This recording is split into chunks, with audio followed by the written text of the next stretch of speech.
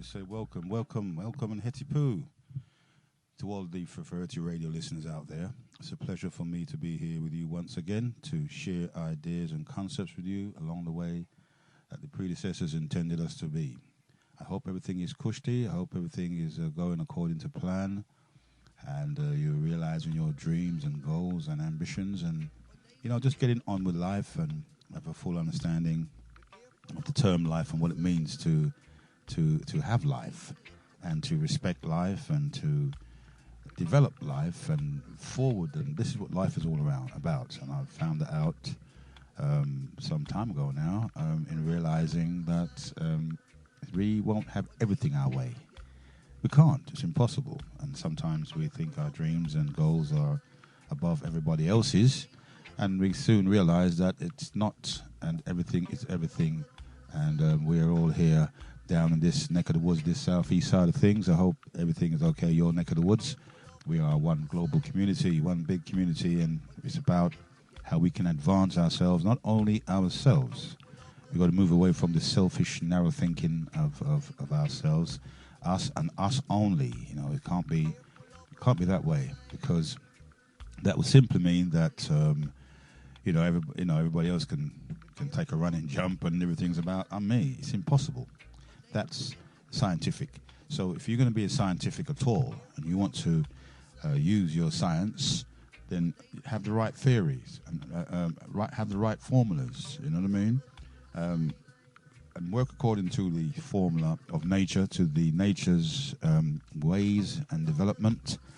You can't go wrong if you have a clear understanding of this multiplicity. It's no good trying to deny the multiplicity of life and the variety of life. The more we move away from that idea and that understanding, is the more we get into trouble. The more we try to make the law that governs ourselves adhere to our specific and particular law, this narrow thinking will always end up on the wrong end of the scale. And so if we want to use science at all, then we're supposed to be using the correct formulas and the correct ideas and concepts that would lead us to discoveries, great scientific discoveries that our predecessors have discovered now for such a long time. And they advance in leaps and bounds because they know the theorem, and they know the formula to use. There are many formulas that have been constructed by various scientists, European scientists at that, which leads me to really wonder, if you can just only go 33 degrees, how much more science can you really bring? But science began with the children of Africa, if you want to be political, and then obviously would have to be that way. We understand politics. We understand that, in the world of politics, there is no friends. In the human interaction, human ideas and human carrying on, we know that we are faced with a whole heap of differences of opinions and differences, a multiplicity of difference. But on the scientific level, the further you go towards the center, is the more everything becomes one. So we got a choice. Is it going to be emotionalism, or is it going to be scientific underpinnings in our ideologies and our push forward for a greater and more profound understanding of the universe and ourselves? It's a good thing that there's a template, isn't there? The universe is there, whether you want to accept it or not. You may want to deny that the universe exists. Anyone can do anything they like. As I always say, as a man thinketh, so is he, and so goes his destiny. And so if you want an enemy, then you can have one. But if you don't want an enemy, then you won't have one. It's the same as, it's just true as well. Is in the adage, as a man thinketh, so is he, and so goes his destiny, is a fact. Also, another adage is, what you sow, you reap. Life is a reaping thing and sowing thing, isn't it? And that's what's confusing us today. Some of us don't get the idea. They don't get it at all, do we? We don't really understand it. It's sowing. It's about sowing. It's the law of nature. If you sow oranges, then obviously you can't reap apples, can you? And so that simply means if you want good, then you must sow good in order to reap good. That's a whole different kettle of fish. A whole different kettle of fish to today's understanding with a lot of things. I mean, I spoke to my friend yesterday, and I was telling her, she drank from Barbados, and we had a good talk last night. That's why I'm a bit late this morning, late talk. And we were talking about the youths then. Actually, it wasn't her, it was someone else, sorry. And she was complaining about her daughter, how her daughter was, not really, now that she's grown up and she's going to uni and all that kind of thing, and she's not really behaving in the way that, she should have since she's been in the country. And obviously she came as a young woman, now she's tasted the life of Western society, and I told her, well, this is the thing. These youths today, and I'm meant to have a guest this morning, but it seems like the young man couldn't arise. hope he calls me later, and I can see if he's going to still turn up. I doubt it very much. But we can still wait till next week. So I was telling them the difference between the youths today and the difference between the youths of yesterday. That the youths of yesterday is a different kettle of fish in our era, how we grew up. And I was just traversing the various ideas, and I was told her that what I do with my children, and I know that some of them don't really agree with my theory, but at least I tell them that I have a theory. I don't follow life's or society's theory. I know I have to participate in society, but I don't have to follow their every move. You know what I mean? So I told her that the first thing I do, I remove the bone of contention when they're talking about how they have this innate feeling that the parents today owes them something. I don't know if you agree with me. Maybe you would, maybe you don't. But I have an innate feeling. They have an innate feeling. Well, this is my theory, at least anyway, my opinion. You know what I say about opinions. Opinions are like arseholes. Everybody's got one. So it's not a problem in any case. But in my opinion, I say to her, then, first of all, I remove the bone of contention, especially that particular bone of contention. Okay. Go ahead, caller. One sec. Right. Caller, could you just call back, please? Could you call back? Just give me a few minutes. Thank you for that. I think it's per track anyway. So, could you please call back? Give me 5-10 minutes before you can call. No. So, thank you, caller. Right. So, I was saying, I was talking to her. Okay.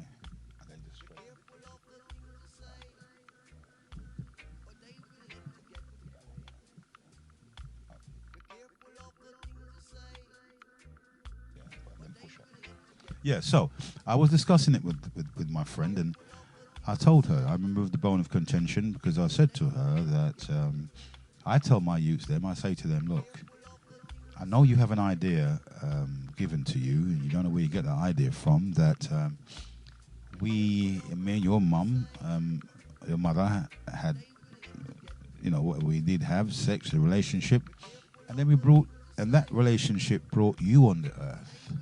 You know what I'm saying? And then, but that I tell them that's not the way it is. That's not the way I see things, and that's not the way I learn things. You see what I'm saying? So I say to them, well, look, I see it this way. One sec, folks.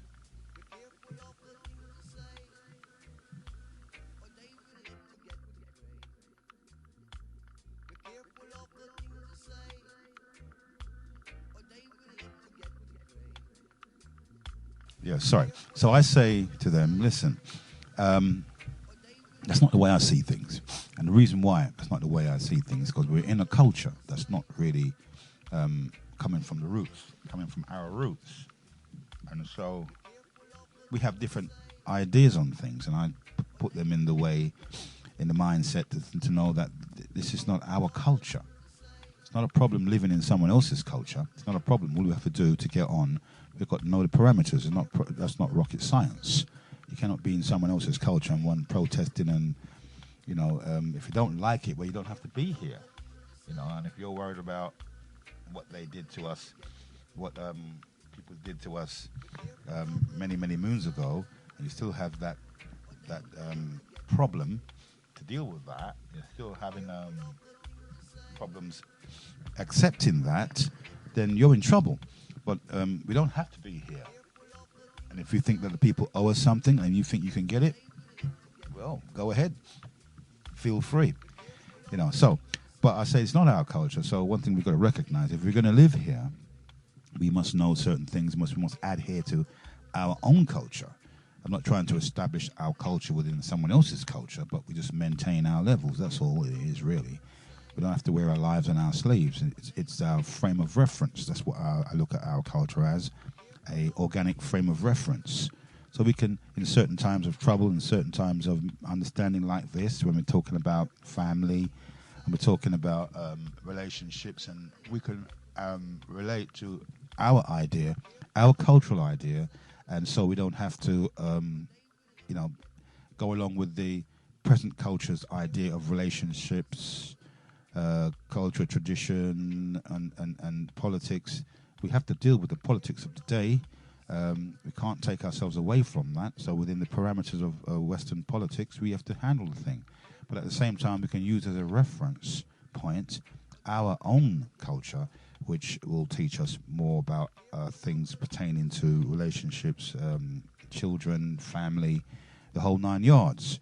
So that's why I use culture as, so I'm trying to show them, just because you've been told that people get together, have sex, and drag you from the abyss, somewhere screaming from the abyss, somewhere in the mystics where you were before you came on earth, and you think, and they youths now somehow think, I've gathered this myself. I spoke to a lot of younger people, and I know the cultural ideology concerning relationships and families, and so I tell them that the theory that you have at the moment is Western theory concerning your ascent on the face of the planet.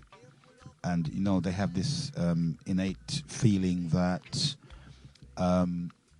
we owe them something because they didn't ask to be born. And I've said this before on the radio. I know some of you probably remember. And that is, my mother used to say to me, don't let me ever hear you say that you didn't ask to be born. And I wondered why she was saying that, because that's exactly what I was thinking. When you're getting the whoopings and the beatings and you're thinking,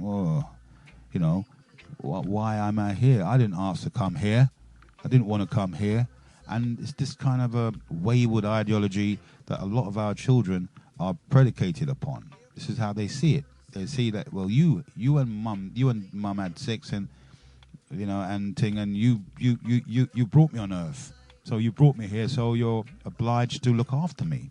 Of course we owe our children a care of duty. Of course we do. We know that. It goes without saying. I'm not denying that we do. That we don't owe them a duty of care as parents. And this idea of we bringing them on earth, I have to query that. Because one sec. One sec, caller. One sec. I'll put you live. 1 minute, Bertram. Go ahead, caller. Can you hear me? I can't hear you. 1 minute. Can you hear me, caller? Whoa. Go ahead, caller. Go ahead. Yeah. I can hear you loud and clear. Go ahead. Yeah. Yeah. I'm trying to get you, but unfortunately I could not be able to record your show because it's showing me screen config error on both devices. I've tried to type in on your phone. You got internet, and you will see the same. I really want to record the show, but I can't seem to get record. Well, we've got it recorded anyway, Brett. You can get it on our SoundCloud. In any case, I'll speak to the manager after. We can send it to you anyway. Yeah, the beginning. Are you recording all the way from the beginning? Yeah, from the beginning. Yeah, we always record our shows and we play them back as well on the podcast. Yeah. And stuff. Would you be able to send it on SoundCloud, because it will be very good? But unfortunately, try typing it now, and you will get a screen configure. It goes to feeder site. Yeah. So try do that now. When you was talking to Freestyle earlier, he was typing it in. And he got the radio. He got us. I don't know if it's on your side because he's done it. He's typed it in.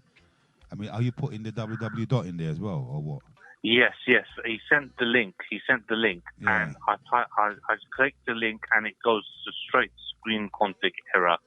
Well, he's done it. He was doing it when you was talking to him. I watched him type it in, and it came up okay. So I don't know. Maybe they don't want. Maybe someone's after you. Maybe they don't want you to record the show because that's a bit funny. You know what I mean? Because we got it up okay here. So definitely maybe on your part, your side. I don't know even what broadband you're using, but it's our talk. I'm looking at it now, and it's typed in. It's got a tablet. He's typed it in, and we'll be hearing each other right now. Okay. We're hearing each other right here now. So I don't know. Maybe it's on your part. Really? All right then. Yeah, man. But as I said, we can send you a copy of the show in any case until that sorts itself out. Really, you know what I mean? But at least I'm glad you can pick us up now anyway. At least you can hear the show. Then. You know, and participate when you're ready. Okay then. All right. So you can call back when you're ready, when you're good and ready. And you could tell me the topic, and then I'll call. Yeah, that's right. All right then, mate. Okay, take care. Thank you. Nice one, Bertrand. Bye. Enough respect, bye. Yeah, thank you. That was Bertrand there, having some difficulties, but we sorted it out. We got no problem on our side, and maybe it's on his side of things.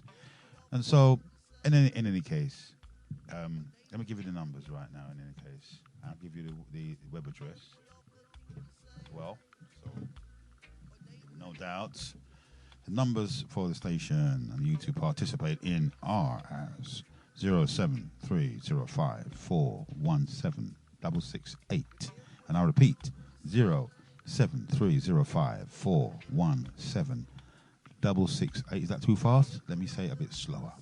I'll give you time to pick up a pen, or if you want to put it into your phone or whatever. It's good to have it in your phone so you can, you got it then, innit? So again, the number is 07305417668. One more time, that's 07305417668. We'll bring you into the studios. You can also text in on that number if you don't want to call. And here is the link for the radio. You can also save that one as well. It's www.Feferity, spelled, and it's all lowercase, spelled F-E-F-E, that's twice, R-I-T-Y. That's F-E and F-E again, R-I-T-Y, lowercase, london.co.uk. That's www.Feferity, F-E-F-E-R-I-T-Y, lowercase, London, you know how London spelled London, L-O-N-D-O-N, .co.uk, Feferity radio, forward slash Feferity radio / that's right. And so I'll be on till 12:30. And so make sure you keep that address and we have no problem with it right here in any case. So you're in tune to Feferity Radio, your nostalgic radio station. You could make sure you can Google straight. You don't have to go into anything else. Just Google Feferity Radio. Use the Google engine, and you should have no problem in getting it because we didn't have any. And so we're right here with you, sharing this morning space with you this morning, and it's a lovely summery morning, And so, as I was saying about what I was saying to my youths, trying to get them to understand, have a different perception and understanding of life. I try to get them to understand that, listen, our philosophy is that when you were on high, before you came into the world, you choose your parents. That's quite different from what you've been told, from the everyday run-of-the-mill idea that sex dragged you from the abyss and brought you on earth because we've had sex. And then the youth said, well, you should have sex, should ya? Or you should have protected yourself, shouldn't ya? And that's the kind of attitude I'm really feeling today. I don't know if it's society's reason for it is because the society doesn't have any scruples, really, when it comes down to respecting parents. And okay, yes, you need to qualify to be good parents. I understand that. And if some people don't make good parents, I know that. And some child, they suffer abuse and stuff like that, and it's not nice for them, when we are bleating on about how wonderful the parents are, and you might have had a bad experience with your parents. And I can understand that. So, with all due respect to your own experience, and maybe I should say I'm generalizing in reality. I mean, that's the general order of parenthood, that it should be a good experience. Whether you ask me if I had a good experience with my parents, well, I can tell you this anyway. At least I don't have any animosity to my parents. And then leave it at that for time being. We'll get on with what I'm saying. So, what it is, I told them that to take the bone of contention away from this idea that they think that we owe them something. It's a shame that these are the kind of feelings that our young people are having today. And they can turn around and call their parents waste people. What you ever done for me? You haven't do this, you haven't done that. It's a shame. I'm glad that I wasn't brought up with that kind of a feeling and ideology, even though I may have thought at some point that I had my parents were my mum especially, was a bit heavy-handed in disciplining, but that's just okay, because I then would have had, I have no animosity in the way she brought me up. I think she brought me up well. I'm glad in the way in which she brought me up. So that being that, when we teach our children or show our children other ways of thinking, not only Western, not completely to abandon the Western way of thinking, but obviously if you're in Western society and you want to get on in society, then obviously you have to know how to deal with the parameters of society. This is not rocket science. If you're against something, then something will definitely be against you. That's the law. The law of nature that governs our existence. And we can use the law. If we're scientists and we're going to be scientific, we can use the law, we can use the theory, or we can use the formula, the spiritual formula of our culture, what we discovered, because we discovered the laws of nature, the rhythms of nature, and we had to obey the laws of nature. So we have to then extend the obedience to the laws of society. You understand? Because it follows on. If you disobey the laws of society, then you're in trouble with society, isn't it? It doesn't mean, or you shouldn't feel that you're actually having to bow to keep the laws of society. You shouldn't have that feeling, well, if I keep society's law, I'm bowing. I need to be a rebel. I need to be an activist. I need to be all of these things. Everything but yourself. You know what I mean? How we affect society is be a different thing. And some of us think that we can affect society by being against society. We don't really look at seeing how to use society. Because what was the first thing that they did when they came to Africa? They studied us. They kept quiet. They came as friends, you know, although they moved under the radar, so to speak, and they were able to study us, and then they were able to take us over because they knew exactly what they needed to do because they spent time studying us. Now, why is it different for us? You know what I mean? Why shouldn't we study them and see and don't become too exposed? Don't wear your life on your sleeve, as some of these little fringe groups are trying to do today, cause you to wear your life on your sleeve. You don't have to do that. You don't have to let anyone know what your movements are to date. And so by telling my children this, that they actually chose us and not the other way around, we chose them. You know what I mean? Made them really think about that. And I said, well, why do you think what you know about it is right and correct? That's just a popular view. It's not the reality. And our tradition tells us that, our spiritual tradition tells us that from on a high, you cause a twinkle in your mother and your father's eye. You caused them to come together. And then because it was your time to come on the planet, you know, think about it. In all of those millions and billions of sperms that were running that day, that race that day, you won that day. The day when your mother, was impregnated and the egg started to divide and stuff. That was your time. You won the race. Out of millions and millions of sperms, I've seen it on TV. They had a program years ago. They tried to put this telescopic tube in the private of some people. They watched how the sperm traveled and how the eggs were really, the opposition that the sperm met is great. The chances of getting pregnant or you winning that race is like, wow, 100 to 1, something like that. And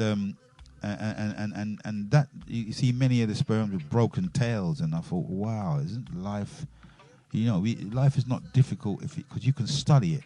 You see what I'm saying? And you don't have to just go blindly on life.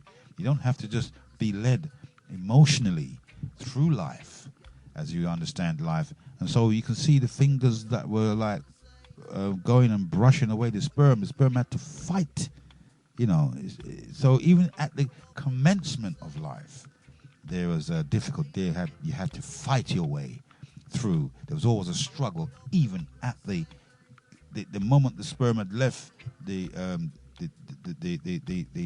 man, and then entered into the woman and entered into her egg.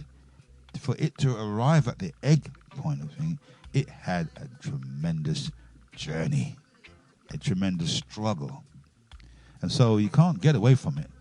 It's nice to think that we can go through life without a struggle, and sometimes it even hurts us to think that, bloody hell, God, come on, man, you made us and we have to struggle. Why do we have to struggle? Why can't we just mosey on down and everything falls into our lap? And I'm thinking, well, if you look at it that way, then it would be quite boring, isn't it? If everything just fall into your lap. There'd be no meaning to life. There'd be no. So the first thing that we've got to understand about life is its struggles. Don't get dismayed or feel disheartened because you have to struggle in life. And I know that sometimes your struggle would seem much more than anyone else's struggle, but at the same time, you have to struggle. So struggling in life and is a necessity to life. So we've got to get used to it, and don't keep looking at other people and thinking, how come they can get through and I can't get through? Maybe it's their time. It's not your time yet. Your time might not even be this lifetime. You see what I'm saying? So your time will come. Even if it doesn't come in this incarnation, in this life, you're definitely going to come in other lives. And the reason for that is, as I keep saying on my spiritual show, it's not a spiritual show, don't worry about it. We're going to be doing talking about other things in a minute. I'm just warming up. the struggle is real. If you don't make it in this life, you will definitely make it in other lifetimes. Every dog has its day in the sun. And that's just in keeping with our key aspect of ourselves. One of the key aspects of ourselves, which if you should know yourself, then you would know is immortality. You see what I'm saying? And so we experience our immortality in a series of deaths, rebirths, you know what I mean? Incarnations over lifetimes, over time. As I said to you before, that the Creator is instantly immortal. Instantly. We experience our immortality according to the spiritual teachings of Ra Nafa, Amen, and the All Soul Set Society, is that we experience our immortality through a series through time, a series of incarnations. That's how we experience our immortality. So it can never happen all in one lifetime. And that, when I found that out, that kind of saddened me. I go, what? I'm struggling, and I'm not going to even, my struggle won't even make it in this lifetime. Listen, life is bigger than what it is now. It stretches beyond time, stretches to eternity. So if that's the case, then you really can't expect this little smidgen of life that we experience it's very short when you think about it, right? It's very short. People are reaching 90 now, 92, 93, even going to 100. Does life matter to them now? No. So they may not have accomplished everything in this lifetime, but be sure that they will accomplish it sometime through life. You will be what you want to be, but you got to remember, when we move away from this narrow thinking about we've only got one life, mate. That's the Western world of thinking. The Western man would say, "You've only got one life, mate, so let's live it." No. It doesn't go that way. Our life is eternal. We can't experience all of life in one lifetime because we don't have enough time. By the time you spin around and look, you're in your 40s and you're in your 50s, and things will continually change. And so just hold tight, hold sway. What we should be learning to do is to relax in life. That's the key thing. We have to learn to relax in life, to enjoy life. We may not have $1 million, we may not have 10 million. It's not that we're not ambitious and we shouldn't have these things. Of course we should. But if you find yourself not having it and you're working towards it all the time and it doesn't seem like it's going, remember the sowing law. Remember, that means you're in the sowing mode. You're sowing. You can't reap and sow at the same time. The farmer carries the seeds, and the farmer would dig up his ground, fallow ground, dig it up, make it receptive, just like the woman's womb has to be receptive, and actions have to go on there. You have to make love, and the man has to, do what he needs to do to the ecstatic feeling, ecstasy that's generated in making the egg. Wow. So all of that stages in life is something that we have to really look at and nurture and self-realize that these things are what they are, and we cannot go beyond the past knot. We have to accept the things that we cannot change and change the thing that we can. This is the lack of acceptance. That's the problem with most of these little fringe groups today. Most of these liberation groups that masquerade as liberation, they don't want to accept the fact that they cannot change certain things. They give you the idea that you can change everything. And that's partly because they don't want to deal with the things as how it's been dealt with today. And they got this utopia, this ideology, and they're being led by their nose. And I thank Ra that it is a minority. It's not the majority. of the diasporans that think that way. I think the majority of the diasporans are getting on with life. They don't always shout it from the rafters what they're doing to everyone. They keep their cards close to their chest, because it's only a minority that's squealing from there. Oh, look at me, trying to get attention to themselves. Look at me, I'm over here. I've been a slave. I've been whipped, drawn, hung, quartered. I've been, I'm a slave. And this is the kind of attention that some of these little fringe groups today are causing us to take on. And so that's the thing. And so that's the idea for you. So you can join me on a Monday. We can go into this more deeper still. But today it's about you. It's about your opinions and your ideas. And what I wanted to cover this morning was the idea. I mean, this week's been full of excitement as usual on the news. I want to know two things. Well, really, it's about we saw the Iranian aircraft being shot down. The Iranians shot an aircraft down, according to the news. Whether that's true or not, it's another story for another time. They got the black box out there. I was saying, well, if you got evidence of some misdemeanor, well, why don't you show the evidence? And I don't like this idea of making accusations. As we know that the West wants to dominate the scene at the moment, we understand that the Caucasoid, or the white man, if you like, is in charge at the moment. It's not a big thing. And I tell a lot of my friends, listen, we always talk about when the white man ruled us, but we never talk about when we ruled the white man. So I need to bring up the rear a bit. I want to tell people that we rule them first. You see? That's the order of the day. We took over their culture. We colonized them first. We colonized the Caucasoid first. Even when we were in Africa, when life first began, and the first differentiation of white was albinism.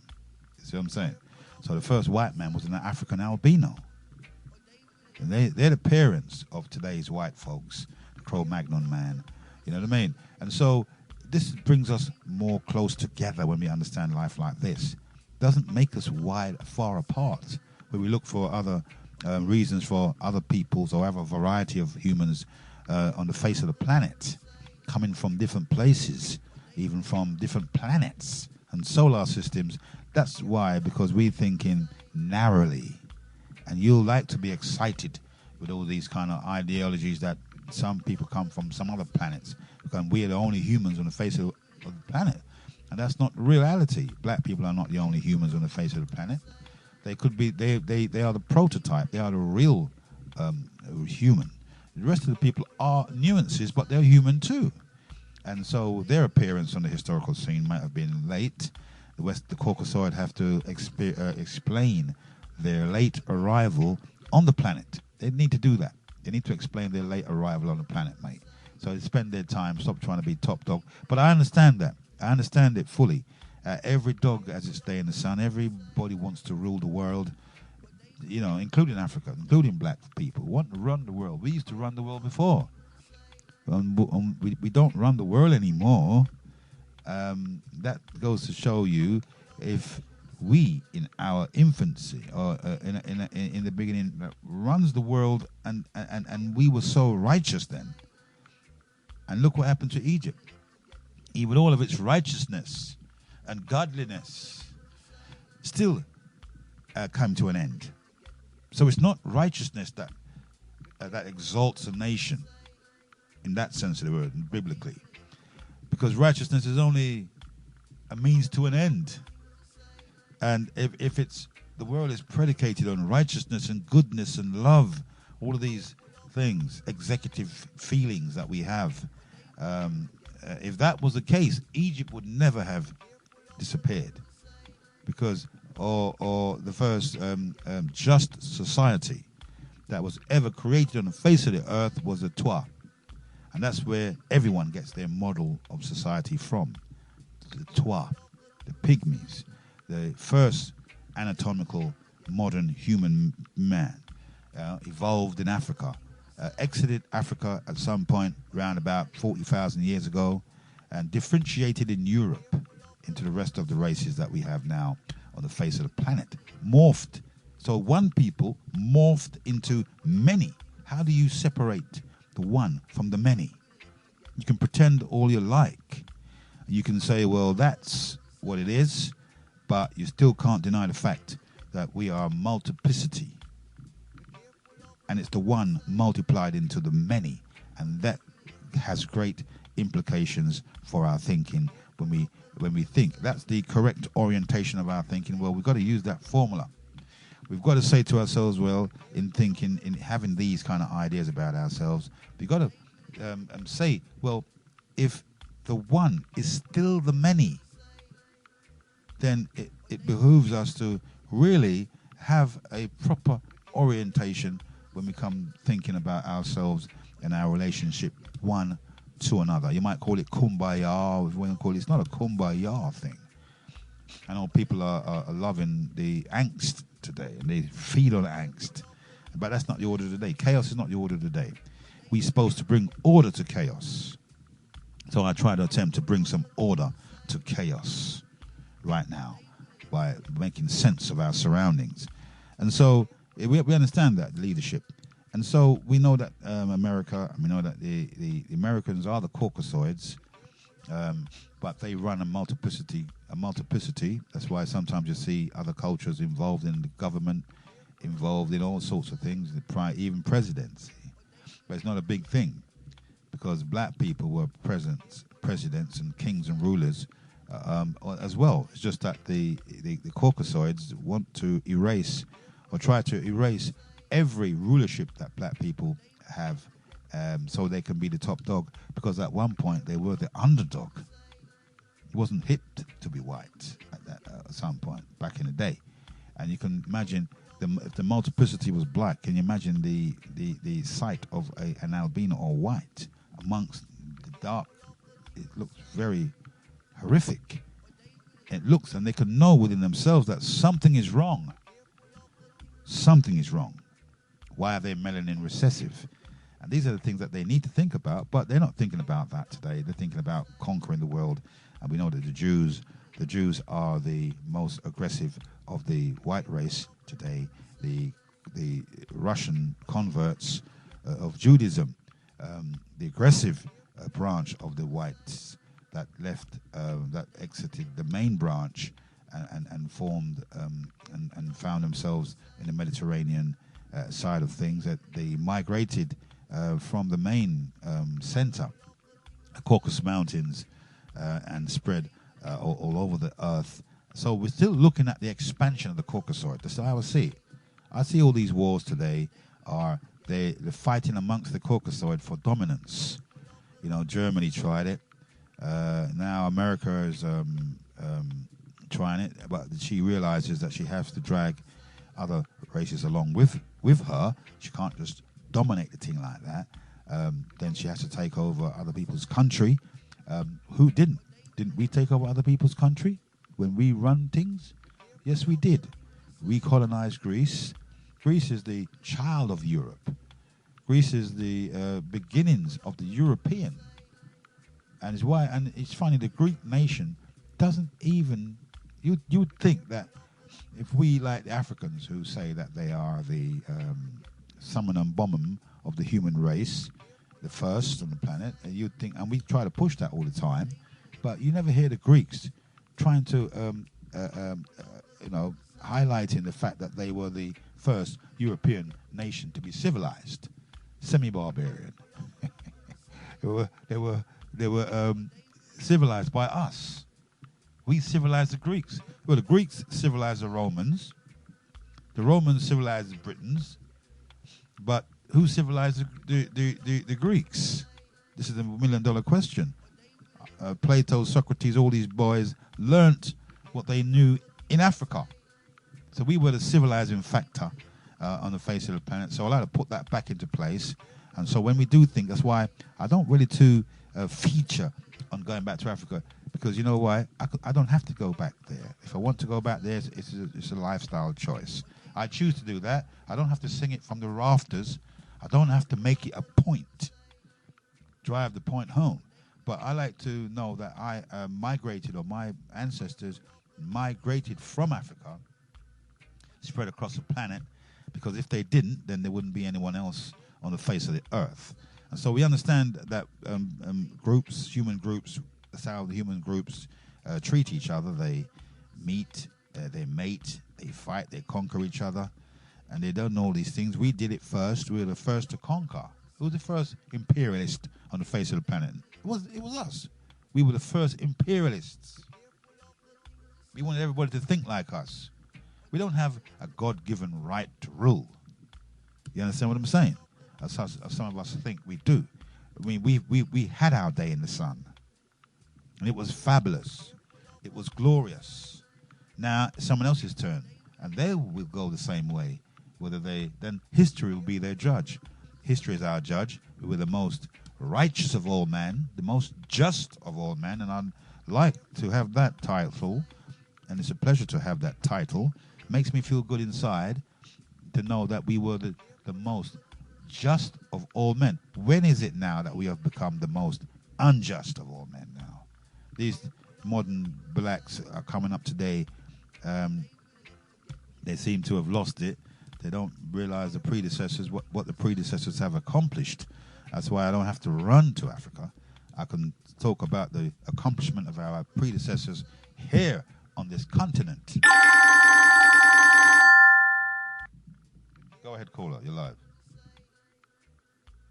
Go ahead. Oh, one minute. Oh. Can you hear me? Yeah, I can hear you. I can hear you. Yeah, go ahead. Yeah. Go ahead. What's the topic? Well, the topic is. I was coming to that. let me just come to the topic now. Yeah. The topic. All right. If you give me 3 minutes, Bertrack, and I'm just about to say the topic now. Yeah. So you can call me back after the topic. Okay. Right. Thank you. Just give me 3 minutes. All right. Thank you. Bye. Right. So the topic of today's topic, what I said was actually I want to start off first with the downing of the aircraft and the fact that they were saying that they have evidence that the missile took the aircraft down, and it was an Iranian missile. I don't know the story after that. I didn't follow up to the end, whether the Iranians admitted that it was them that did this. But they haven't brought the evidence forward yet. And also, I noticed that the response from the killing of the Soleimani, the response, they said that the Iranians say that they have responded satisfactorily, and by attacking American base in that region. And at one point I heard that it was 80 dead. 80 American soldiers dead. Now that was not highlighted, and I haven't Googled that yet to find out if it's true. But they say that the response was that 80 for the one for one, you killed one, and we can kill 80 of your men. And nothing's been said. And Trump came on the television and say, "Oh, it seems that Iran is backing down now." He's not mentioned on the strike, on the response that Iran took if they hit the target. At one point, it said that 80 were dead, but they just said that and passing over that. So if you know anything, if you know how many were killed on that day, and it was 80 or more, there were any deaths on the American side, well, let me know. You can call in. Let me know. Numbers are to call in are 07305417668, and I repeat 07305417668. We'll bring you into the studios. Let us know if you had any more news on that, and if it was real, it was true that 80 of the Americans were killed in that strike on American interest in the region. I don't know. I have to follow that up, and I will look at that during the break. But if you have more info on that, you can call me and let us know on that. So that's one of the arguments, debate topics that I want to have. How much of that is true? If they do have evidence that the airplane was shot down by the Iranians, then present it. They got the black box, but they were saying that they needed help to decipher the data that's within the black box. They said, well, if any other countries can come in, if they can't do it, they will ask other countries to help them. And I know that America wants to get their hands on the black box so they can doctor it, and they can, you know how they stay highly aggressive when it comes down to that.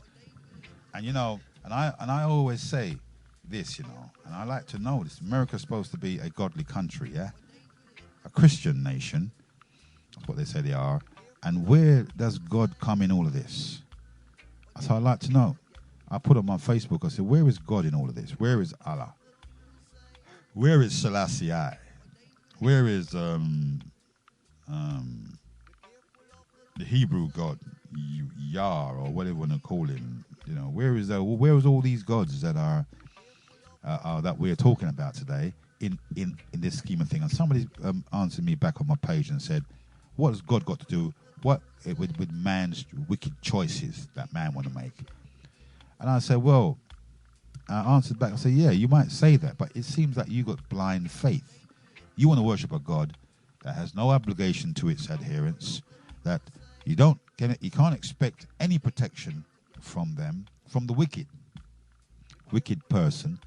You must just go along like that, worshipping you, and surrendering ourselves to you, and we don't get any protection from the wicked. Because I'm saying, look how these men are going around the world and killing with impunity, taking people out and killing. And yet, if we did that in our societies, we'd go to jail. They kill us legally. They kill us in any case. They kill us, especially with the irony or the hypocrisy of those in the forefront of society, the elite.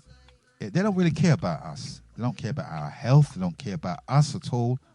But they know that they can't kill all of us, because then who would do all the menial task if they got rid of all of the masses? Just the elite. And this is the thing. How does it get that way? For me, it's the biggest question. How does it get that way? And why is it always the poor that's suffering, brethren?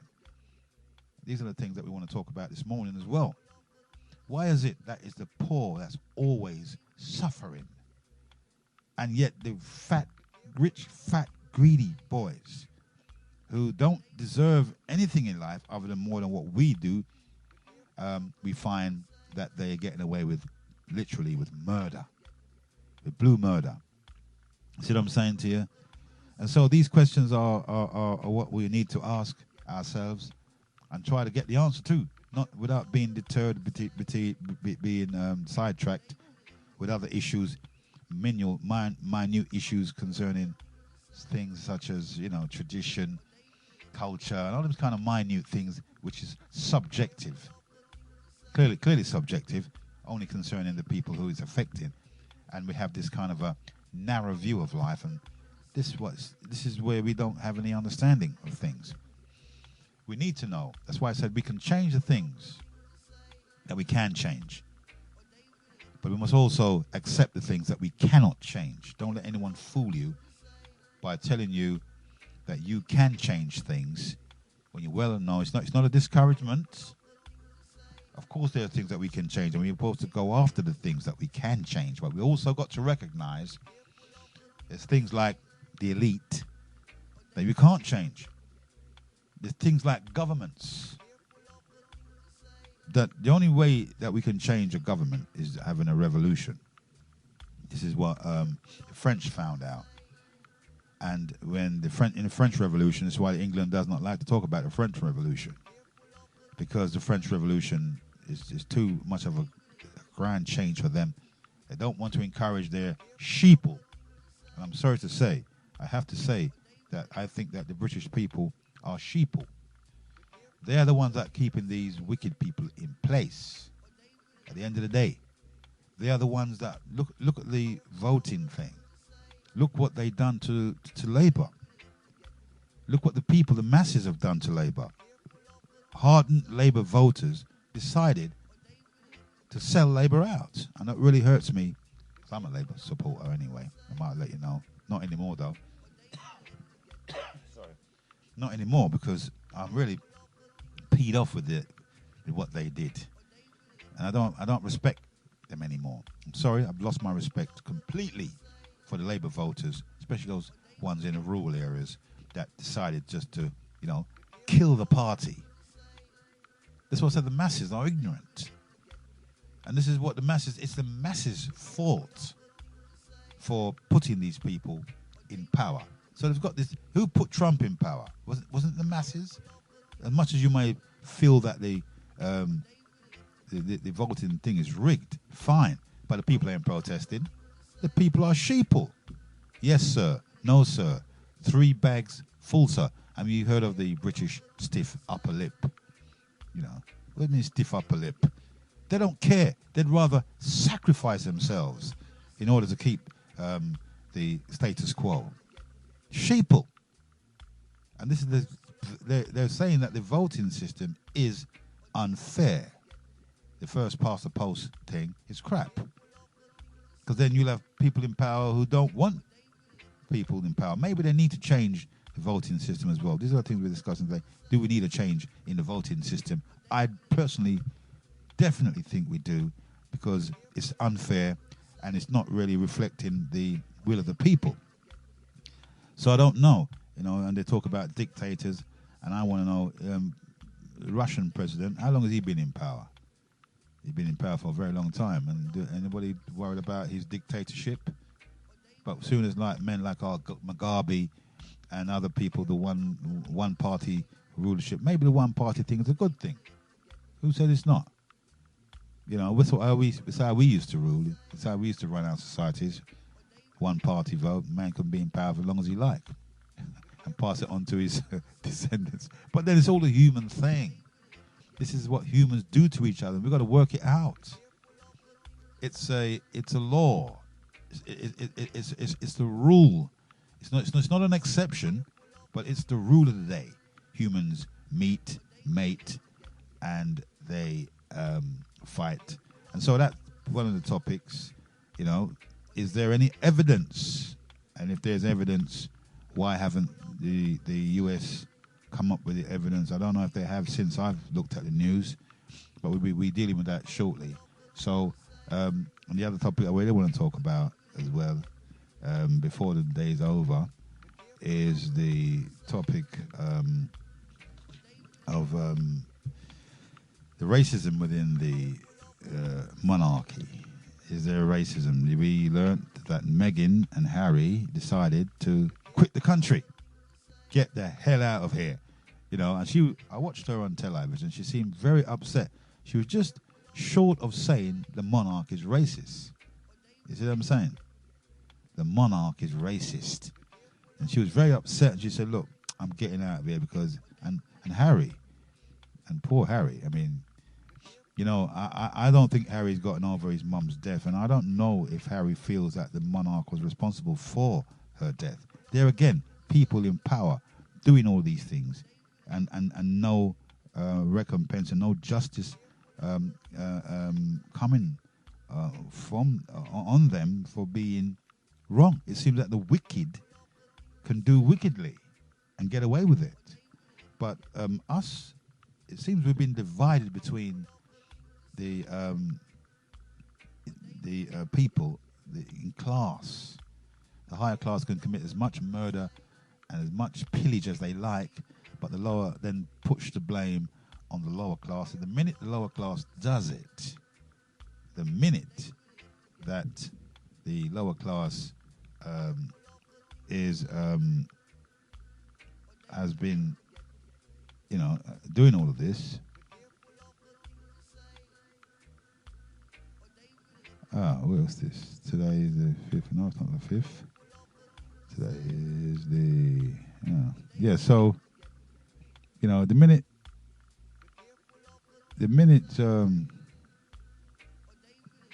they do this, then the minute the lower class does it, then they are really taken to book. And how come the wicked can get away with it? How come the wicked can get away with it? It's the main thing, you see? And so there's one rule for the rich and famous, and one rule for the poor or the lower class. It's classism, and it's all of the day. Where is the righteousness? I'm not saying that we shouldn't be righteous, but sometimes we are fooled with that as well. Sometimes we are fooled because we're told to be good in a society that's rotten. How do you work that one out? How are you getting on with that? Society is rotten to the core, yet we are told that we have to be good. You understand? While society is what it is, rotten to the core, hypocrisy abounds, murder abounds, all these things abound. And where is the righteousness? Where is the God? All of these fandangle gods that we're talking about, modern gods, they can't do squat diddly.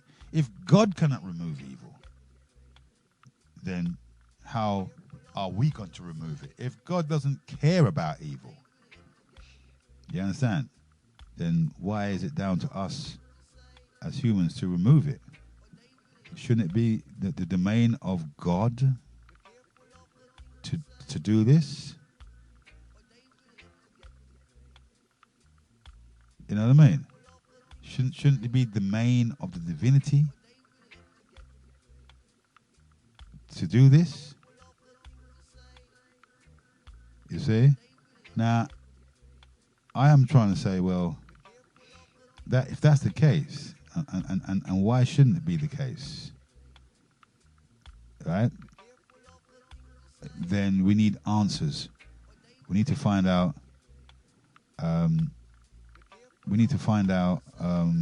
How this thing is going to come about. You see, and so these are the things that we'll be discovering today. The racism within the monarchy, and the weirdest thing about that aspect is that the Queen, or in the royalty, there is black blood anyway. The Queen's great grandmother, great grandmother, yeah, she was a black African woman, Charlotte. So what's this all about? Why is the Queen upset about Harry choosing a black woman? And to me, he's hardly a black woman. Don't look very black to me, but you may beg to differ, because she's got black parents, but she doesn't look black. I don't know. I may be overshooting the runway here with that, but I suppose she calls herself a black woman, which is good. The British people just won't accept up front a black woman, a black person within their monarchy. You see, they don't want to accept it, but it's a fact. In any case, it's a fact that there is black blood in European society, and they should get on with it and allow Harry. And it seems that Harry's there to take vengeance for his mum's death. That's what some people were saying, that Harry ain't got over his mum's death and he's secretly courting ideas. The thing is what I'm saying, the difference between us and them, that the white man knows how to keep his thing under his hat. He's not going to wear it on his sleeve, you see, and then he gets on with it and does what he has to do. Harry will do what he's doing. It's only an opinion at the moment, really. I don't know I ain't ever got any evidence to say that's the way Harry feels. But judging by how quick he's he is to abandon his position and take his wife and hightail it out of Europe, because of the things, that's the way they treat the wife. And look at the Queen's face.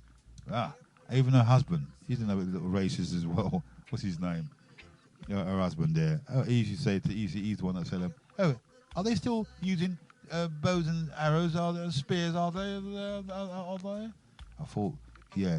And this is the nature of the Caucasoid. You see? And can you blame the Caucasoid? I don't know. Because it was at the bottom of the pile at one point. Just like how it's said that we're at the bottom of the pile. You see how things change? You see how time changes? You see how it goes? Every dog has its day in the sun. Now, we're at the bottom of the pile, and they're at the top. Soon, they're going to be at the bottom again, and we're going to be at the top. And that's how it's going to go. So, we can safely conclude that the nature of the world is not everybody rules forever. Nothing lasts forever. Not even righteousness. Not even godliness. So you go for that. You have to decide in your mind now which way to go. Whether it's, to be a blind faith or just get what you want out of society. Get what you can.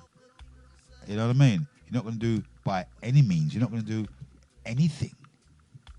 But, you're going to have to go for it. If we were trained that way, instead of trying to find some niche for ourselves, and then we were trained like how they were trained when they came to Africa. They studied us. They watched our every move. They took every word from our mouths, and they made something of it. It's just us who haven't done that, who don't know how to deal with society. This is our fault, and we're not really cunning enough like they were cunning to us. Like the Chinese, they keep quiet, aren't they? They're not going to tell the world everything that they're doing, like the blacks, the minority blacks here do in Liberation Road, singing everything from the rafters and trying to wind people up emotionally. It ain't going to work. Your reality is this. How do you deal with a society that's predicated on racism? And like every other society is, when we were in rule, we were racist in the sense of the word. Black people... when we wanted things our way. Let's be real. When we anybody that runs this world are in charge of the world at the moment. We want the world to run in the way that they want the world to run. It's not rocket science. Any conqueror, any person that's got enough to conquer the world will then want the world to run their way. In any country you go, you have governments that you have to adhere to. You can't just run hotshot over a government, ignore them and go there in their country and do what you want to do or what you feel that you got to do. You have a mandate. You can't do that. You have to take the government in consideration. In various African countries, they got their money is not worth all that much. You see what I'm saying? But their wages, what they work for, that's why people ship and things to third world countries like their calling centers, because they can get cheap labor. You see? They can get cheap labor. And so instead of changing the monetary system, they continue to exploit, capitalism continue to exploit the workers who don't have control over the means of production, but they have sell their labor in a labor market. That's capitalism. The system that's now running the world is capitalism. And so capitalism is an exploitation. And any black person that you hear that's on the Liberation Road that claims that they are capitalists and they're on the Liberation Road at the same time, you have to question that. You have to question those people, because it doesn't make an ounce of sense. How can you be a liberationist and a capitalist all at the same time? One contradicts the other. Capitalism is slavery. And that's the reason why slavery was around, because of capitalism. You see? So any black person or any person who claims to be on the road to liberation are pushing capitalism, then you know that they are there to exploit their own people all at the same time. You see what I'm saying? And so we look into these things. How is the monarchy so racist when even in their lineage, in their family tree, so to speak, you have they have black people. If the black people is a problem for them, then they are at pains to then sort it out. I think Meghan and Harry are trying to, the way I see it, they're more or less trying to move them away from this entrenched British imperialism. It hasn't dead yet. It hasn't died yet. It hasn't died a horrible death yet. So British imperialism still exists. Our black people imperialism exists. Maybe the embryos of that are we have to fan the flames to see the embryos just barely catching the light, red, amber, yellow, amber, beginning to smolder again. Yes, was black people imperialist? I think they were. I think every human has a degree of imperialism inside of him or her, inside of them. And his ambition to rule the world, I look at the lions, for instance, the pride of lions. In every pride, there is that leader, born leader. And in every pride, you got the successor is born as well. So they know about hierarchy. They instinctively know that this hierarchy, in every animal kingdom, they have the hierarchy. And what's the difference between a human kingdom? You do have that hierarchy in the human kingdom as well. They want to rule the day. At the moment the white man wants to rule, that's fine. If you want to rule, well, you go ahead if you think you can handle it. If you can produce a just society, like the model that we as black people have, then you'd have to prove it. Right now, so far, it's not been proven. Society is riddled with racism. I don't know if that was the case when we ruled. I think it was the case also when we ruled. I read The Destruction of the Black Civilization by Chancellor Williams, and it said that when the Caucasoid came in from North Africa and came in and pushing the blacks of Egypt further up into the interior, the reason why they moved away from them because they didn't want to mingle with them. And they said it was the first imperialism when we decided to uproot and move away from mingling with them. You see what I'm saying? Although they came in as friends first, and then they mated with our women and such forth. We mated with their women too. You remember? It's been said that when the anatomical modern man came into Europe and found a Neanderthal woman there, which was a branch of the hominid, the Australopithecus hominid, a Neanderthal woman who had less hair than the man. If you read the Iceman inheritance, it tells you, Bradley, tells you that the primitive Neanderthal man was full of hair in Europe. He exited Africa tens of thousands of years ago, and he regressed in Europe. The Neanderthal regressed. It didn't evolve like the African Neanderthal that, if you want to call primitive man, that's what it means, evolved into the anatomical modern man. The Homo sapien evolved in Africa.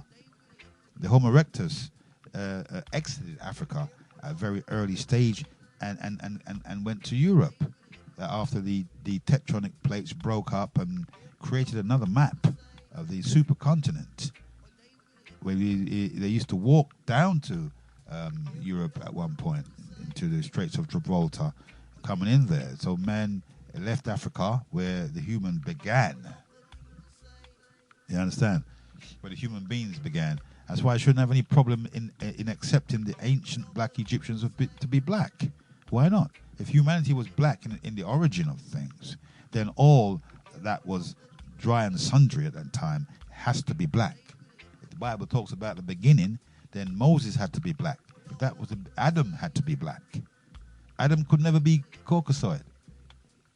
Life began near the sun belt.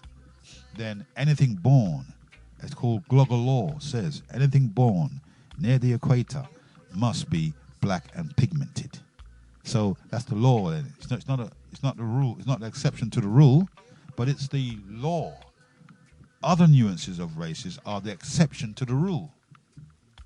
The Caucasoid first, before the mulatto. You understand? The mixture between the black and the white produced the mulatto, who in turn produced the rest of the races. And so it went, black and then white. The two main races are black and white. Well, we don't talk about black and white. We talk about melanin dominant and melanin recessive. It's about albinism. That's what life is about. The further you move away from the equator, is the less melanin you need to survive. The closer you move to the equator, is the more melanin you need to survive. And so this is how it goes. This is how we're supposed to look at things, rather than in the racial contents of view. We're supposed to look at it scientifically.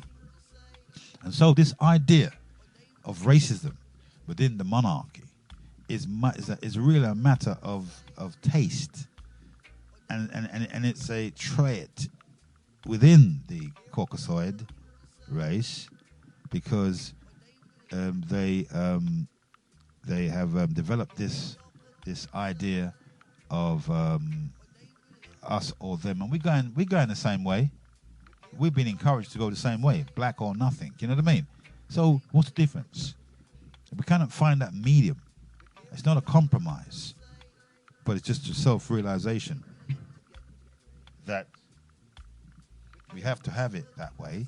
And once we realize it's the order of the game, it's a rule, we can be less stressed, less frustrated, and more moving towards trying to bring the spiritual realization and the of ourselves, and begin to understand things on a multiple level, and to be less stressed, and to move with the times and move with the order of the day. It's the Supreme Being having an experience, and it's the one energy matter in any case. See how far we've nosedived into the flesh. That's how far we know. When I do these talk shows, I look at it as nosediving into the multiplicity. It's fine. I don't want to spoil the fun for you, but that's where the level I see. But people, if you can arrive at that level, if you're on that level of thinking, if you can see life like that, it depends how you perceive life. And so life on that level, on the multiplicity, without an understanding, the majority of people are predicated with the multiplicity of life. You see, they're ignorant. The masses are always ignorant. People don't want to be too technical. There's only those that feel they need a little bit more in-depth feelings and understanding to life would venture down that road. But those who are on the surface will deal with life on a surface level.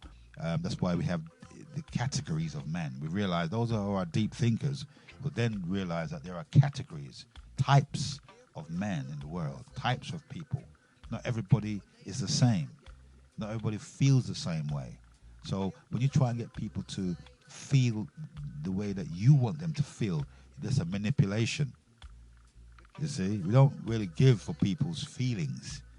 We should cater for people's feelings, how they feel, and then obviously those that you can drag over, you'll drag over. And so the idea of racism within the monarchy is because it's a tradition for the so-called European. But who is a true European? This is the key thing. When we say Europe, why do we always think of white? Well, Europe didn't belong to the whites. I don't understand that. Whenever we think about Europe, they managed to get us to believe that Europe belonged to them. But it doesn't really. It didn't in the beginning. And we've always been in Europe. There never, ever was a time when the African Grimaldi was not in Europe. So the first thing we need to do is to get rid of the idea that Europe, when we talk about Europe, is synonymous to white. No, you can Google the black rulers of Europe and the Moors that ruled Europe for 700 years in the 700s, long before slavery. So when did the ruler, the king, the conquerors become enslaved? You see, it's more than a racism thing. It's a human trait to want to rule the world. We will always be fighting with each other for rulership, just like how in a pride of lions, the matriarch, he looks after the pride until his time has come when somebody else is going to take over. Even in the world of the bees, the queen bee, when they're finished with her, they sting her to death. And African tribes used to put their kings to death after their rule for 7 years. Literally put them to death. So you see, the human is primitive in its thinking as well back in the day. And so we've come to a point now where we have to become adults. We have to grow up and realize what's really going on here.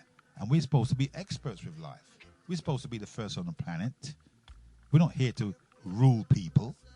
Ruling people is not the sum and bonum of life, is it really? But people do this, cultures do this, groups do this. So we're looking at things in a much more relaxed approach and understanding the racism within the monarchy is because of the type of people that are now ruling Europe, the Caucasoid.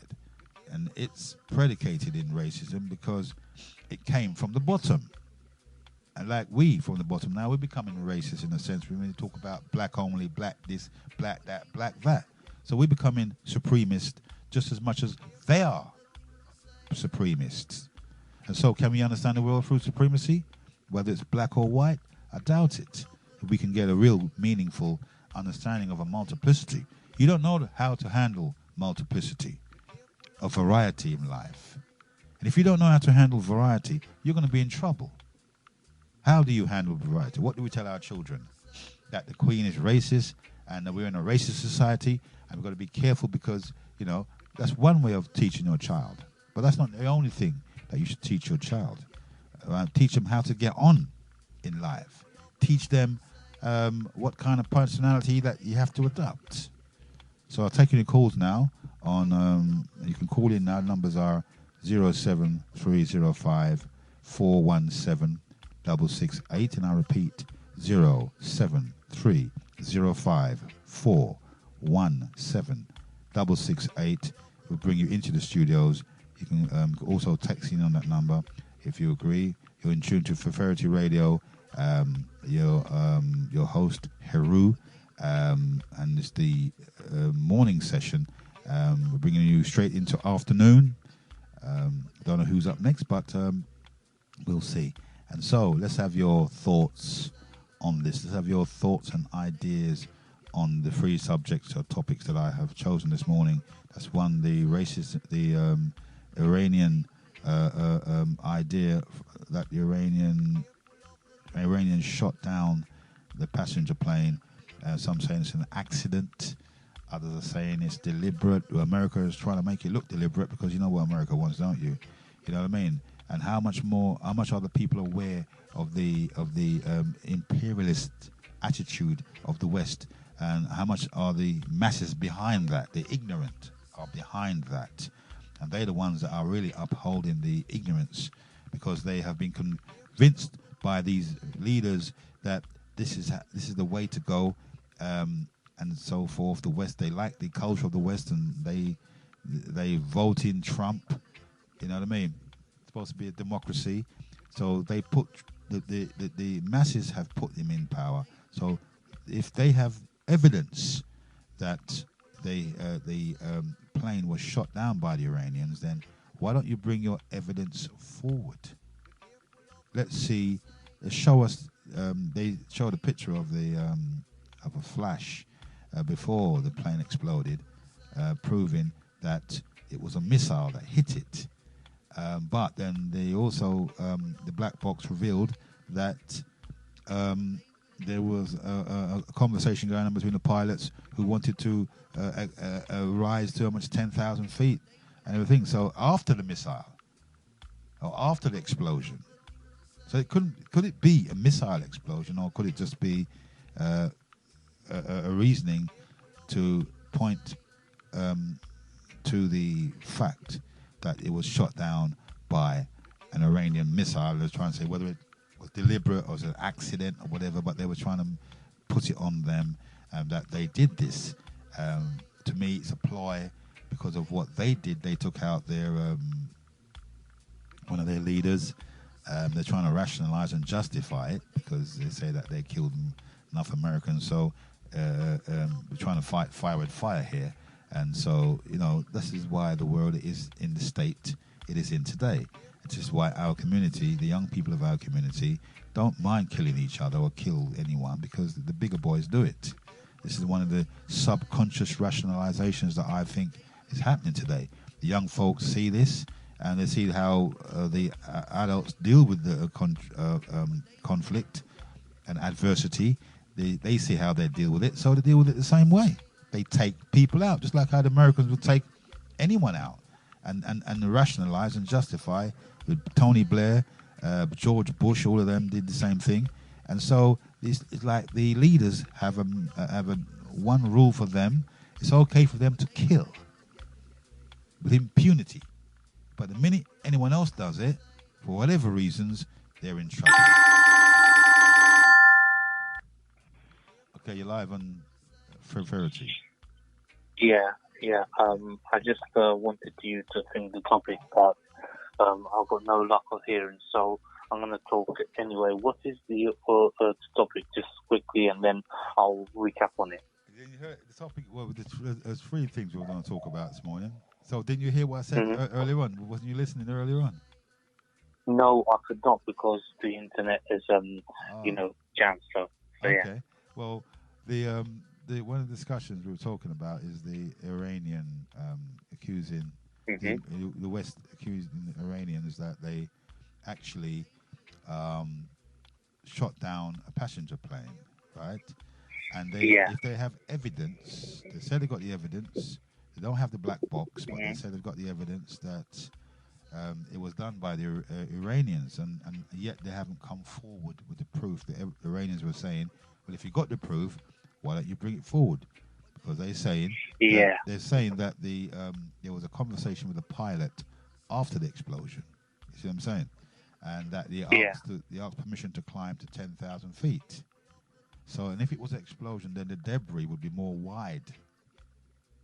You see what I'm saying? Yeah. So for me, it's just trying to dirty the name and trying to cover up for what they have done earlier on. You know what I mean? So what say you? Yeah. So now what I say is this. And now the Iranian thing, I suppose, they're all in it together. America, Iran, yeah? So there's some things that are hiding behind the closed doors. And I've been watching many, many Turkish news things. And they're saying that it's like, how do you say, they're all in it together. Whereas they're trying to smoke screen. Iran, America, there's some medias now. So if Iran would have actually did anything, like, for example, the retaliation now, an American, they tried to retaliate against the American army base in Iraq. But apparently, But what I'm saying is, if Iran, if they would have retaliated, how comes the intelligence knew about this kind of thing before this even had happened? This is one of my things. Now, either somebody is actually trying to set up a smoke screen saying, oh, look, this general that was dead, look, just stage it. Stage it. You know, like what happened to Lee Rigby. Stage it. Just pretend, now they can do a lot of technology. Just stage it. Just pretend you kill him. Yeah. And then, basically, for some people, for silly people like out there, what they're trying to do is now put this underneath. He's dead now. That man's dead now. Let's say he's dead. Yeah. Then other people, that is going to go mental, absolutely mental, like these extremists and everything. They're going to go absolutely mental, and then there's going to be a regression. And then they will say, hold on a minute, look, Muslims are doing this, Muslims are... So they will clamp down more on Muslims, yeah? And the other people that is like, we don't know, will support. And now the full story is trying to get out. They're saying, hold on a minute, Is this all, are America and Iran all in this together? Because how comes, my question is, I don't know, in Turkish it's called danışıklıdır, but I'm trying to say, well, is it like, you do this, you do that, you stage this, you stage that? I mean, how comes America knew about this kind of thing? The Iraqi, the American base in Iraq, when they tried to retaliate, and there was no soldiers there, basically, And what I'm trying to say to you is, how did they know that information before? So somebody, who Iran thinks, are they staging it up so that other people, that these people that are I can't say they aren't even Islam, they just be extremes, they'll be heated up, the whole mosque will start to get heated up, the people who have psychological problems, they're going to start, oh my God, they're doing this, they're doing that, who's Muslim, they're going to start to get upset, and then when the heat starts to come up, then it's really going to get heated up, and then that's when the whole West is going to start retaliating against the whole of Muslim countries. So you reckon it's a war against Muslims, yeah? What I'm saying is that whoever that's staging all this, maybe I don't know, but I'm thinking it's a stage. This is my opinion. This is my assumption.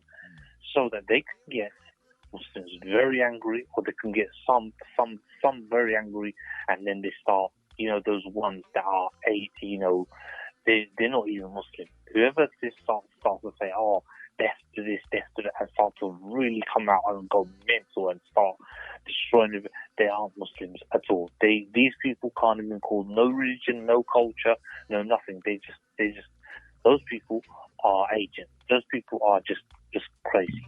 But those people, I thought about this and I thought, you know what? Everyday Muslims, everyday life, just practicing their religion, there's there's no such thing as an everyday Muslim. I'm not divided. But those people who go out of control, that's why there's some people now, they're trying to press the buttons so that the people who's in psychological problems, who's trying to get into Islam and everything, can go out of control. And then there's a whole thing, and then the whole they start to wage war in the whole Muslim world.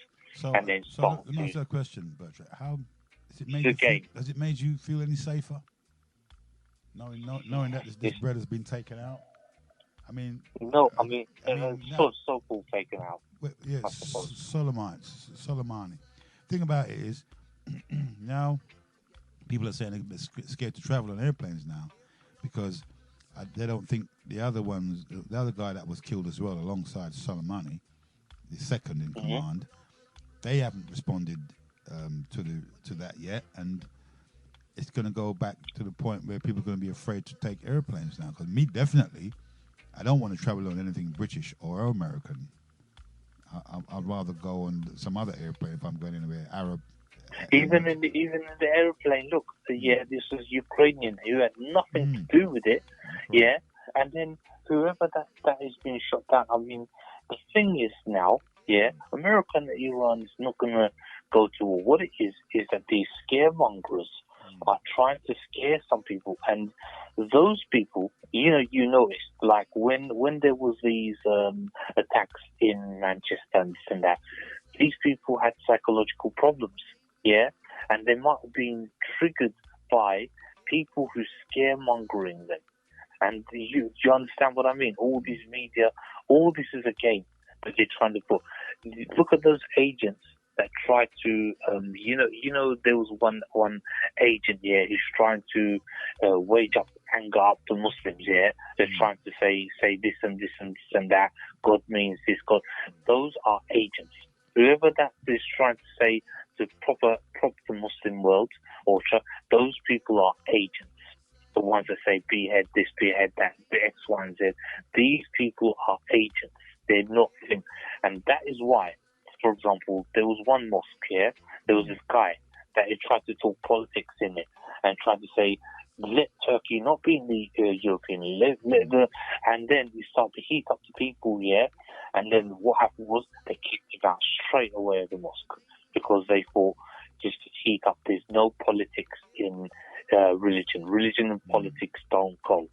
And in any kind of thing, you understand what I mean? Yeah. It just says, so what I'm trying to say to you is that instead of bringing police, they're trying to heat up the fuel up so that one person, who's in psychological problems, he's trying to get into Islam, but he's in psychological.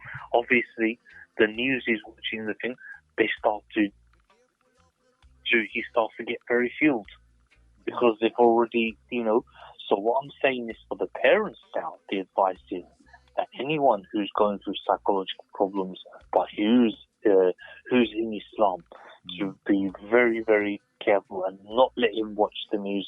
Keep it away, because the last thing we want is someone to get very upset. And when someone gets upset, I don't want to give anyone bad ideas. Then what happens? Then they're going to start to put more restrictions on Muslims, and then things will start to go out of hand. Someone's going to do more things.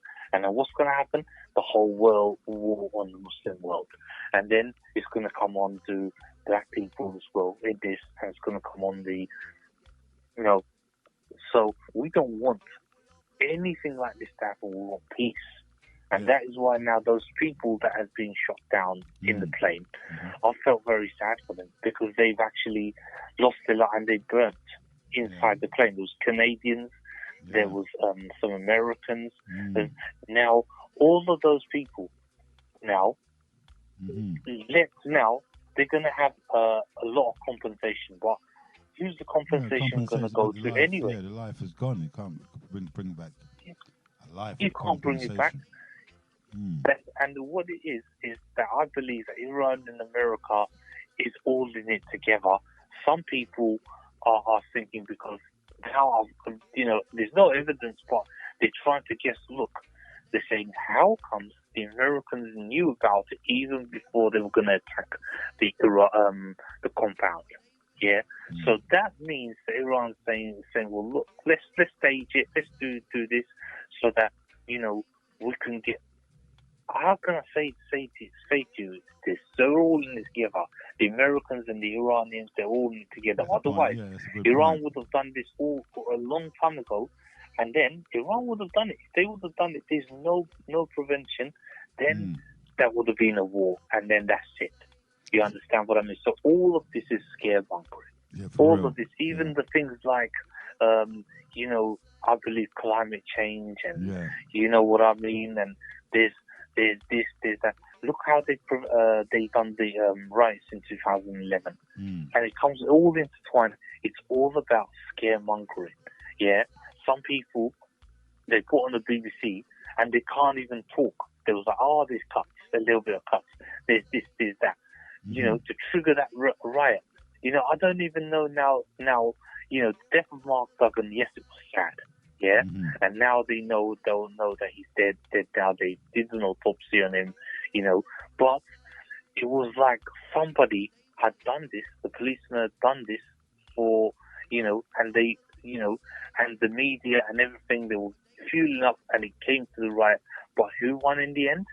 Because the other people, they said, all right, let's come in. The anarchists came in. You see how they worked? Yeah, brought the anarchists in. The man said, please, don't burn my shop. They saw the footage. The man, what did he do? He said, I'm going to burn your shop. At least don't, burn the man's shop down. What are you doing with that? But do you, what are you doing? And then that's it. Do you think? Do you think that this is all taken away from the Brexit thing? It's trying to cause, as you said, scaremonger, because they now have to deal with America. We have to start dealing with America in any case. America wants to exert its influence. Now, America's glad for the Brexit because it can now begin to get its influence into the West. And you think that it's a sidetrack because of that to prepare people's mind for the total takeover psychologically of the Americans' influence. Yes, exactly. The market. We have to deal with the market forces now. And we're going to be going... And not just that, the media. The media, yeah.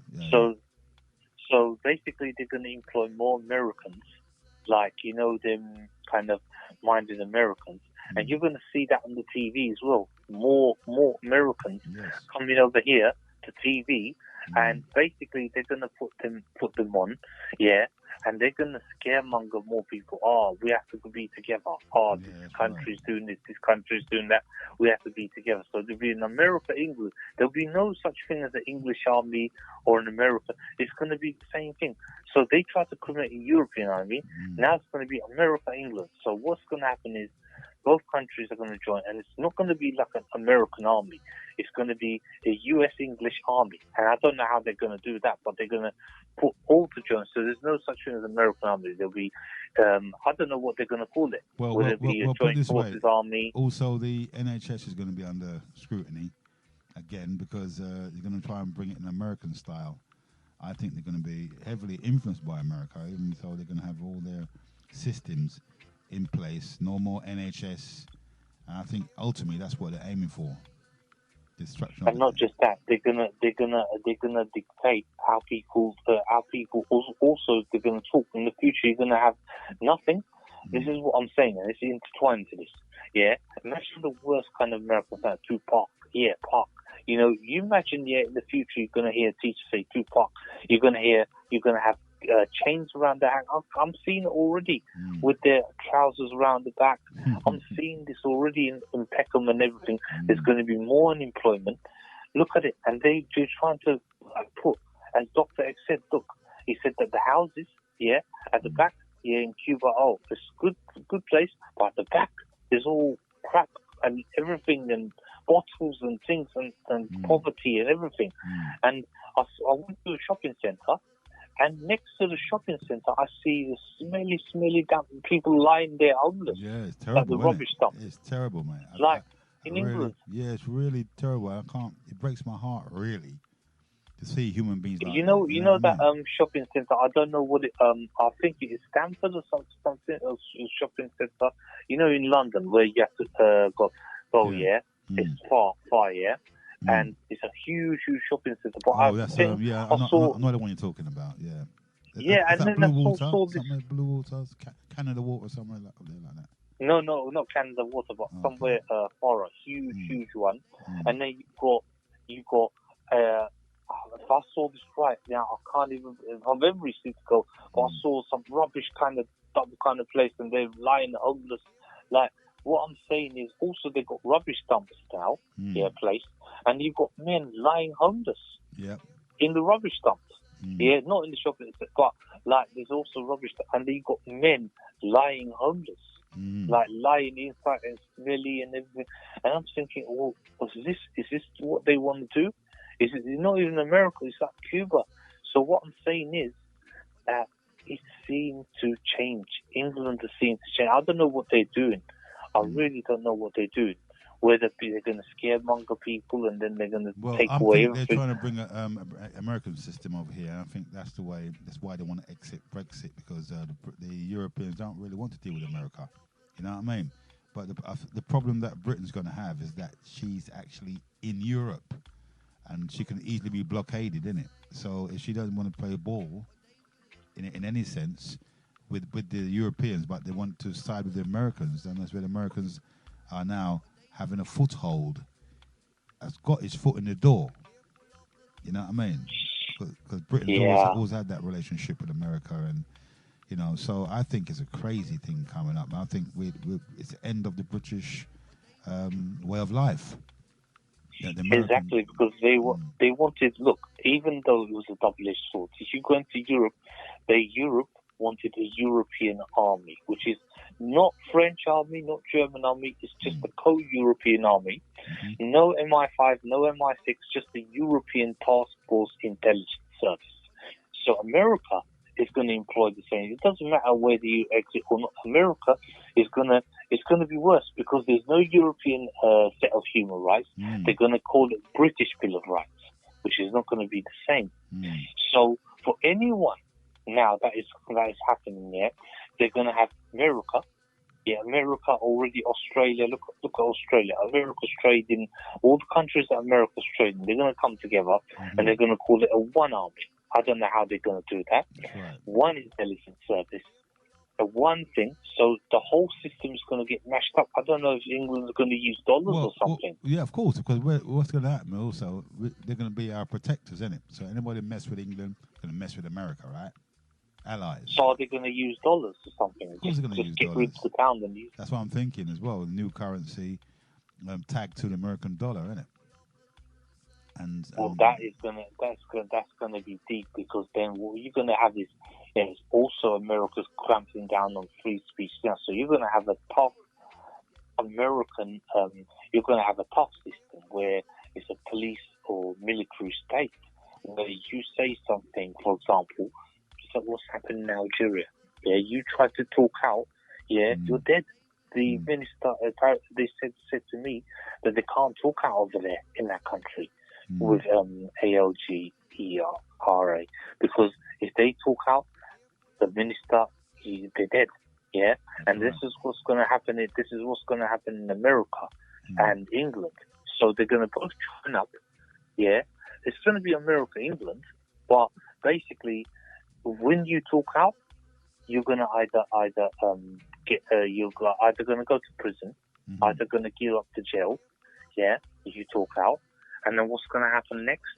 They will start to monitor everything that you do. So you start to rebel or say anything, and they're already doing that. On your television, for example, you're upset and you start, to say some things, they're gonna put you in prison for life. So what about Harry and Meghan? Not even mental hospital. Yeah, but what about mental hospitals are going to go? Let's move on a little bit and talk about Meghan and Harry. What do you think about that movement? Is there racism within the monarchy? Well, that's why she left. She looked really sad when I saw her on television. She looked well upset that the fact that that she has to leave. So both of them now are moving away to live in Canada, isn't it? Somewhere like that. Well, you know what? Really, it's a topic, but I don't really care about both of them, because Harry chose her. But do you really think that this was all another part of the mongering thing? Because they always want to look. If Meghan, wanted to, Meghan is she mixed race, black? Yeah, black. She called herself a black woman. She said she's a black woman. Yeah, that's good. But do you ever think that she will try to come out into the community and stop the gun? She has a lot of power and influence for a black. But do you think she will do that? Do you think she would dare do that? No, I don't think so. No, because if you're in the no, because some people, they will always. You've got the monarchy, but you also got the status quo. You've also got the powers that are on top of the monarchy, and the higher powers and so forth, and the parliament. They will try to bring her down. And basically, they can mentally bring her down. So they obviously, she will have to be like sheep, and she will have to say, "Oh, it's all right. Everything's all right. Everything's good in England." Because if she starts to, talk, what's really happening in England, go to the back streets and really start, she can do it, but let her dare to do it and see how much they will bring her down. Yeah, because they brought Ken Livingstone down, didn't they? Yeah. They brought Gordon Brown. At first, Gordon Brown was a safe person. But you know what? They started to say bad things to Gordon Brown because they made him look so bad. As a chancellor. Otherwise, he didn't want this war to happen in Iraq.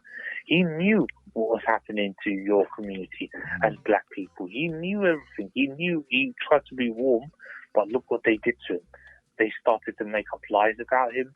They started to say, he's doing this, he's doing that, he's stealing this, that, he's sold off all, and look what happened to him. Yeah, they made him look so badly, and this is what they do. Status quo powers. That's what they do. So no matter who gives a look, Lee Jasper, the same, Lee Jasper and everything, they have to always back the gay agenda. So no matter how many people, they bring, it depends. If they start, you can't look. Do you think that if Obama, look, he wanted to get in there with a promise? Give you an example of Obama. Everyone was very excited. Oh, it's a black president called Obama. Yeah, Barack Obama. Everyone was excited. But look what they set him up with. They set him up with the war with African countries. They set him up with backing the gay agenda. They set him up with, and he couldn't say anything. And I bet you know, he had to talk all funny, yeah? Because I believe that the American powers, that if he would have actually, he could do it if he wanted to. He could actually change the black problem overnight. But what they would show him is, they'll say, look, Obama, you're going to be president, but this is a bullet. We've shown you how they took out Kennedy, this and that, yeah? This is what we're going to show you. If you go against any of us, if you don't think, yeah, you know, you got to listen to the Arab Brotherhood, you got to listen to the Arab Brotherhood, you got to listen to the Italian Brotherhood, but your Brotherhood doesn't count. You try to think to your Brotherhood now and make things change for black people and make the country better. There's a bullet here. We will take you out. It's got a name on it, yeah? It's got a name on it. It's got his name on it. So what I'm saying is, yeah. So who runs this world then, Bertrand? Who runs the world? Let me tell you who runs the world. No, let me tell you who runs the world. These 5 people who run the world. The Israeli Brotherhood, because Israel, they say the son of God, Astaghfirullah, yeah? Italian Brotherhood, English Brotherhood, because the English Masons, you know, run America as well. So English, you know, the English Masons here, they run America. So you do see that in secret society. You've got Italian Brotherhood, Italian Matter, whatever you call it, Vatican, yeah, all the Italian Brotherhood. You got the Israeli Brotherhood, Israel. You got, you know, the Zionist Brotherhood, Rothschild or whatever. You then got the third is, what was it, the third? The Sultan of Brunei, because he can control millions and millions of things. If he wanted someone to come, he will pay someone to come. Like, for example, if he wanted somebody out on that street, that man that was walking in the street, if he wanted to come to his thing, he will bring him there. That's how powerful this man is. That's how respected. Everyone knows Sultan of Brunei. So that's the third, the Brunei Sultan. The fifth, however, is the evangelists and you know, the Snakehead Gang and everything, because that's when they put the anti-gay bill in Uganda. Because Uganda couldn't have done this on its own. Yeah, the evangelists and everything, they said to Uganda to go ahead, the anti-gay bill. You understand? And then obviously, you know, the Arab Brotherhood. Yeah, I told you, you know, it's 5, you know, 6 Brotherhood. Now let me tell you this, yeah, it's Jamaicans. If there was a Jamaican Brotherhood that run America, America could not do anything to Jamaica. They would have to give, if there was a plane that could not be seen, Jamaica would say, hold on, let us have that plane as well. And America would have to give it to Jamaica. If not, they say, all right, we're going to pull out. We will pull out everything of America, and America will go on. You know, America will go. So if Jamaicans will control America, do you know how good it would be? You understand what I mean? Because Jamaica would have. So they will give that plane to Israel, Arabia, Saudi Arabia, I think, but England as well. But they will never give that to African countries because they know that they're a threat. But if they was controlling it, that would be a different matter. Do you understand what I mean? Yeah. So what I'm saying is these brotherhoods run the whole world.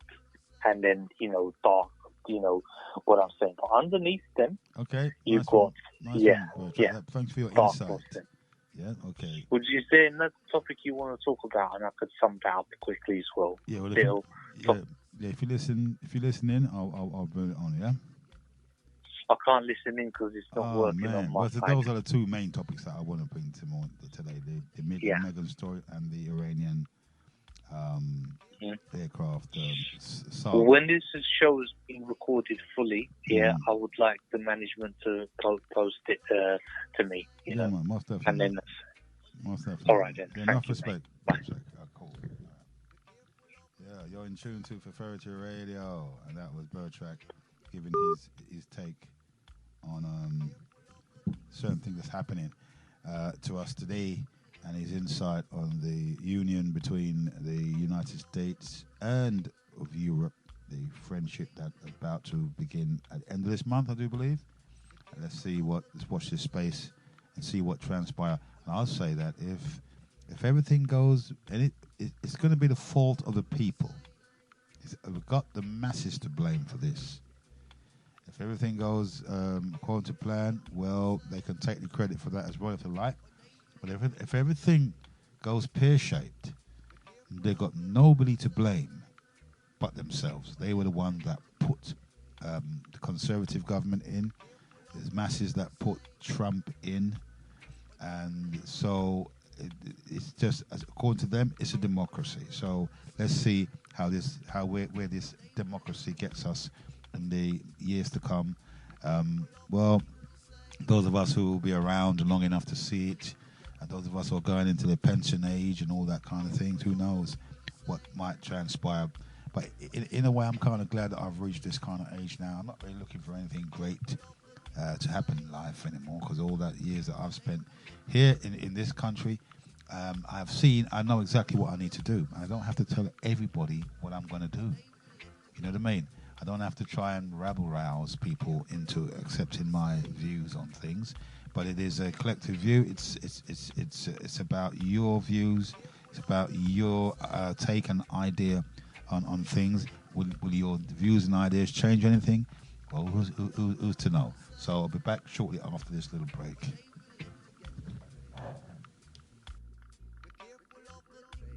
Okay. Yes, how you doing? And so, I'll just look at a little clip here. 1 minute.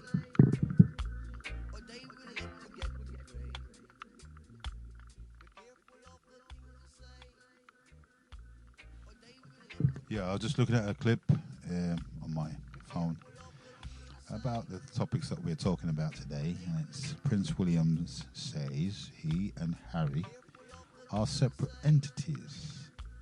The Queen and the Duke of Sussex are expected to hold talks at Sandringham tomorrow to discuss the future roles of Prince Harry and the Duchess of Sussex. Meanwhile, the Sun says Prince William has told a friend he can't put his arm around his brother anymore. According to reports, William feels that he and Prince Harry are now separate entities. And also, the UK ambassador to Iran is arrested in Tehran.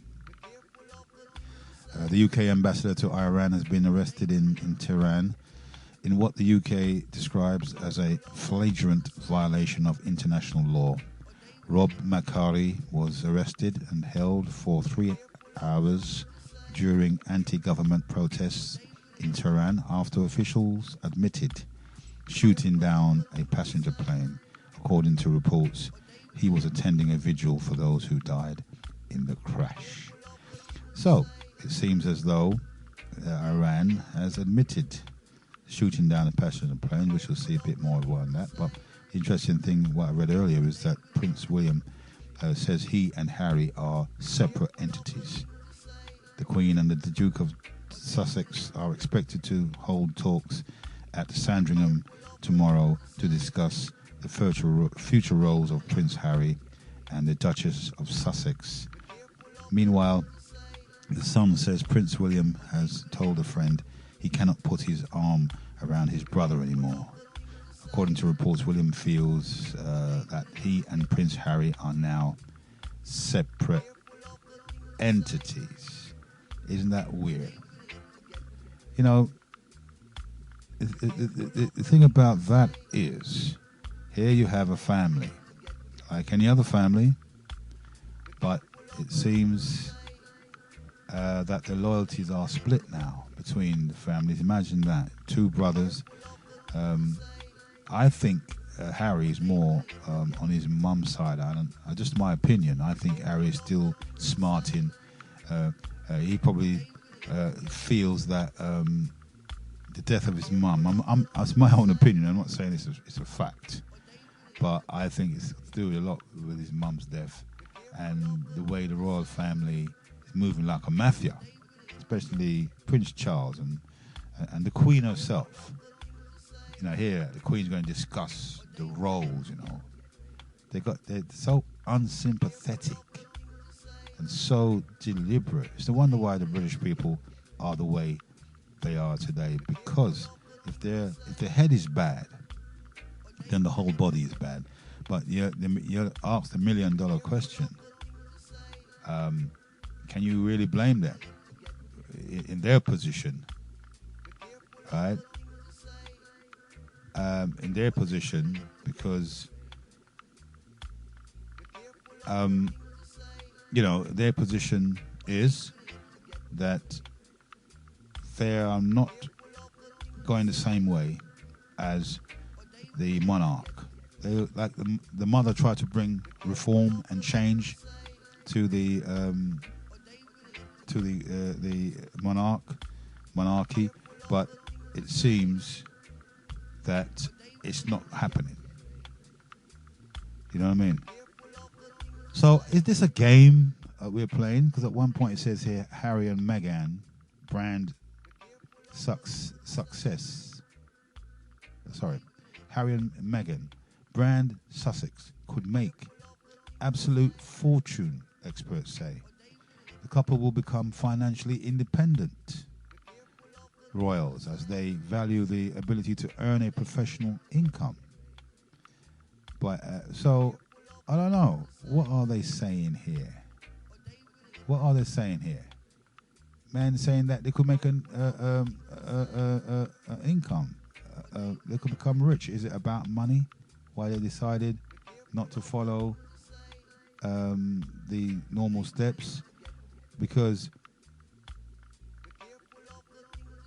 Harry and Meghan have a ready-made brand which could earn them an absolute fortune and make them bigger than the Beckhams and Obamas, according to brand experts. Some analysts say that the couple could easily earn up to $500 million in the first year of independence. Their brand will be ethical and luxury, on par with the Obamas and Bill Gates, and they will move to North America permanently. So much so for the monarchy. Is it a game they're playing? The rich people playing a game. This is what pees me off all the time, you know. I can't understand this kind of thing. That's why I said we got to accept the things we can't change. Where is the divinity in all of this? Here we have some couple playing on the emotions of people. You almost thought that, the move is some sort of moral move. You know, she made it look like it's a racist thing why she's leaving, innit? And that's what the news and media want to put on us. It's a racist thing why she's leaving. But here's another view. It's a money thing. Can we trust people nowadays? They play on our emotions. That's why I don't like, even in the Liberation Road, I don't want people to play on my emotions, really, when it comes down to liberation. But here we have a in-your-face movement. Brand is the thing. It's the real reason behind the move of Meghan to North America. Because some analysis say the couple could easily earn up to $500 million in their first year of independence. That's the reason why they want to become independent. Not because of any racist move on the part of the monarchy. They didn't even give a damn what the Queen thinks or what anybody else thinks. They're in it for the money. Could this be the real reason behind the move? Independence, their brand will be ethical and luxury on par with the Obamas and Bill Gates. It's always about the rich, innit? Where is God in all of this thing? That's why I don't go to church. That's why I don't want to worship no deity in any organization, because that's for the weak and impotent, until the divinity or whoever is running the show can justify and rationalize these kind of people doing these kind of things, trying to make money. As far as they're concerned, they don't care about no one. Is that the way forward? Should we all be like that? Should we begin to don't care? Just go for the jugular. Is that the way things are beginning to turn? Is that the reason why, for some of the attitudes that we're now experiencing in our communities, people are beginning to think about, well, listen, man, I ain't bothering about nothing, you know. Up yours. You know what I mean? So the Duke and Duchess of Sussex said this week that they were stepping down as a senior royals, divide their time between the United Kingdom and North America and become financially independent. You see, experts say potential money-making areas include fashion, speaking engagements, and even forming their own production company. How will Harry and Meghan be financially independent?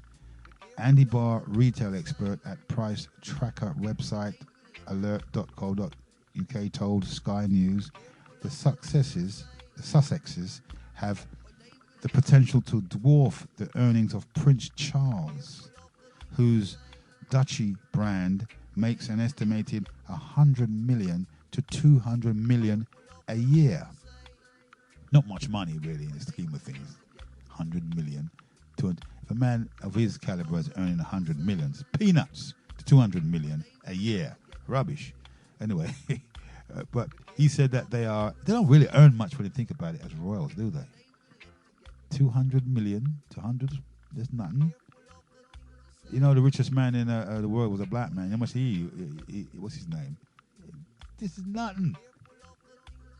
Nothing. 200 million a year. I know it's a lot to us who can't earn, who've never seen that kind of earnings, but to me that's on average, really, because for who they say they are. But they're going to be famous. They're going to be the most famous brand in the world. The Beckhams, Obamas, Bill Gates. They're going to far surpass them. They're such a major brand already. So what are we talking about here? We're feeling sorry for ourselves when we think that, and look where we are at as a people. We're thinking, well, at least I was thinking, that it was a racist thing why Meghan was moving out. You know what I mean? She made it look that way on television. She made it look that way, and she mentioned being a black woman. Are they playing us? Are they playing us? Is it just a ploy because they want to bet at that? Because they want to be a brand. They cite blood in the water. It's nothing to do with anything. Here we have now Harry saying, the other one saying he can't hug his brother anymore because of red tear, but it doesn't make an ounce of sense. These two people are out to make a killing. They want to be independent. They've sat down and they've worked it out for themselves, right? If we become independent, what's the point keeping this franchise being Duchess of Sussex and Hereditary and having the monarchy over us? We ain't making no money. Duke and Duchess of Sussex, they ain't making no money. It's a brand. Of course it's a brand. And it's going to be, and they want to milk the brand. It's money that they're really after. As it says, Duke and Duchess. But Harry and Meghan launch Instagram campaign to remind us of good in the world. Right? They're going around preaching like preachers, and they're already popular. So they're out to make a lot of killing. Duke and Duchess of Sussex, Harry and Meghan, trademark their brand Sussex Royal. See? They can't lose because the mugs like me and you are going to fall for it, innit? We're going to look at them with our little ignorant way as who they really are, and they're going to make a killing out of us. Harry and Meghan spending 6-week Christmas break in Canada. Meghan suing Mail on Sunday over false and absurd stories. Amanda Wakely, Kate and Meghan's fashion designer, robbed by axe-wielding moped thieves in Chelsea. Do you know this? So there's they're in a really fortunate position, as they won't have to negotiate distribution deals and start from scratch, because they all have people queuing up. From a retail perspective, it's a dream to be well known. I imagine they will lend their names to campaigns rather than products. The earning potential is larger, as they will be given a large pot of gold just for putting their name to something. Harry and Meghan's waxworks moved away from royals. So I think the Queen sussed it. The Queen know what they're playing at. And I don't know. And in the beginning, I thought the Queen was having a Barney, and Prince Charles was as well. But it seems that the Queen and Prince Charles stay loyal to their cause. They could have done the same thing. But this young man here, boy, I don't know, and his wife, they're going for the jugular. They ain't messing about with royal titles anymore. Rubbish. They're going for the jugular. They've got their family to look after. Can you blame them? Why not? If you've got it, flaunt it. According to Mr. Barr, coding logs on the Sussex Royals website show that work on their new online presence began in September. They ain't messing about here. You know, in December, Harry and Meghan included 100 items ranging from notepads and socks to counselling services. Mr. Barr added the Sussexes will most likely be a luxury brand on the levels of Louis Vuitton and Burberry, but they will have to carefully balance their personal lives from a PR perspective to maintain that. He said the royal family has always had an air of mystery, which makes it so popular, and that's the same with these luxury brands. But both of them have baggage. Meghan has her family who she does not speak to, and we've seen Prince Harry's veiled slip, for example, where he snapped at Sky's royal correspondents for asking a normal question. That doesn't fall in line with a luxury brand. They're going to have to work hard to get that veil back. He predicted the couple will move permanently to North America within a year, because he does not think Canadians will compare their earning power scrutiny as much as they would in the US and the UK. Nick Bullen, the editor-in-chief of True Royalty TV, also believes that Harry and Meghan will have little problem achieving financial independence. He said Brand Sussex is a global brand and could end up making an absolute fortune, from public speaking to Meghan reinventing her lifestyle blog to merchandising or brand endorsement. Hollywood strategists such as Howard Bragman have warned that the Sussexes will have to choose their projects wisely, because of the scrutiny they are likely to face will be ridiculous and not always fair. He explained the Obamas are a great model for how to make money and keep it classy. They could find projects that are moving, and sometimes Meghan could be in them. If it's a documentary, maybe Harry could narrate it. If they pursued the speakers circuit, some predict that they could command six-figure sums for a single appearance. Harry and Meghan will face challenges, though. Although their combined Instagram following of 10 million is impressive.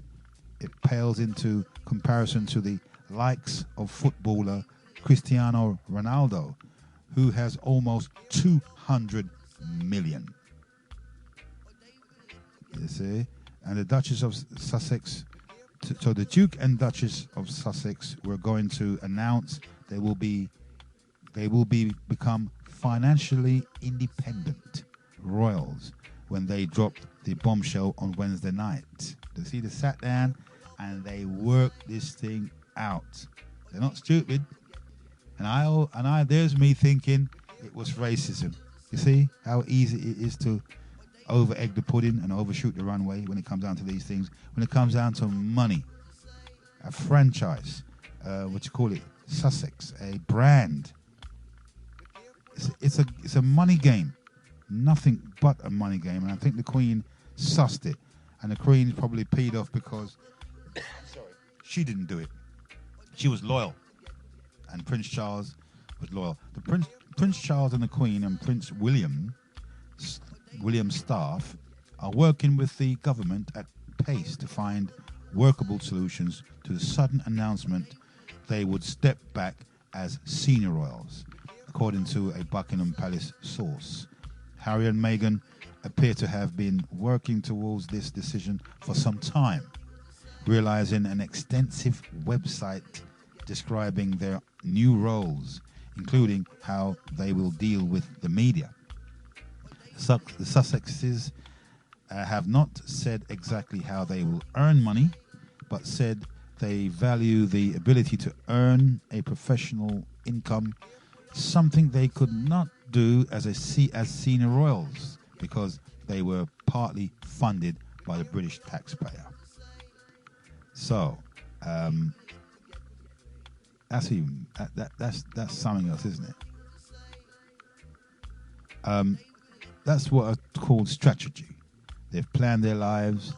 They said, well, being a royal and being funded by the taxpayer, they could use that as a strategy as well, because once you said that you don't want any money from the tax man, people are going to love you, innit? People are going to say, wow, look at that. But the Queen tried to keep it that way, where they're funded by the taxpayers. She never had the savvy, or maybe she didn't want to do like Meghan and Harry and become independent. Isn't that a checkmate, a classic chess move? That's a classic chess move, I think. What Meghan and thing has done, you know, Harry and Meghan. What a move, eh? The Sussexes have not said exactly how they will earn money, but said they value the ability to earn a professional income, something they could not do as senior royals because they were partly funded by the British taxpayer. Look at that. A strategic move, if I ever saw one. You know, win the people on the side, because you're saying, we don't want your money. You know, we don't want your money to fund us. We want to be independent. A new look for the monarchy. Isn't that wonderful, folks? But there's obviously strategy behind that. You know how much money they stand to make, more than Obama, more than Bill Gates. These people, they live a high life. And there's us. That's why I don't go to church, you know. That's why I don't worship no God. I don't want to hear about no good, because it's unfair. Who are these people? What have they done for them to be in such a position? You see what I'm saying to you? What have they done?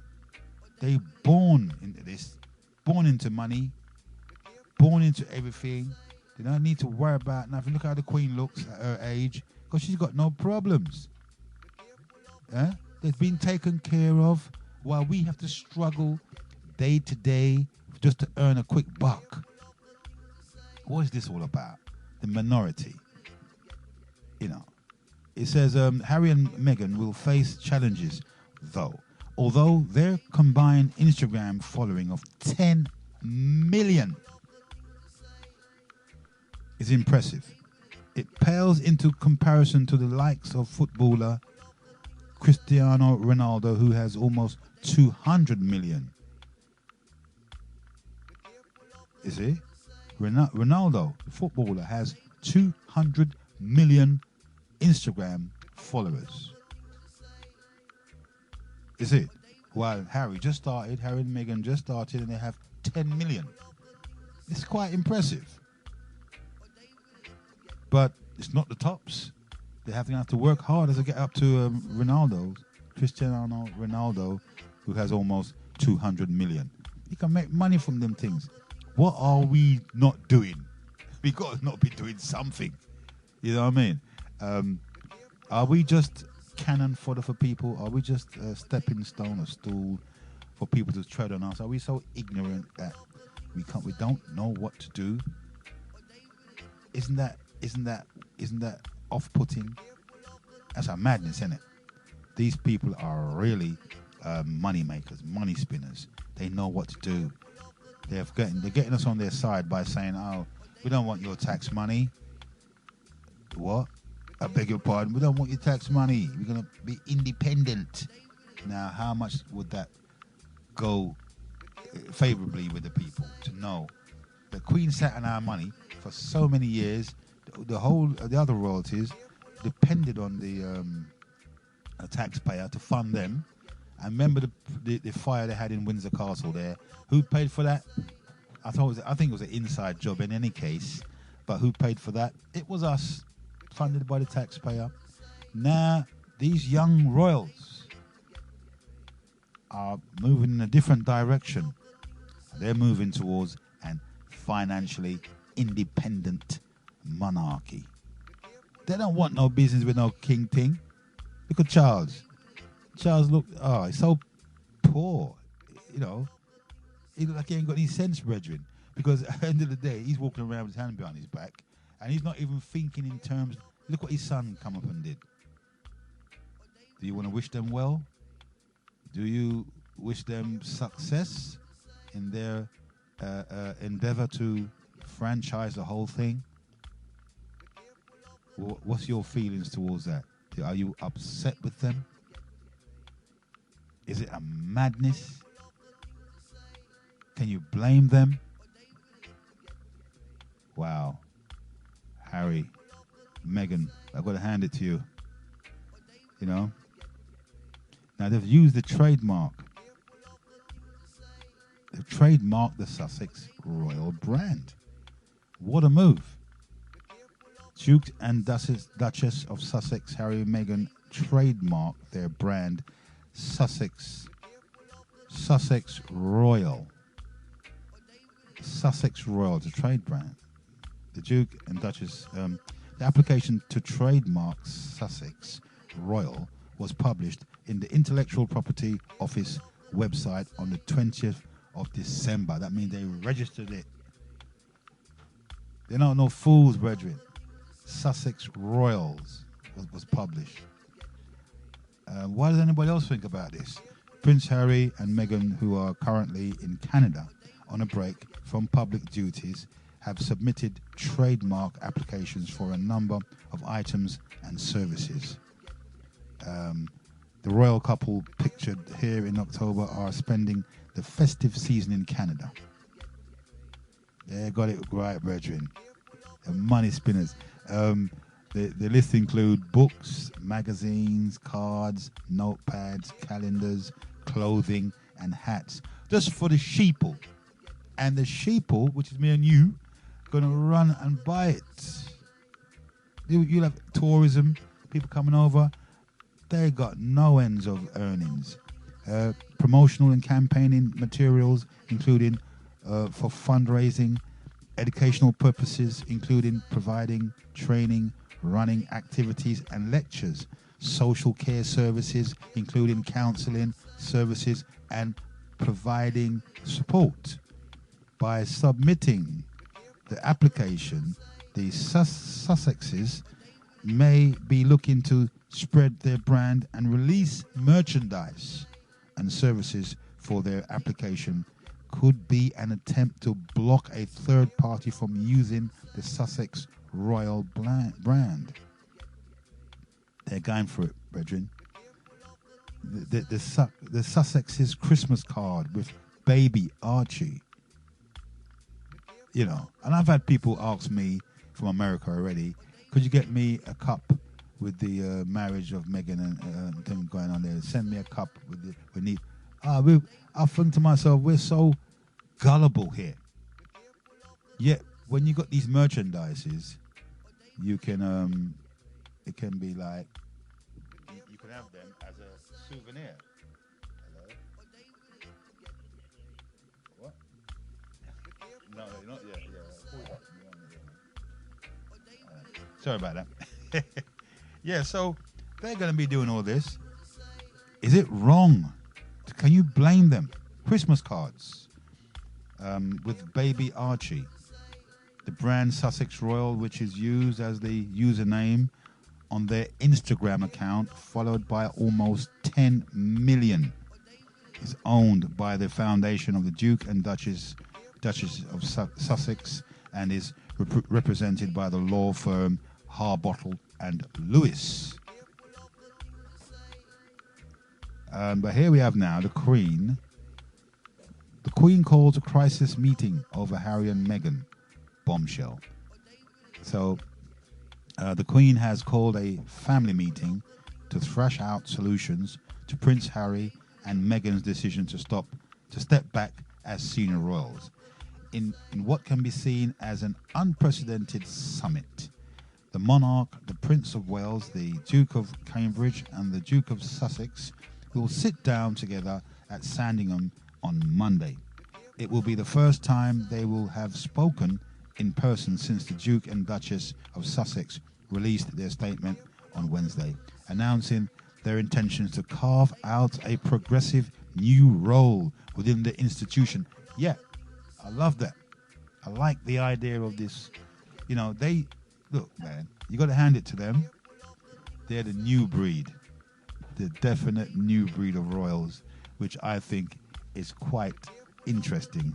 It says Meghan and Harry share first Instagram pics since the bombshell announced. Now look, this picture I'm looking at, it's got some Muslim in there as well, wrapped on the head, what do you call it? Hijab or something. Muslims right in there. You see? And to me, why isn't there a some person inside there? Why a Muslim? Even though she looks black, but why a Muslim? Why not an African? Sky News has been told by a palace source that the family will gather in Norfolk to talk things through. Now, what are they going to say to Harry and Meghan? Listen, man, you can't make any money. You got to stay in England. You got to be a senior royal. And you know what you're going to say to them? I know what Harry's going to say to the Queen. Get stuffed. What are you talking about? You think they want a new something new for this institution? They've gone the correct way about it.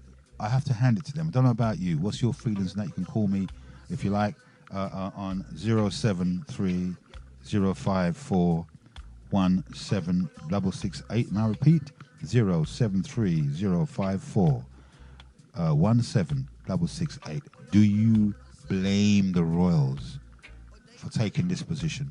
The Queen's obviously upset. They're all upset because they want them to stay in this position as senior royals. They want them not to earn. I mean, as far as Queen's concerned, as far as Prince Charles is concerned, it's a loyalty thing, and they have stayed loyal. But these young folks are changing money. Following the series of meetings and consultants across the last few days, the source said there are going to be a range of possibilities for the family to review. These will take into account the thinking outlined by the Sussexes during this week. And they could be doing that as well to bring the institution to its knees, to start to take into consideration, pay me some more money and then I'll stay.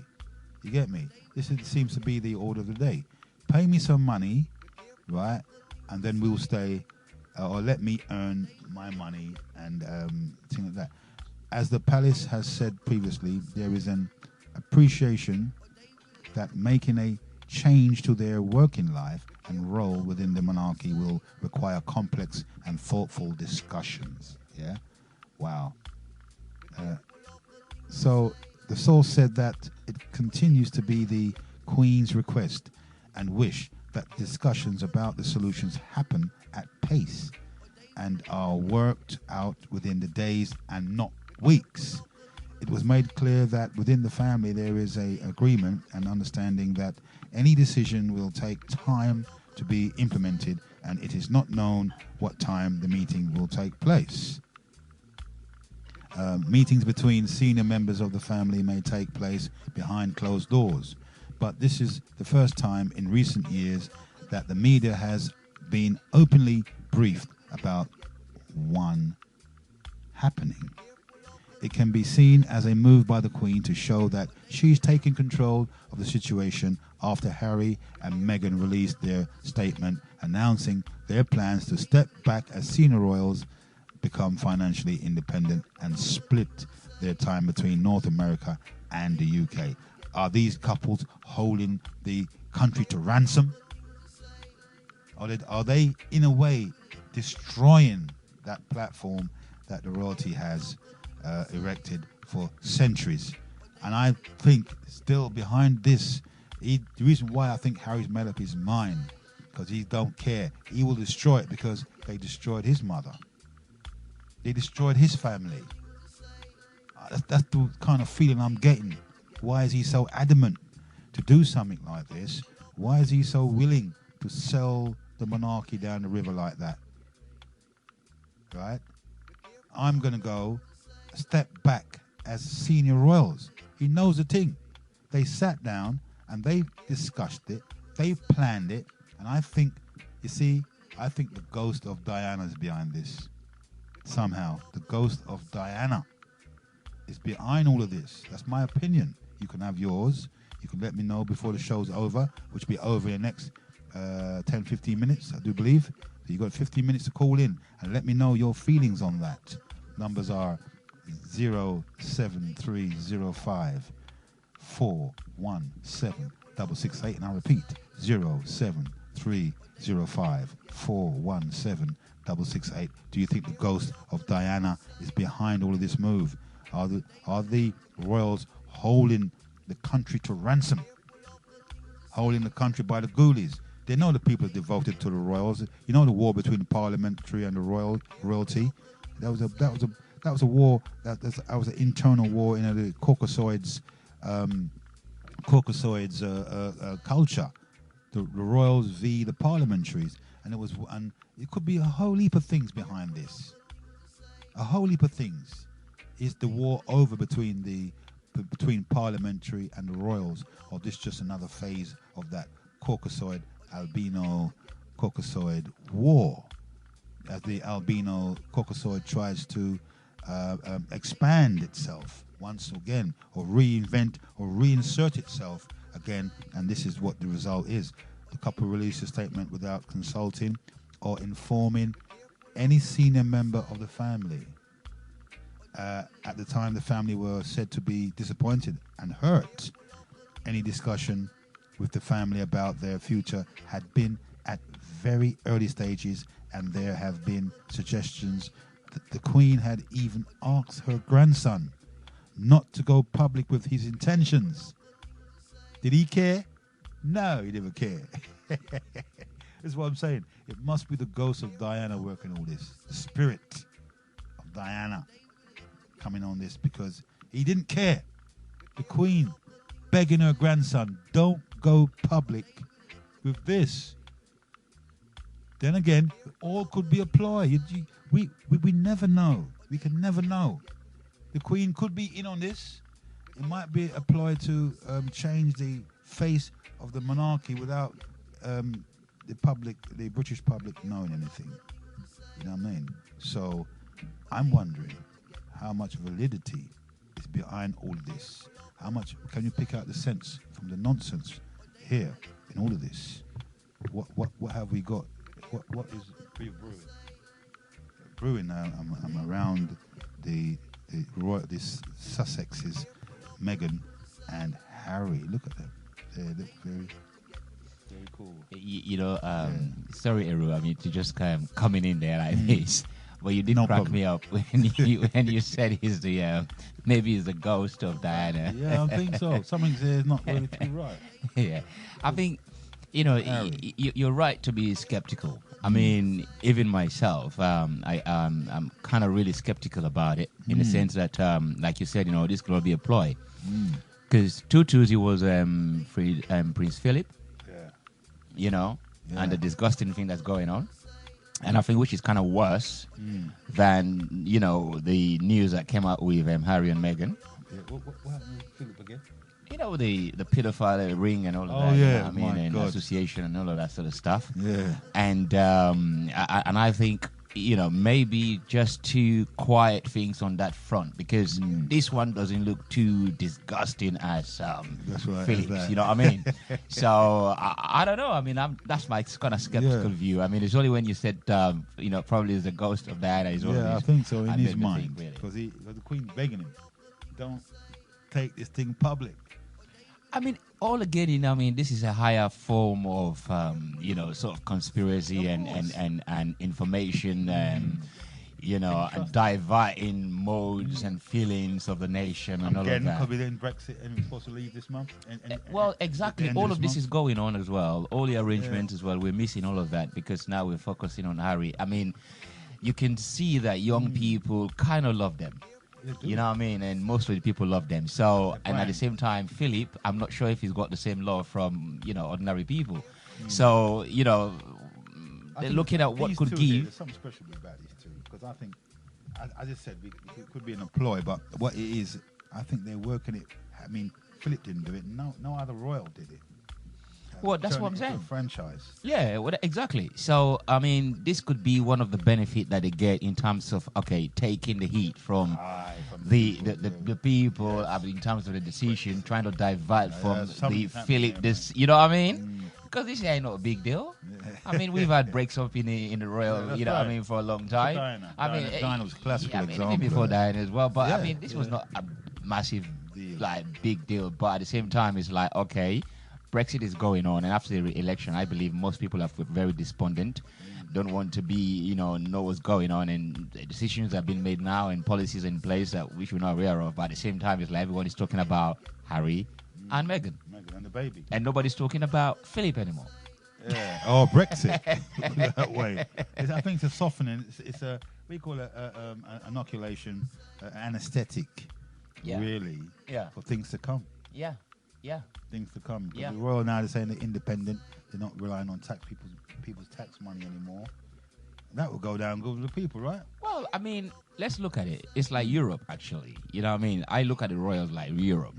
I mean, the need for it is not as strong as in the 1940s or 50s or even 70s in terms of Europe.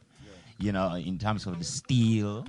They're producing steel and all of that and coal. And this is the reason why, if you look at the coming together of European countries, that was it. I mean, so now steel is not relevant, and the technology has moved, way far in the Middle East and places like this and in Asia, like China and all of that, because a lot of the things we use in Europe or European use, are made from China. Technology, you're talking about 5G as well, Chinese. So what I'm saying is, it's not so much a big deal like Britain coming out of Europe because Europe doesn't really produce anything apart from the old sort of steel and all of that. There's no really technological advancement apart from Spotify. And I don't know, but you can say, is this the end of the monarchy? I think Harry must have cited something here. Well, it's the same like the monarch. I mean, the British, like the European system, if you look at it, like I said, based upon steel or the community of people coming together to benefit themselves based upon the production of that.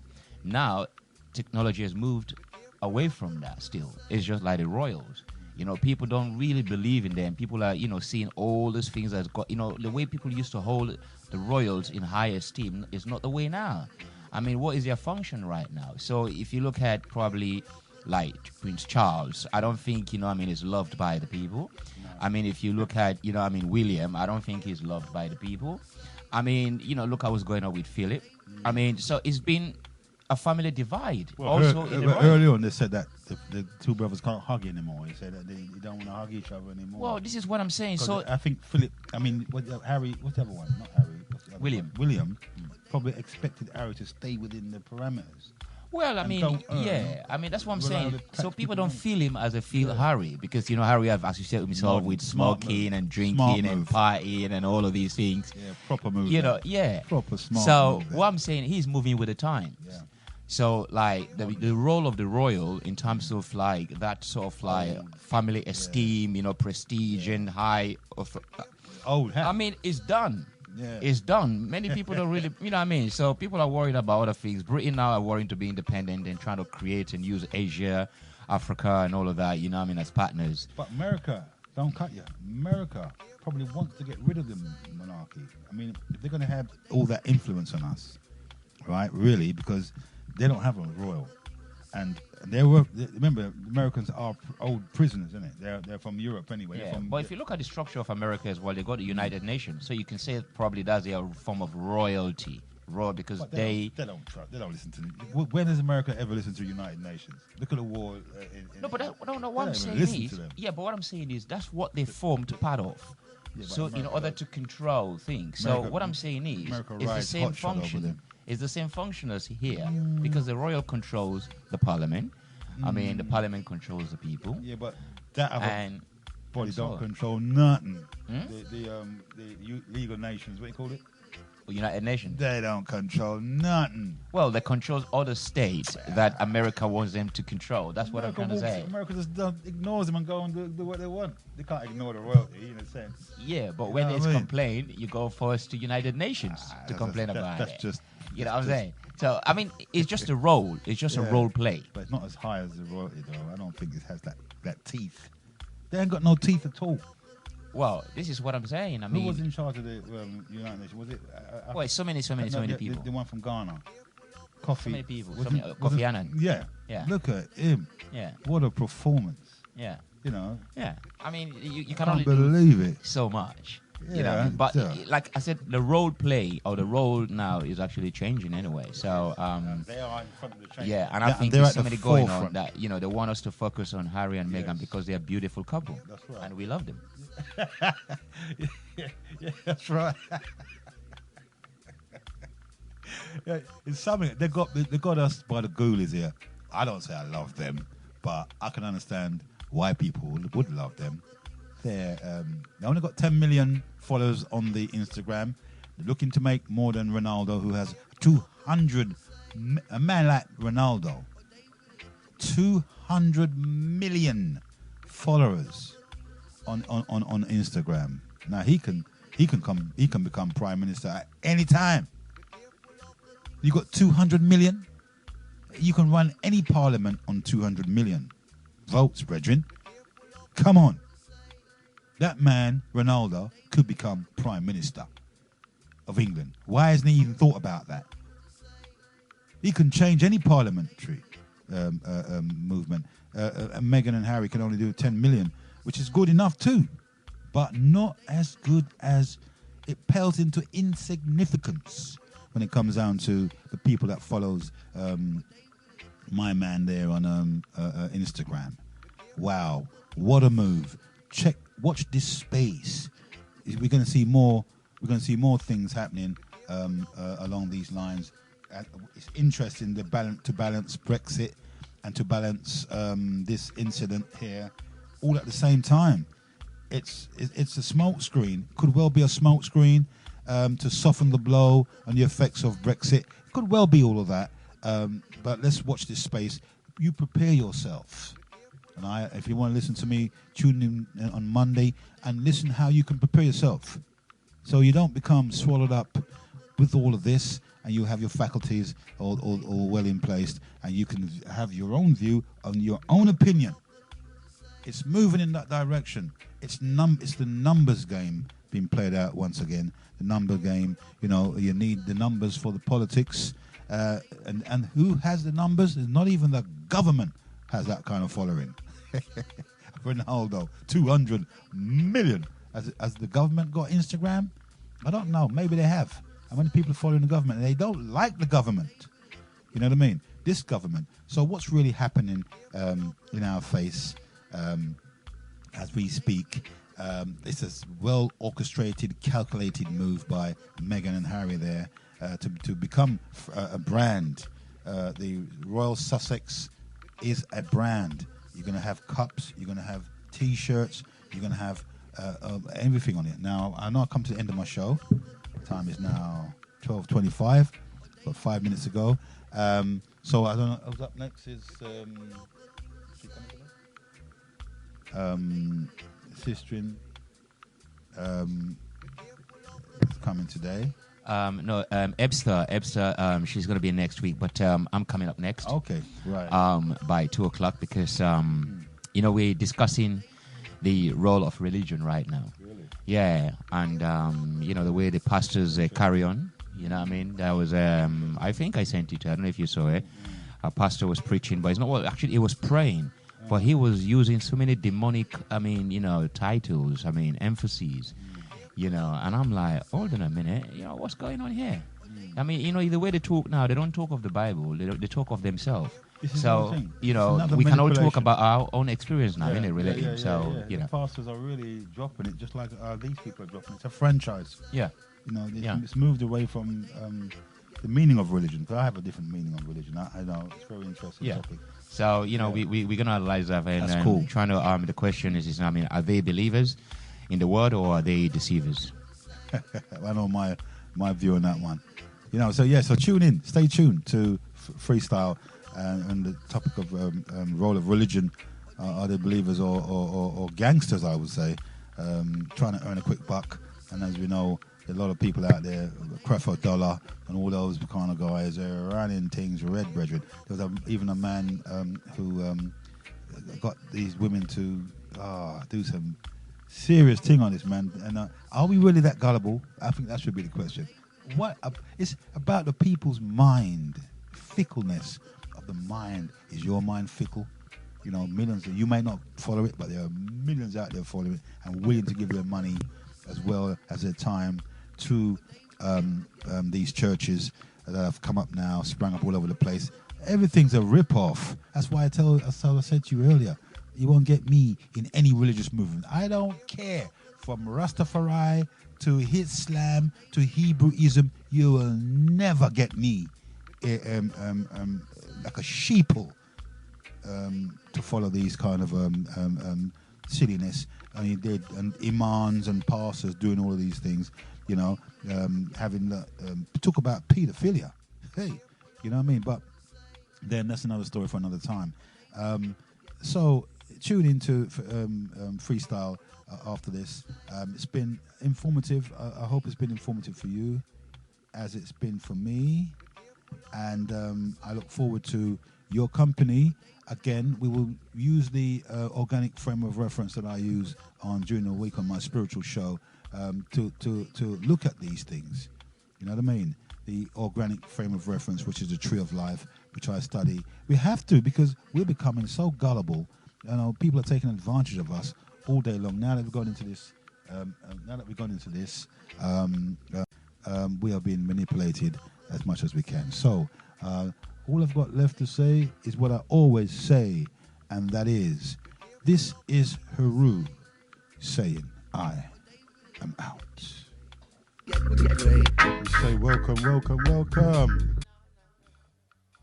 Welcome, Auntie Pooh. Let me say welcome to all of the Feferity listeners out there. You're in tune to the Feferity Radio, the nostalgic radio, and you're your host, Heru. How you doing this evening, this blustery, I wouldn't say cold, but blustery evening? I hope everything is cushy. I hope you're realizing your goals and your dreams and your ambitions, and everything's working out. At times we don't really have the privilege of having everything our way, but we can. The beauty about that is we can explore certain avenues and and come to certain conclusions about life. That's the mystery of life, and that's the beauty of life. And life is a mystery. Life, you have to work at it hard, as we know, as we talked about the other day. But you have to struggle, and just don't be afraid to struggle. Struggle is meaningful. Struggle is good. Struggle allows us to grow. and appreciate what's happening around us. And so hope that you're in a good position today, and for the rest of the year 2020, I wish you all of the best for this year, and that you will realize your ambitions and your dreams. And we could come together as a community, because I feel that's very important. Coming together as a community is so important, regardless of color, creed, and belief systems, you know what I mean? If we can find that medium, that middle road, and then I think that we will be better placed to have a just society.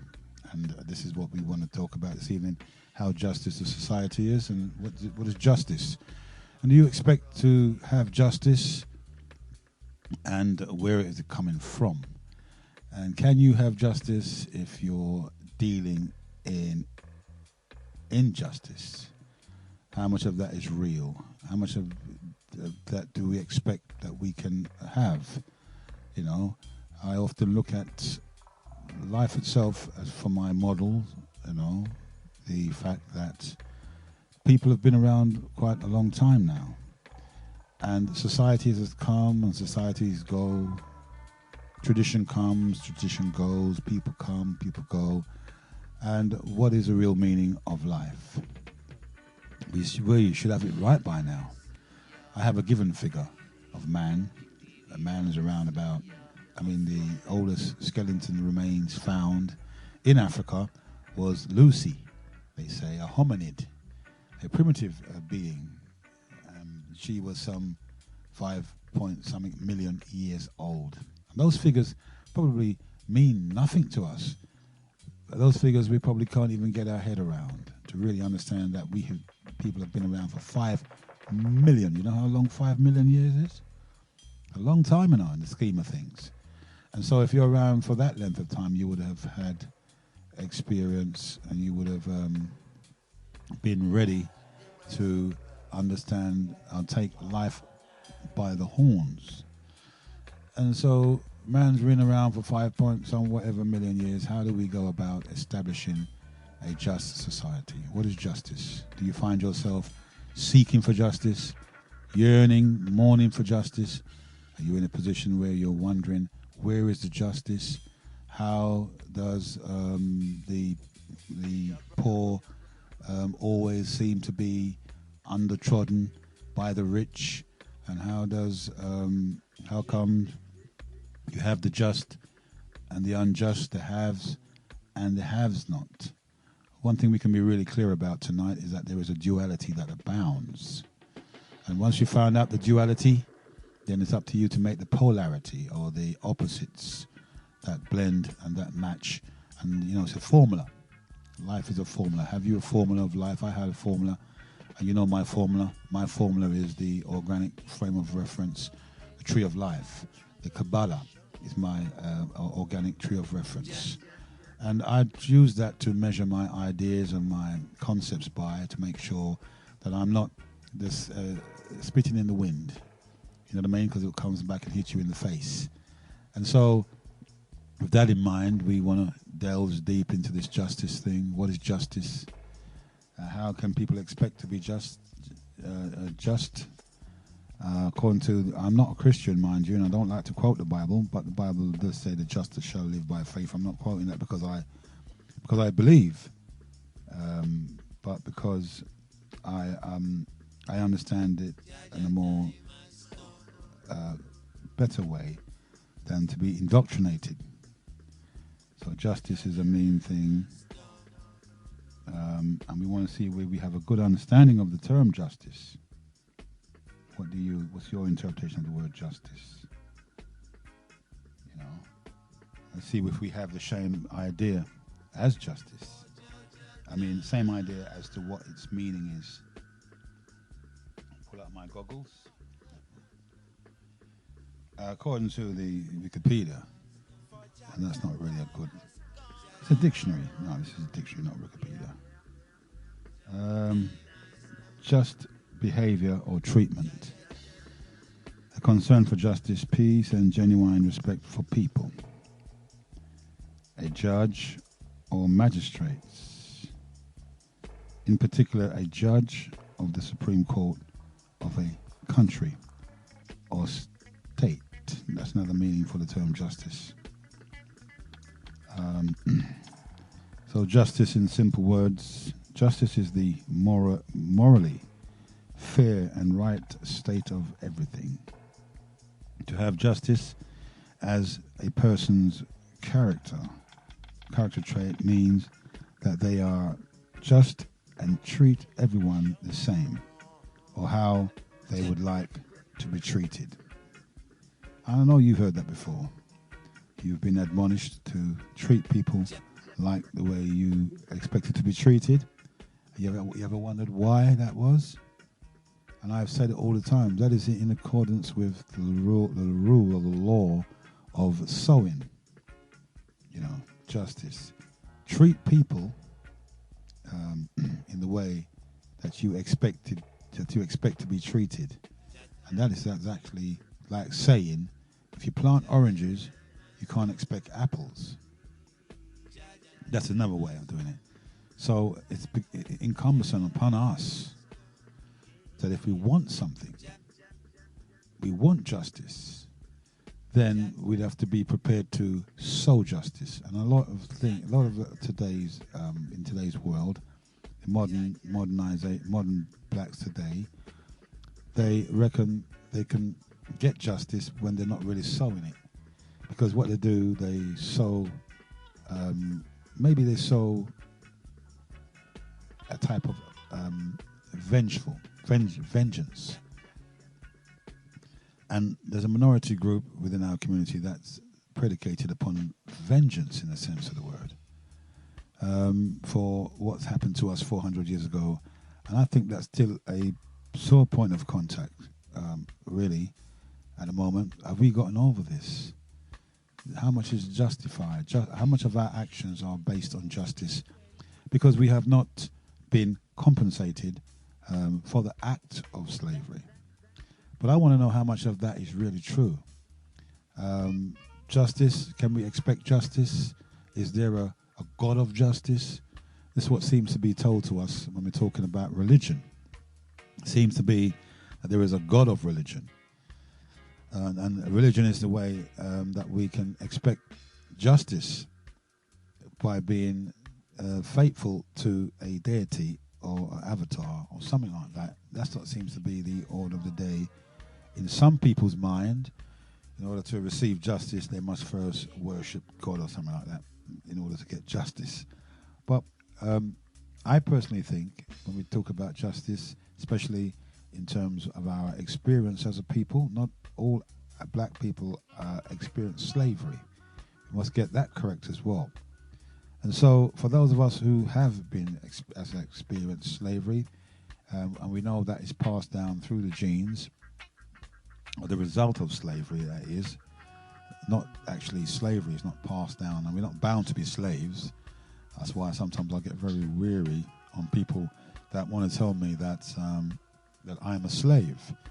The reason why I brought this tonight is because I want to get out of this habit of being known as a slave. When you see, like, if you go on social media, you see like little clips of people. At one point there was a clip about a man that has made leaps and bounds, who was a slave. I thought, why do you call him a slave? Oh, this is what a slave can do. And I think that we've got this slave mentality too ingrained in our system, that we cannot do anything other than believe that we are slaves. And we know the adage, as a man thinketh, so is he, and so goes his destiny. So we realize with that saying that our destiny is tied up in with the way we think. That's a good thing to remember.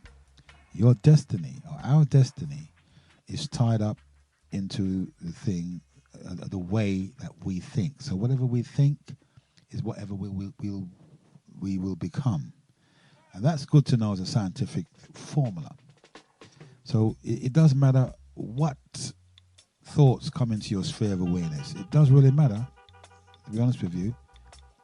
It does matter what thoughts come into your sphere of awareness. It does matter what thoughts you hold and what thoughts you reject. And that's a key element of ourselves. And I hope you can understand that you are an entity that's merely observing life itself. Once you can think in that kind of a way, you're then more better placed to understand how you function as a being. So whatever we think, we take into we take it in internally, and then what we realize is that it comes out in our life as we concentrate on these things. So as a man thinketh, so is he, and so goes his destiny. So it's the thoughts about everything. How do you think? How do you feel about justice? Do you expect justice? Are we automatically privy to justice because we've been downtrodden, we've been taken advantage of? And I want to ask a question, $1 million question here. Why do you think that is? Because if you can answer the question why, then you'll know a bit more about yourselves and about ourselves and how we got into this state in the beginning. We understand that people came to the motherland and they decided to capture a set of people because they needed to people to work on their plantations. So what we can conclude then, how much is racism involved in this? Is it because we're black that we were enslaved, or is it because of economics? Why they wanted to bring all these strong black men from Africa over to work on the plantations? Now, don't forget, the plantations were worked on first by Indians. So when the European set out to capture these lands, he realized that they needed people to work on them. So the first people that they brought on their plantation and colonies were Indians, as far as I understand, the proper Punjabi Indian, or I don't know if it was a Sikh Indian, but Indians, Asians, I call them Asians. And so they were the first to be introduced into the colonies, even after slavery. In the West Indies, there were a lot of Scottish and Irish were captured in the Civil War, and they were taken over to the colonies and let loose in the colonies. A dear friend of mine said that he could recognize the Irish and the Scottish in most of the Caribbeans. He said he recognized the rounded shoulders. So the blood was introduced into the Caribbeans at certain points in time. That's why they have the adage, out of many, we are one. Now, scientifically, I don't know if that's possible, but it's possible in the realms of religion, in the sense, deities. When we speak about the God or the Creator, I don't want you to think that we've all of a sudden gone religious on you. But what we want you to understand is that when we talk about the Creator, another question, is there such a thing, and should we ever be believing that there is such a thing as a Creator? And I think that's shared between the minds who do not accept scientific evidence, who don't agree that science can explain God, who thinks that science and religion are two different separate entities belonging to two different realms. In our school of thinking, they're one and the same. We've learned how to mix and blend the reality of these elements of truth, of creation, and the need for a creator. You know, we can't just take things from where we found them. The need for a creator exists in our people's psyche, or the collective consciousness of a people. Cultures that have had every culture that you can name has some type of belief in a deity. That's the human trait for you. You can't name me one culture that doesn't have an experience of the knowledge of a creator. The Europeans are no different. They're the most what's called it, suspicious, not suspicious. What do you call that word there? They're the most skeptical, if you like, people, religious, skeptical, superstitious, that's the word I'm looking for, superstitious people on the face of the planet, as far as I'm concerned. The Caucasoid built his whole existence around superstition. And you can't get a more superstitious people than the European Western man and stuff like that. And so what we want to talk about today is how much justice can we get from a system and how these things happen to people and why do they happen to people? Why does it happen to people? Let me give you the hotline number so you can store it from now. Number is 0730 541 7668, and I repeat 0730 541 7668. Bring you into the studios, and you can contact us. You can also text us on that number if you refuse to. If you feel that you want to, rather than call, you could always text on that number. So I'll give you the number one more time. That's 0730 541 7668. Bring you into the studios, and that's the number for this evening. And so we look at these things. I often ask the question myself. You know, I don't really talk about slavery as such, but I suppose that seems to be the overarching thing in people's lives today. And I think they want answers. And I'd like to take it from a higher level. I like to take it from all the whys and the wherefores of slavery, not the fact that it happened. And people don't like to talk about it because they can't explain it. And this is where I am. Why can't we explain what happened? What was the state of Africa during the time before they were enslaved? So the justice thing now, is it justice that we seek when we talk about compensation and stuff like that, or how do we go about getting justice, not only for reparation but justice, society's social justice for our people? And how come we have to fight for social justice? What's happening there? And how much of us are really religious? So you can tell me, you can call me and let me know if you're really religious. And some of us are Muslims, Rasta, Christians and all that. You know, so I just want to know. You have to know. I want to know because it entails all of this. Yeah. Because we need to know. For me, Freestyle with us joined us this evening for the discussion. But I would like to know why did it happen to us? You know, when you were talking like that, I actually went through to look at justice. So I kind of look at types of justice because I think you're looking at a lot of the social aspect of things and also the political.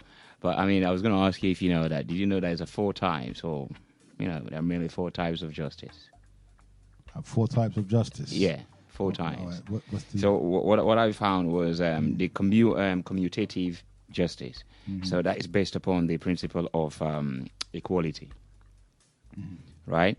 And then you got a distributive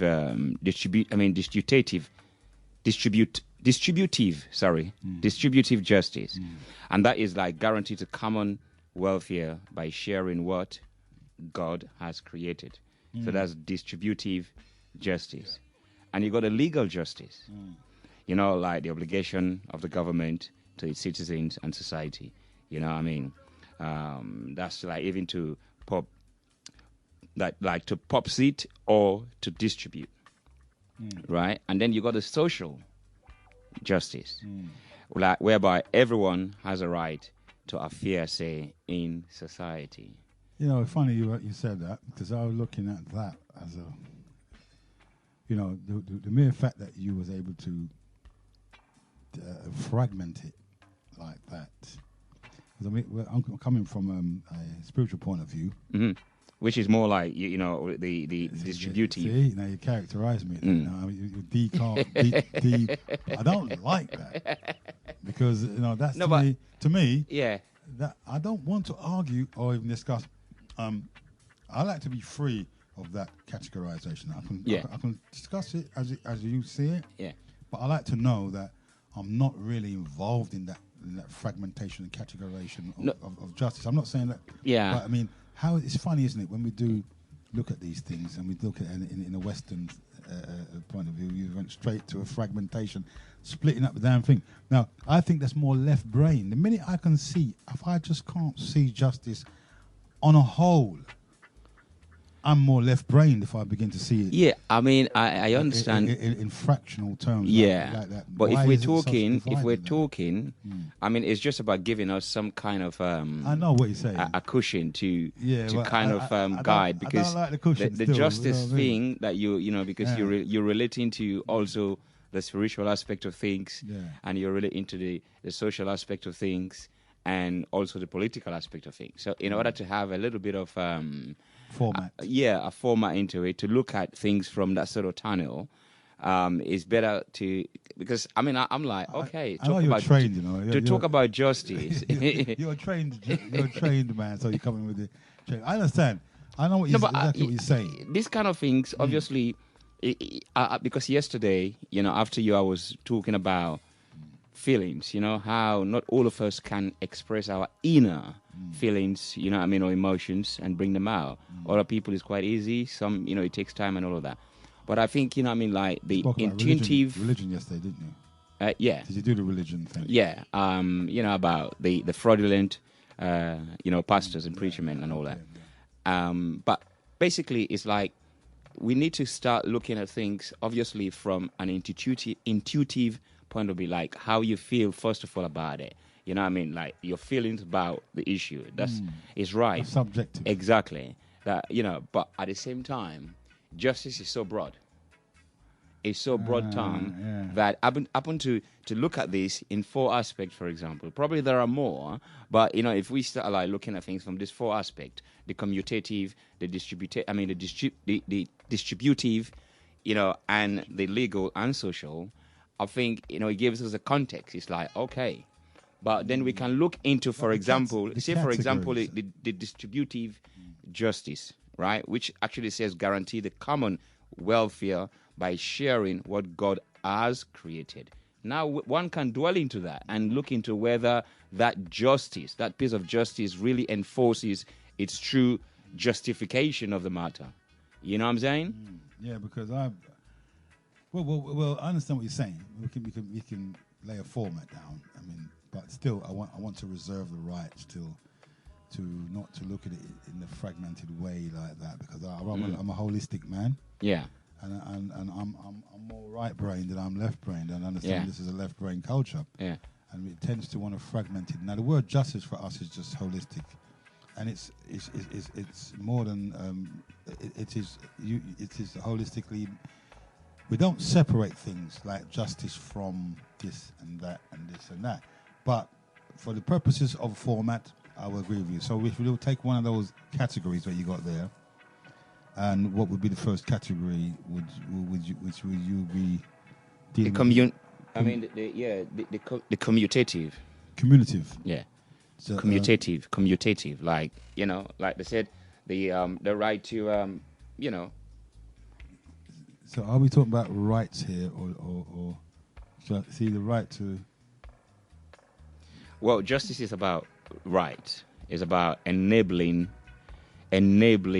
the society, the government, and those institutions to work, in accordance to the people that they serve. So when we kind of look at, people that they serve, yeah. So when we look at these sort of 4 aspects of, justice that they're looking at, the social, the legal, the distributive, and the commutative justice, which is based upon the principle of equality. So when people talk about equality, then you can look at also women's rights, feminism, all of these things, and all of that. So that comes under, that sort of right to justice. You know, I mean, being having the right to whatever is there in society. You know what I mean? Yeah, so you reckon? But is that the case though? I mean, we're talking about social justice here, aren't we? No, you're talking about the community of justice. Yeah, and which encompasses all of these fragmentations. Yeah. So you said the right. What right? The right to what? You said, what is that? You said the right on the distributive. Yeah, on the same one you're on. Yeah. The distribute is guarantee the welfare by sharing what God has created. Yeah.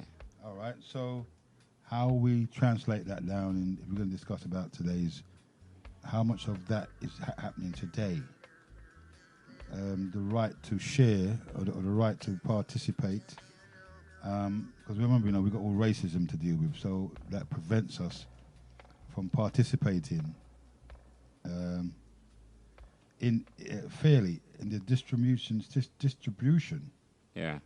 of the sources and of course of society itself, the services.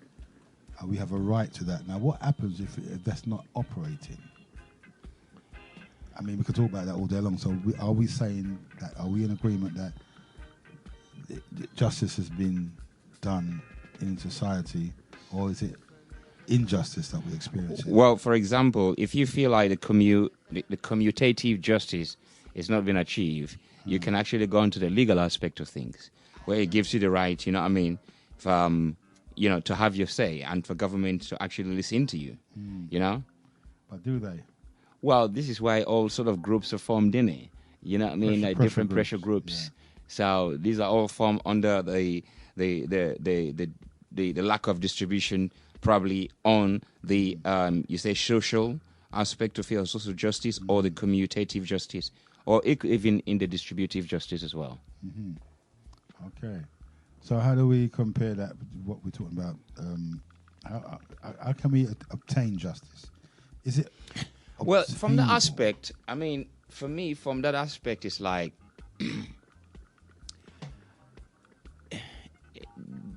like, if you want to put things into context, for example, within the society, because sometimes I like to look at things in a very small margin, you know. Say for example, you're driving, right? Say you've got your license, you know, you've got insurance, but you didn't know that your MOT ran out, for example, right? And you get pulled over, you get fined and all of that sort of stuff. Now, it is very, very difficult one, you know what I'm saying, for somebody to get penalty charged for that, or, you know what I mean? Because probably, you know, things happen where you've got a lot of things to deal with. You know, so somebody can look at that and say that is social injustice. You know what I'm saying? You reckon that? Like, that is not fair. You know, or you got your parking fine and you just, you know, like 5 minutes away and you got a fine or something like that. One can argue about this kind of thing as social injustice. You know. However, it's like the same system, the law permits you to require those things and to acquire them. You know, so you can look at that from the other perspective as well. Now, there are other political justice or maybe political justice, should we call it like that? Because, you know, like political agreements have been forged years and years ago that probably now it doesn't suit the condition of today. Like, for example, most of this agreement that was signed between African countries from the Western countries, we see how France, as we speak now, you know what I mean, they are actually trying to get the sort of West African French-speaking government to sort of tone down the tone of, like, you know, not, I mean, the tone of the dismay, the despair amongst, I mean, Africans in West Africa about Europeans, or the French people in particular. You know, there's a big, massive, I mean, uprising going on in places like Gabon, Senegal, and all these places that France, you know, has control.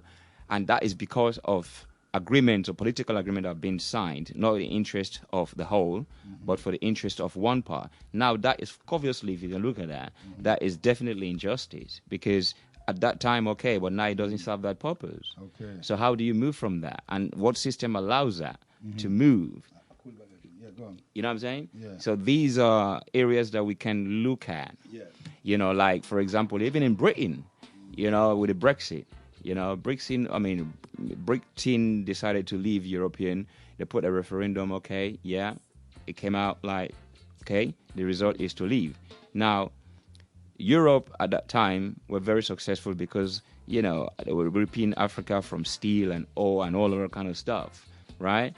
So therefore, it's necessary for them to form a union just after the war, so at least they can have peace, you know, which of course they found a form of justice so that war cannot, you know, arise between those countries, okay?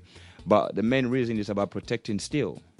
You know, maybe now, as we see a lot of buildings and everywhere, you know, we don't use much of that. So the relevance of steel probably in the next, say, 50 years is going to be less irrelevant. You know what I mean? So therefore, you look at what's the purpose of Europe. And Europe doesn't create stuff to say like China, Asia, and places like that. So there is a big, massive thing going on there in terms of injustices, how these powers have placed themselves to be number one, number two, number three, and now there's a shift. So how do you cope with that?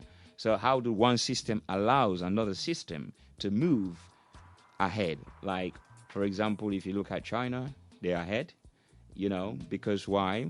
They haven't spent all of the years fighting war with anyone, so they were able to save whatever they're saving. It's just like a man who doesn't go out and spend money on whatever, it doesn't necessary. He's going to save a lot more than those who go out and spend it unnecessary. It's just clear like that. So how do you get justice, for example? Say what is going on in Africa right now with the French countries, because they're ready to pull out and have their own form and, you know, trying to tear down that agreement that was formed so many years ago, right? And the French, of course, we know that this is what's been going on with the English, the United States. When this country said, okay, no, we want to stand for ourselves, then where is that sort of justice there? Because that could come under the distributive justice. You know what I mean? Distributive justice. Yeah. So who's distributing justice then? Exactly. So who hold the just, truth or the just form or the just idea that supersede all of these? So we can see now, like, Africa in, say, 70 years is not the Africa today. You know, even we're here now. I was born in Africa, but the way that, 70 years roll back, to see an African speak like this, it was not something that was projected by the West. Well, I don't know, because... No, it wasn't projected.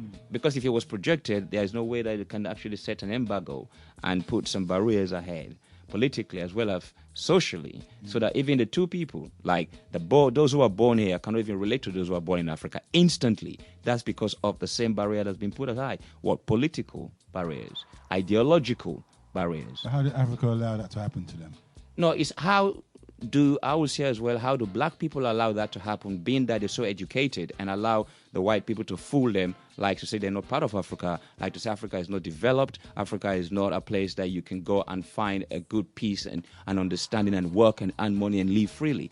So how come? You see what I'm saying? You can bounce it both ways. Yeah, but you know what I mean? Yeah, but we have to establish this. The takeover of Africa. How did Africa gotten taken over? How did Europe underdevelop Africa in a sense, to the point where they were able to go in there and have control of all their resources? Because it's what I hear about. We're not in charge of our resources. Yeah, but that's what I'm saying to you. How back did we then, arrive at that point? If you look at back then, what happened back then, we can all go back to this same instance that you're talking about. Whether it be from the Marcus Garvey, sort of entrepreneurship, how it was halted. We can go back to the news that was put out there for the Caribbean people to come to England, and what was actually said to them coming here, and when they came, what they experienced. We can talk about all of these things. How come? Yeah. Now we're here. Yeah, the point is that what we see now, in fact, in the UK or in London, we see places that have been mainly populated by black people have been completely shifted now, where they're moving people ahead, and now we're seeing, people who don't have any root to Brixton, for example, are now living there. How come? We can all come and say that. The point we're saying here is we're talking about justice, isn't it? And we're saying who holds that form of justice that could say, okay, for example, Africa back then, regardless of what happened, for example, when Britain were getting out of Africa, France was getting out, Germany was getting out of Africa, what agreement was signed? Now, for example, maybe let's say it was relevant then. Now it's not relevant. Based upon the technological use of the kind of minerals and materials that are used, and based upon the knowledge of the people now, it's not relevant. So how do you now move and accept that present-day condition with that sort of, in terms of justice? You get what I'm trying to say? How do you know what I mean? So say, yeah, we accept this. We've done this to, you know what I mean? Because it's not like to say, okay, let's set up an agreement that is workable for all of us. We've seen it in Iran. We've seen it in Iraq. We've seen it in all those places. You know what I mean? Where if you look at details about information, about the CIA documents, in movies now, they're in films, how they infiltrated these countries and all that, blah, blah, blah. The knowledge is out there. It's not like, these things are more like back then, like I said, 70 years ago, where you couldn't find information like this, right? So how do we move? Or how would, for example, the West accept now, okay, things have changed in terms of, say, a distributive justice, and accept okay, let's look at it the this liability. Way. Are we justified in seeking compensation? What's that? Are they justified? Are we justified in seeking compensation? I mean, that's what... The community here, the black community here in Britain, I think it's a minority view of them anyway. If you're going to talk about justice, then justice in every aspect. Are we going to get paid, compensated for being enslaved? I mean, me personally, I'll tell you the truth, to be honest with you. Yeah, go on. I think that to the victor the spoils. You understand what I'm saying? If you were conquered, how can you still turn around and look for justice from your conquerors? They conquered you in the first place. So why are we looking? If it's distributive justice, my mind is that we get justice. But hold on a minute. The conquest, was it justified? The whole thing. Yeah, so that's what you need to ask yourself. Now, if the conquest wasn't justified, the peace is not going to be justified. One good turn deserves another, isn't it? So not in the sense of like doing as well, as much as you do to others or whatever. But I'm saying is, you're talking about whether, like compensation is justified. I'm just saying that. Is any colonization justified? But that's what I'm saying. If that, the whole notion of it, the whole ideology, the whole concept behind it, if it's not justified, if it wasn't justified, now that we come to know, then, to give back, say, compensate, how would that be? Because you need to recognize that this is not right. This wasn't right. You have to recognize that. Now, we're talking about justification. Is it in people to justify within themselves and recognize that wasn't right? Now, to have justice within this form, because it's good to break it down like that, because these are forms that are held on to by a system, isn't it? So a system creates this, this problem, this divide. So, therefore, the same system cannot really render to those that is here on feet, render justice. As far as you're concerned, then, what's your opinion on it being justified? The actions, was it justified? Well, do you have to justify yourself if you conquer people? Where's the rule that tells you that before you conquer people, you got to be conquered? You got to have justice before you conquer people. Yeah, but that's again is a language, because when you said conquer, for example, that is a massive, massive term. You know what I mean? And I'm saying to you, Africa in 70 years, 100 years is not the Africa today. In no circumstances and in no department in terms of institutional department that Africa is the same. Now, what makes Africa different at this moment is that those agreements that was made long ago, it's what is affecting in terms of the political landscape of the whole country, for i.e. allowing the presidents to take control, absolute control of what they have within their countries. Once that is achieved, and I think, Africa don't need to ask for nothing. The children of Africa don't need to ask for nothing because I think, like I said, in terms of governance, organization, because these are things that we came to practice, isn't it? We came to learn. Now we've perfected those ideas of education, politics, science, organization, governance, integrity. I mean, we've seen it. Even to a point here lately in this country, we've seen the most dignified black police officer, being put into on a dignified, unjustified manner. So what does that say?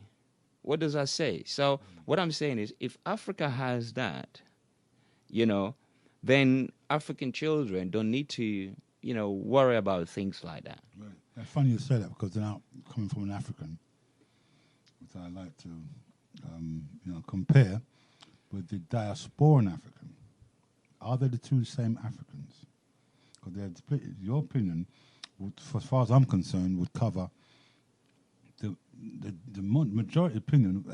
What you just said there would put me in the mind of what Africa would say. Because I thought exactly the same thing. Africa sees itself as forwarded in education, politics. So she said she don't need to ask anybody for anything. But that is not the opinion of the diasporan. Because he sees himself as an African. Yeah. You understand what I'm saying? Yeah.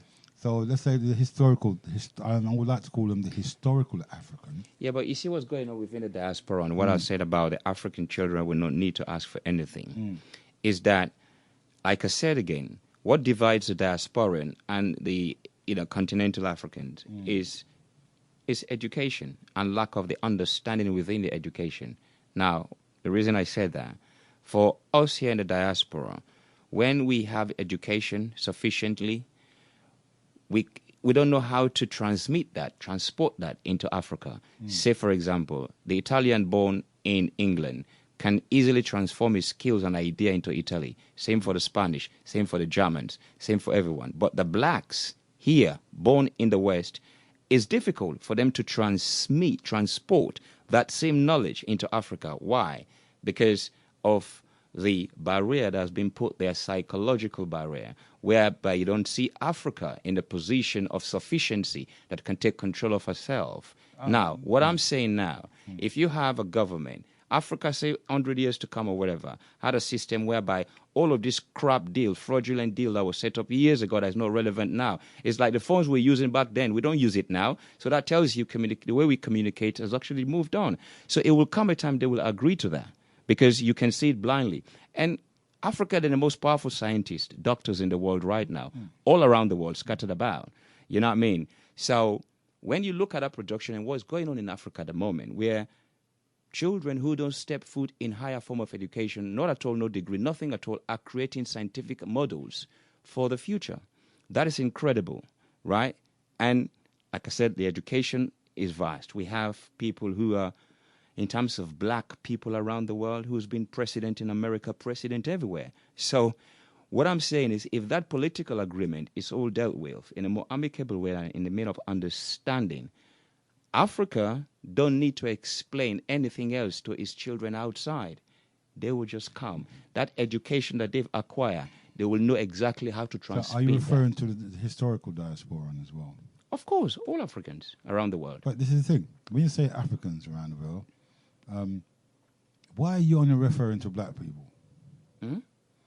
Why do you only refer to black people as children of Africa? Well, let me say this now.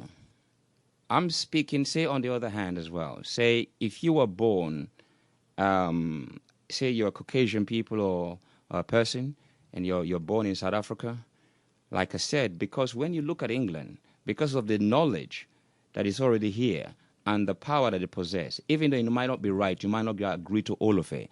But, however, when you project, you can relate to England as a white person. You can, because you see power. You see something you can relate with. Now, it's not the same for the diasporan blacks, because they see Africa as a place that is suffering. The ministers or the presidents are corrupt. Things are not working, even though they can go there and make it work, but it's not relevant in society here. It's not encouraged. So hence, that is what it is. So it doesn't matter when I said like black Africans, because I presume that view of those people around. Just like, Caucasian have to speak for themselves. But I mean, it doesn't matter. We've seen expats in Russia, in Africa that have lived there 40, 50, 60 years, and they still relate to England. Because why? You cannot just separate that. Because the understanding and the education that you have, you can transport that easily. I don't understand that, because if I can transport it easily in England, then my understanding is when I was younger, we used to see a lot of Africans. We always relate studying to Africans. They were always at school. When they used to come to school, they used to carry their briefcases. Yeah. And we used to wonder what's in a briefcase. It was sandwiches or something, but they're always on a study. Yeah. And you're right about that aspect of Africans are always, the real African loves to study. Mm. And he can take back to his country and transport into his country. So I don't see how you say there's difficulty. It's just the diasporans have difficulty in transporting. But that's what I'm saying. It's a diasporian. It's not the Africa that came, that was born there 40 years ago. You know what I mean? It doesn't matter. But what I'm saying is that those who are born here, because of the perception in terms of educational view, born in the Caribbean, not only here. It doesn't matter. Born in Caribbean, born in the States, born in Germany, born in France, as long as you're black, what I'm saying is the same communal education that we share, curriculum, whereby it doesn't tell you nothing about African. In fact, all the pictures now we see about the prowess of African deities and powers was not told by Europeans. There is no book. So these were kept. It wasn't taught in European schools. There was the Bible. It wasn't even France. I mean, Spain don't even teach about no African things, even though. So what I'm saying is the educational embodiment within the black existence in the West find it difficult to project that into Africa, because Africa is then seen to be this dark world where people don't move. Every day they see it on TV how they're crying to the West to help them. So if these people are crying and the governments are corrupt, which of course is a message that is projected all the time, how can I go there? So you find people who are 40 years, who are born in the continent, who have lived there 40, 50 years, adopt that view. I don't think so. You're saying the diasporans look at Africa like that? I mean, this is my experience as well. I've lived here for a long time. And I mean, I'm speaking also of you, as a well-learned person who read, but also as part of my experience. So you say then that the African is not justified in looking compensation? All I'm saying is the political embargo, the agreements that have been signed years and years ago is not relevant now. And it will come a time the West will see to that, because Africa is moving. Even places, if you look at Nigeria, you look at Congo, you look at Sierra Leone, you look at other countries in Africa, it's spread. You see the young people who are educated, they are creating scientific materials, engineering. So what I'm saying is, these people, okay, they've fought, their parents, imagine how the parents have suffered to send them to school. Imagine that, how difficult it was. And now they decided to expand on their own intuition and knowledge around it through recycling processes to create something. Now, if you take that in the next, say, 30 years, that continue like in its form, bigger, Africa will not need to buy import cars, no need to import nothing. You know what I'm saying? Because the technology advancement now allows people to do.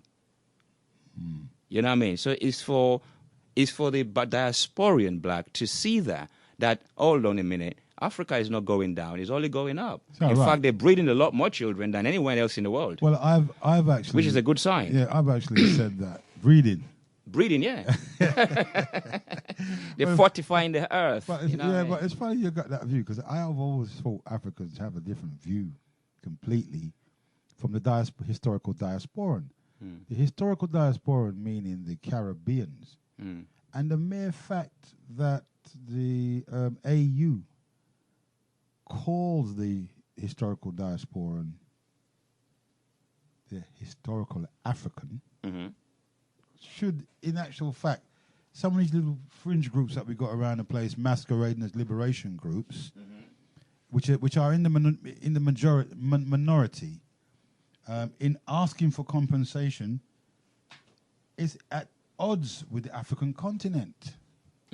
Although it's not said, but I do believe it's very much at odds with what Africa has never. I've never heard Africans come out and talk about slavery. No. Why is that? I've only heard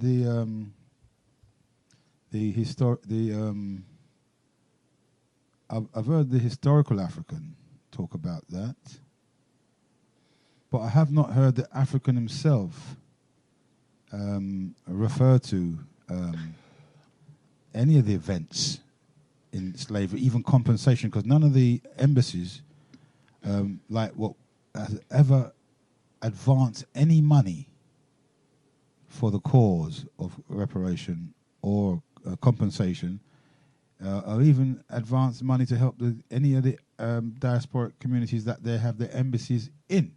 You understand? Now, they've got embassies in England, London, England, but have they ever come to Brixton? Have any of the ministers ever wandered down to the communities down here in Brixton and offered any kind of financial help or contributed to any fund for the African? You understand?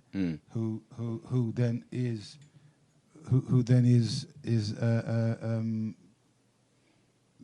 their what do you call it? Their relations. But I've never heard the Africans themselves refer to the historical diasporan as, I mean, I know they've said brother and all that, but they don't have, are not, I'd like to hear your opinion. They're of that opinion that, they don't need to be begging anybody anything. It's just, and yet, on the other hand, the historical African, who seems to have a lot to say about Africa, who are now visiting Africa and starting up businesses in Africa, telling them to come and build schools in Africa. I'm thinking that what happened to the African government? Are they that useless that somebody from the outside have to come in and build for them, and then especially people that has been taken out of Africa through forcibly removed from the African continent, and then yet they are now being having a different complete idea as to the compensation. I've never really felt Africa as involved in the recognition of slavery. The continent itself. I heard I'm shocked to hear that. Oh, no one told us about slavery. I thought, come on, man. Yeah. What do you mean no one told you about slavery? No. I think that movement, what we need to really understand as well, the movement to eradicate slavery obviously started in where it actually took place in Africa. The people themselves were rebelling. How much does Africa know about slavery? No. It's not much how much. It's about emphasizing. You know what I mean? It's how much they emphasize on that. How often they emphasize on it.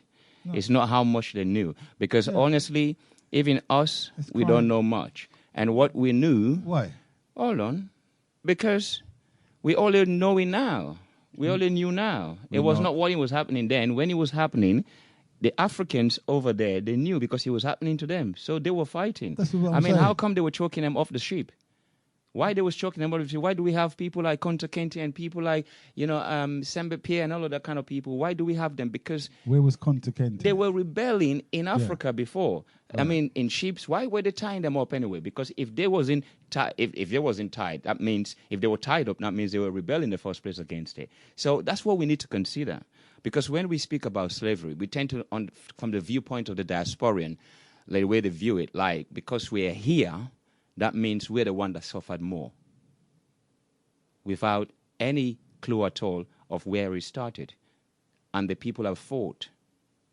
You know what I'm saying? So we need to consider that. So the reason why, I think because Africa has dealt with that, i.e. in a sense of like having a political independence, which is a first step. You know what I'm saying? And like I said, now we're talking about agreements that were signed by, the French, the English, and all of that, that at the time, let's say it was relevant. Now it's not. So the process now, this is a process that African governments now are changing behind the scene. Agreements, that was signed that is not relevant, and now having a power, come back to their own resources, how they could manage it.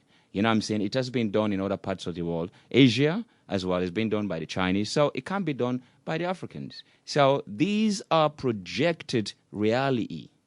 So why isn't Africa asking for compensation? Because Africa, that's what I'm saying to you, Africa is independent. What is making Africa at the moment in this state is about the embargo on certain agreement that was signed. It's just like, you have your bill mortgage here, you sign it for 150 years, whatever happened to you, it continues, wherever. But what I'm saying is that doesn't change. So these protocol agreement, I don't want to put any kind of wedge into it, but I'm saying it's not relevant today. And this is what places like Ghana, because last year was like a year of the return by the Ghanaian president, and many, many diasporians from America went. Now, again, why did many Americans or black Americans went to Africa? Why not in Britain? Because, again, we are fighting here a different kind of injustice to our own reality. In terms of the black reality here. Who's fighting? The black diasporian. They're fighting, because it's like they're contemplating too much, whether they should really join hands to go to Africa, whether or not. No. And I think those who are making way and going to Africa is about a personal experience. No, some of them are more than that for them. No, but you got to have a personal experience to have even a relationship with anyone. A reconnection. You have to Remember, be there. They've been disturbed. And we've never really sorted out what was happening before the act, before they came to enslave us. How was our relationship with each other? How was our relationship with each other? Was it cordial? Was it fantastic? Were we kissing buddies? What was there? Was there a problem? For instance, me now, I don't know whether I come from Ghana, from Nigeria. I don't know where I'm from. Yeah, but you're all right. You come from... No. But then, hold on. Yeah. No, it's a fact. Okay. You're from Sierra Leone, right? Right. Sierra Leone. And yet, I understand that Sierra Leone was settled by Jamaicans. And Jamaican slaves that went. We went to Sierra Leone. Guyanese. Right. So isn't that a bit weird? Then you Kirikou? Can't really be well, if you come from there, are you still a true African in the sense of the word? Since it was founded by these slave colonies, how then can you suggest or even say? We're using a romantic. I think we're using a romantic, emotional terms here. This is not really about that. It's like I was born in Sierra Leone. I'm not going to romantic it. I've been fantasizing it. But it kind of make it kind of exotic, like where you don't come to any resolution. Because at the end of the day, I'm from Sierra Leone, right? That's where I was born. Now, who founded Sierra Leone? No, that's none of my business. No. What I'm trying to say, because I understand the level of conversation we have in here. So, and as a person, right, as an individual. Now, for me to go into that sort of research of not that I don't know, I don't want to find out, is for a specific reason. Well, maybe I'm an historian, I want to know. But for me to know, okay, hold on. For me to know, to say, okay, Sierra Leone was founded by a Chinese, for example, right? And Do I see myself as a Chinese? No. Do I know any Chinese language or culture? No. Do I want to be a Chinese and I know that? No. This is what it is for generation. And also, realistically, if the Chinese was founded, then we can see a replica of that in Sierra Leone. But there is no sort of that in Sierra Leone. But what I'm saying, you got to understand the purpose of which you're doing certain research, right? Because I don't try to complicate stuff. You know what I'm saying? The point here is that you're talking about the historic diasporian.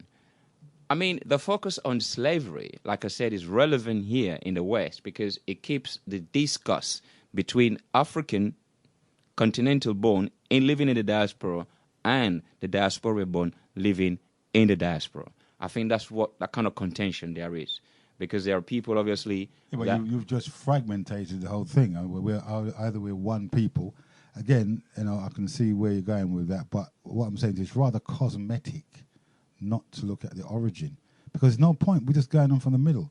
Origin. I mean, it depends on how far you want to go in it. It's very important because why I say it's important is because you as an you have to know your origins, your beginning. So what happening before they settled when they sent the slaves to Nova Scotia? Is it Nova Scotia? Nova Scotia, yeah. Yeah, when they sent the slaves to Nova Scotia, what happened? I mean, what was it before that? Marvin, I'll call you back. I'm on the radio, yeah? I'll call you back. Yeah. What, Nova Scotia, what happened before?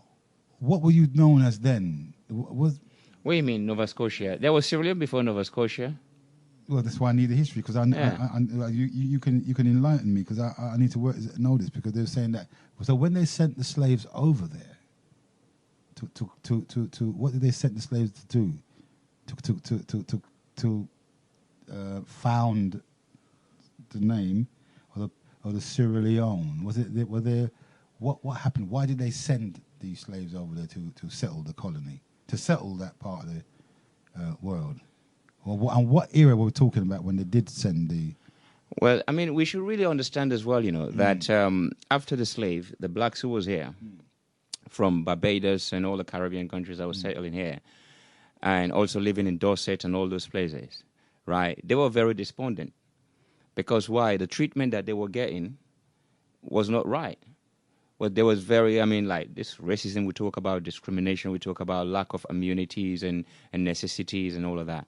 So they were the one who wanted to go back because they were rebelling. Go back where? To go back to Africa. Because they were very unsettled. Yeah, they were very unsettled.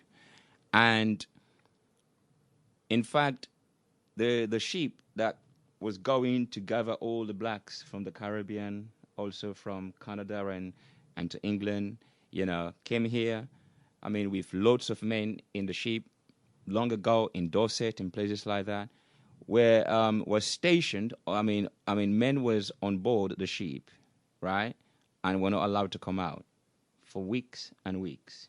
And what they were doing when they were really getting angry and all of that, they were sending women over there. To where? In the boats, in the ship, where. To where? In the ship to keep the men happy. Okay. Right? They were moored out. They were moored outside. These are English women they were sending. To where? To what colony? To what colony? No. There was a ship. A ship where? Just parked up outside? Yeah, in Dorset, because, there was a ship that went... And they weren't allowed to come off? They were not allowed to come off, right? Because they were picking people by people, different parts. And so what was happening when they were rebelling, there was a lot of confusion, so they were sending women in there. And you have a lot of mixed race. So certain races of group of people, because we only knew about like the wind rush, mixed race generation. We don't know much about those inquest between relationship that were posed like that years ago, right? And this is what happened in Britain. So when they returned, was a place in Freetown. People say the name of Freetown back then was Roma Wrong, because the Timini people were mostly in population of that area. In Freetown there. The Timini and the Locos, the Limbas were mostly there. You will find them there. Okay? So, and it became Freetown because of the free slaves. Yeah, that's right. So those free slaves that remained there, how do you know that you're not a direct descendant of one of them? Yeah, but what I'm trying to say to you, we are a descendant from many groups of people within Africa.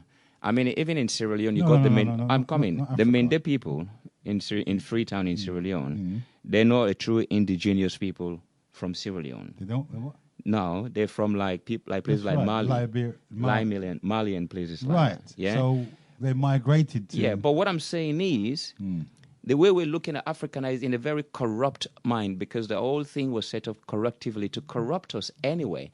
Africa was not like little big nations like Sierra Leone. No, these were little towns, and that's how it was. In fact, you have, I think it was. Is it Mali? So what's Creole? Sudan. Eh? So when you talk about Creole, what was a Creole?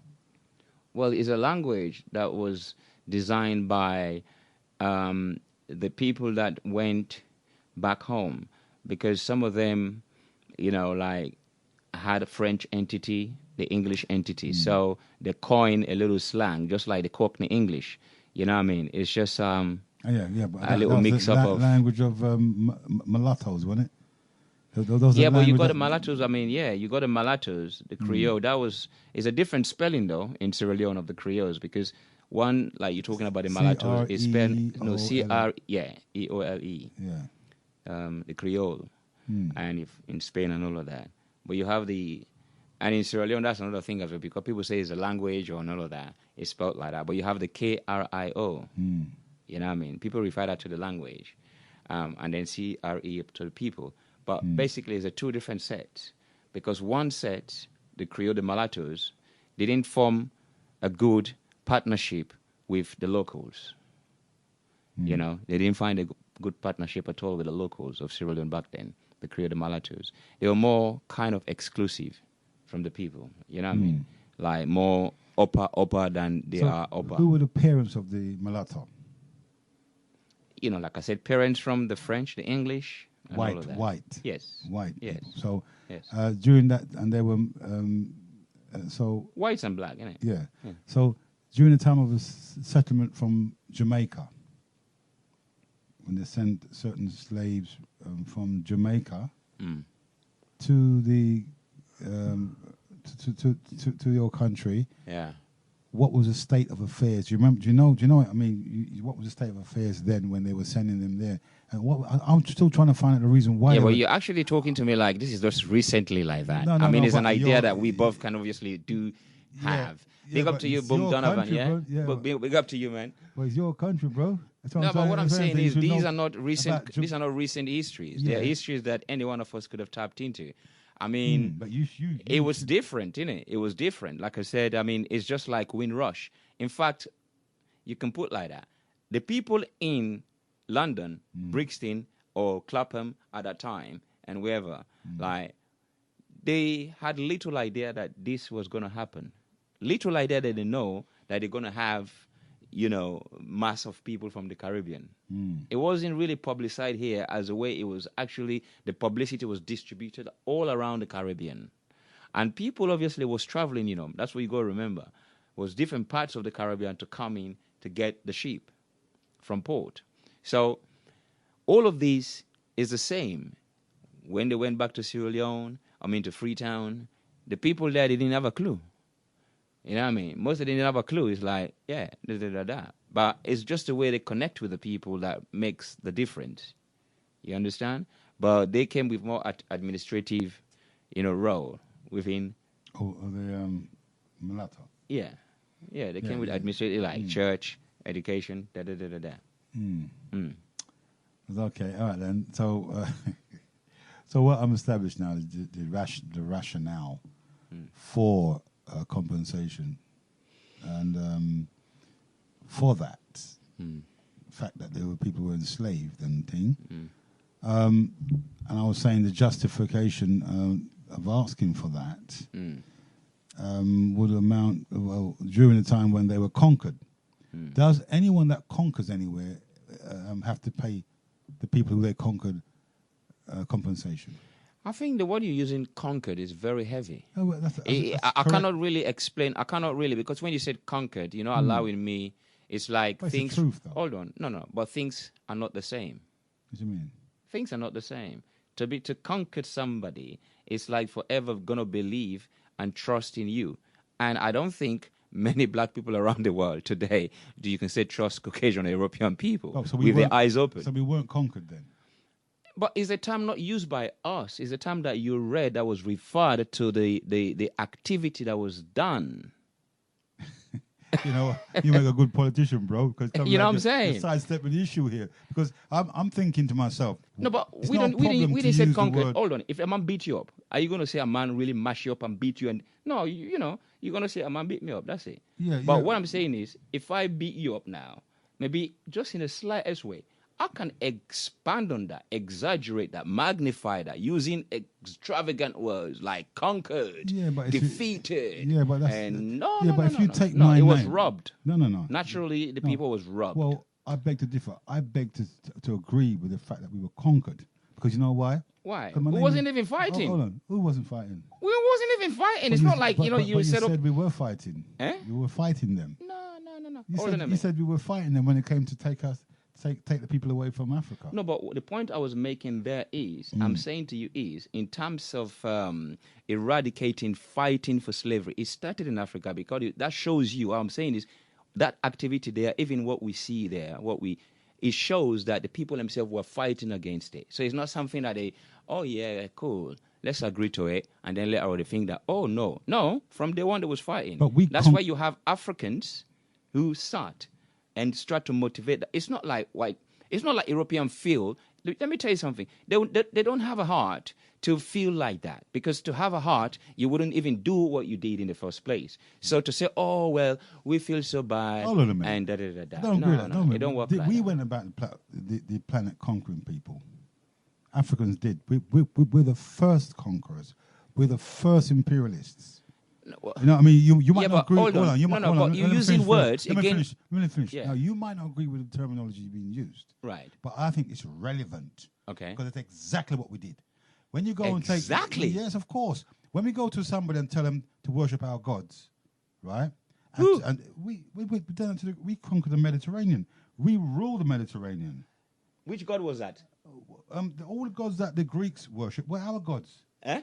All the gods that the Greeks worship were our gods. So when Alexander the Great conquered Egypt, he was shocked when he went down and saw the same gods that were in Egypt that was in Greece. Yeah, but hold on a minute. He realized you're using biblical words. That's now I know where you're coming from. Which biblical words? Conquered. Because these are what I use in... Yeah, of course it's biblical word. Did Europe conquer anyone? It's biblical word. No. I mean, it's used first... Hold on a minute. It's used first in the Garden of Eden about God conquering and conquering. Wait, never in the Garden of Eden, because I know Christianity. Hold on a minute. Never in the Garden. Human being... Hold on a minute. Conquered. Never in the something garden. When you use the word to conquered, take over. It's an absolute. Yes, it was. There's nothing absolute. Hang on, but I haven't got my real name. It doesn't mean. Hold on, no. That's absolute for hold me. On a minute. No. No. Hold on a minute. What are you talking about? If you absolute. Wait. No. Come on now. If you really want to know. Yeah, I could never know. Right now? I could never know. Well, maybe you're not willing to know. I could never know. No, talking about go and get the records of the slave. I know all about that. But what I'm trying to say, hold on a minute. But at the same time... There's no way you can prove that. Yeah, but if you don't want to, it doesn't mean it's not available. Listen, let me tell you something. You see, I'm in a castle. Yeah. A lot of people say that Caribbeans say that they're West African. And they're not, because they when the Armenia castle was just a holding space, they came from many other parts of Africa, Congo, and held there. Doesn't mean that you're Ghanaian. So we think, we're Ghanaian because we were taken from but hold on a minute. Castle. This is a very separate... if you're going down that road, so, Brother Heru, if you're going down that road, Heru, right? The further you go down, you will never be satisfied. You want more and more. That's why it's absolute. But hold on a minute. You can stop somewhere. And I was dealing yesterday with the same kind of reality. Now, can we go back when we was like 3 months old, when they put us to sit down for the first time? Can you go back how you manage yourself in terms of realizing your balance, your gravity, your strength, everything? Can you go back? I don't know. Well, exactly. But what I'm saying is you were there. I was there. I cannot go back at 3 months old and tell you that I knew what I was doing. How far can you know, you when go I back sat in down history? like that at 3 months old, they put me down to sit down. Yeah. You know what I mean? And then I rolled and I fell and everybody was laughing in that sort of joyous way. And they put me back up. And then 3 weeks or 4 weeks. Your parents told you, No, right? I can realize it now because I had children. Yeah, but what I'm saying is I cannot go back to say, okay, I can tell you exactly how I did it. No, it's not the point, though. You can go back far. How far can you go back in your history?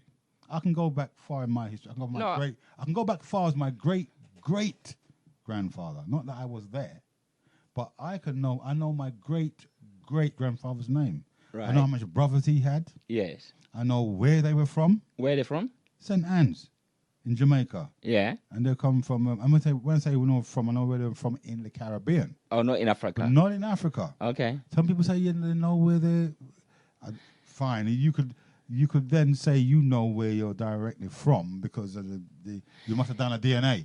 Because but I think you have to stop somewhere, though, Heru. You have to stop somewhere in order to move ahead. But this is what we see right now with Europe. Europe is still holding back to yesterday. So today is moving. Look at Chinese. They go back right to exactly. dynasty. But what I'm saying is look at where they are now. Look at Asia. Look at where they are now. Look at Africa. Right. You know what I mean? Look at where it is now. She is now. So what I'm saying is the only people that stays on to yesterday's plan and all that is Europeans. Because yesterday was beautiful. But if you look today, you see the world, how competitive what about the it is. diasporans? They're holding on to this slave thing because they want compensation. But you have nobody to blame, though. We want compensation, Reggie. You have nobody to blame. But we're saying we want compensation, but Africa doesn't seem to want it. I've never heard Africa come out and say they want compensation. Because Africa should be the one that says it. Well, not the diaspora. Maybe, but again, Africa have said it in the 70s. From the 50s, the 60s, or even the 40s, when you have people who were actually galvanizing. You know, the Africans, intellectuals, back then, they were the ones galvanizing. All the big names, go back in history, you see them. Hold on. No, they were galvanizing for the independence of their country. A lot of this African state. So what I'm saying is it took them, because if you look at the countries that started, independence in the 50s and all that, it took that process about 40, 30 years to come to that fruition. So what I'm saying is, at the end of the day, they did arrive to that. Through what? Intellectual. Arrive at what? Independence of Africa. I know, I can understand. So what I'm saying is, if now, at the moment, what we're doing now, even though that independence came, but at the same time, it wasn't good enough because it still holds African governments. Yeah, but you're skipping the point. I'm not talking about independence. I am talking about why hasn't Africa stood out and asked for compensation for her slave, for people being taken out of her country? Why isn't she at the forefront? When we go to marches, hardly seeing the representation of Africans marching. What do you mean representation of Africans? Africa from the embassies. All over the embassies in Europe. Yeah, but hold on a minute. Hold on a minute. You got to understand what the organization that you're dealing with. If the organization hasn't reached far and wide to explain in detail what this is all about, if information is withheld from certain group of people, then you don't expect certain group of people to come in because you cannot join to something that you don't fully understand. Wait, hang on. So what you're saying to me that the Africans don't really understand? No, you're talking about the embassies. And I'm saying to you is, if you cannot, when you deal with political matters, you need to be fully sufficient with, or what you call transparent, evidence with what you're dealing with. So if you come short in any sort of areas that you're dealing with political matters like that, then obviously you're not going to get participation. That's what I understand. Because the African embassies know we're talking. They know what we're marching for. No, but what I'm saying is everybody knows. But it's just like here. Do you expect BBC, Channel 4, and all that to come there and just because you're marching? They know. But if you don't tell them why you want them there and for what reason you want them there, obviously you're not going to get it. Why we want them there. Eh? Right, it's so obvious why we want them there. But but if you don't approach them, so what are you trying it's to not say? like talking. So you're saying that we should approach the embassies and ask them? Me and you are talking about this now, but we don't know the details. If anybody has already approached them. We don't know how, if they has, we don't know if it's the same way that we're talking now, because some people is on the level of talking. That means that it's agreement. No. If you're dealing with political matters, you're dealing with documentation, you're dealing with not just ideas, but documentation as well. See how you can orchestrate exactly what you say you're going to do. But I'm sure the embassies are aware of what's going on. In terms of what? Through by listening? Yes. Yes, of course. Yes. So what do you expect them to do? Right, now, why couldn't they just decide just to turn up? Maybe individual will go to look, but it doesn't mean that it's on behalf of. No. It should be on the behalf of yeah, but what I'm saying is, I mean, we can't be talking like this, you know what I mean, when you're dealing with serious matters like that. Okay, you know what I mean? I don't know, but I'm just saying this could be one of the factors. All right, see, to me, that's like a poor excuse, mate. As far as I'm concerned, something as drastic as lives and changes of life, like my name.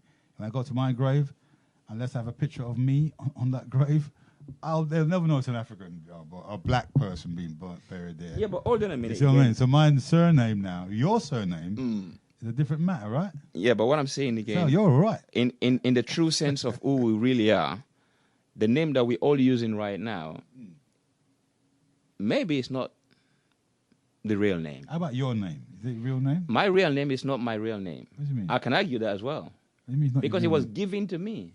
So what's your real parent name? I don't know. If you want to go in that sort of form, I mean, I don't know, because probably what I'm saying is, right? What I'm saying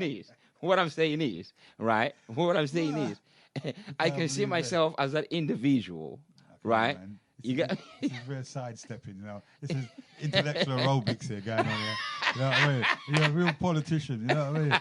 Come on, man. Africans know exactly what's going on. But they're very, I find them very reluctant. No, the word is not reluctant. To identify with anything. No, it's endeavored. They're very endeavored to, it's about vision, isn't it? It's like now, you know, I'm projecting everything here based upon my education in Sierra Leone and my understanding in life, my experience everywhere that I've lived. You know, so sometimes the way I look at things is not typical Sierra Leonean. It's not typical African. So when we're talking of issues like this, typically, I have to look at the way from my own point of view and based upon my experience, and also read and also experiment by, you know, But are you sure you're not a descendant of one of those slaves in Jamaica? Are you sure? Yeah, but that you're not. Listen, you say you're from Africa. You know, sometimes, you know, me can't talk like Jamaican, you know. And I'm just like, yo, boy, yeah, I chew that. You know what I mean? So, me don't know. If I say you go, I say you go. You know what I mean?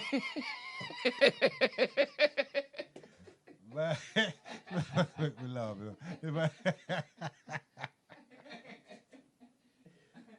Real Jamaican there for you. You know what I mean? But it's true, folks. You're in tune to Feferity Radio, and let me give you a lot of numbers. You can join in if you like discussion. Numbers are 0730 541 7668. And I repeat, 0730 541 7668. Join us and give us your opinion on the whole point of justice. Can we get justice? Are we properly orientated for justice? And if we do get justice, what would justice look like? And who's asking for justice? When we see, we got a march on every year, and I don't know who organised it, because when it first went out, it was meant to be just for one day. And Rastafari movements, they were the first to orchestrate this. Okay. Somebody hijacked it and tried to make it every year. Uh-huh. And as far as I'm concerned now, it's kind of become a little circus thing, because fine, it's costing £8,000 a march, but justice is what we're talking about here. Mm-hmm. We're seeking justice for being enslaved. I think the Mau Mau had their compensation too. They were paid out, I understand. Yeah. And if any descendants who were paid out alive, I don't know if they're still alive. I don't know how much they were paid, but I'm saying to myself, the money must be done already, brethren. So do they feel justified now? Right? They've been paid out. What's the overemphasis, or to me, in a sense, on compensation, when how much is it worth? 100 million blacks died between the New World and Africa. 100 million, not 6 million. 100 million. So how, in what terms of compensation are we looking? You know, that's why I do understand your position as an African. I always thought the Africans have a similar position because I know they don't seem to be overtly concerned about being paid out.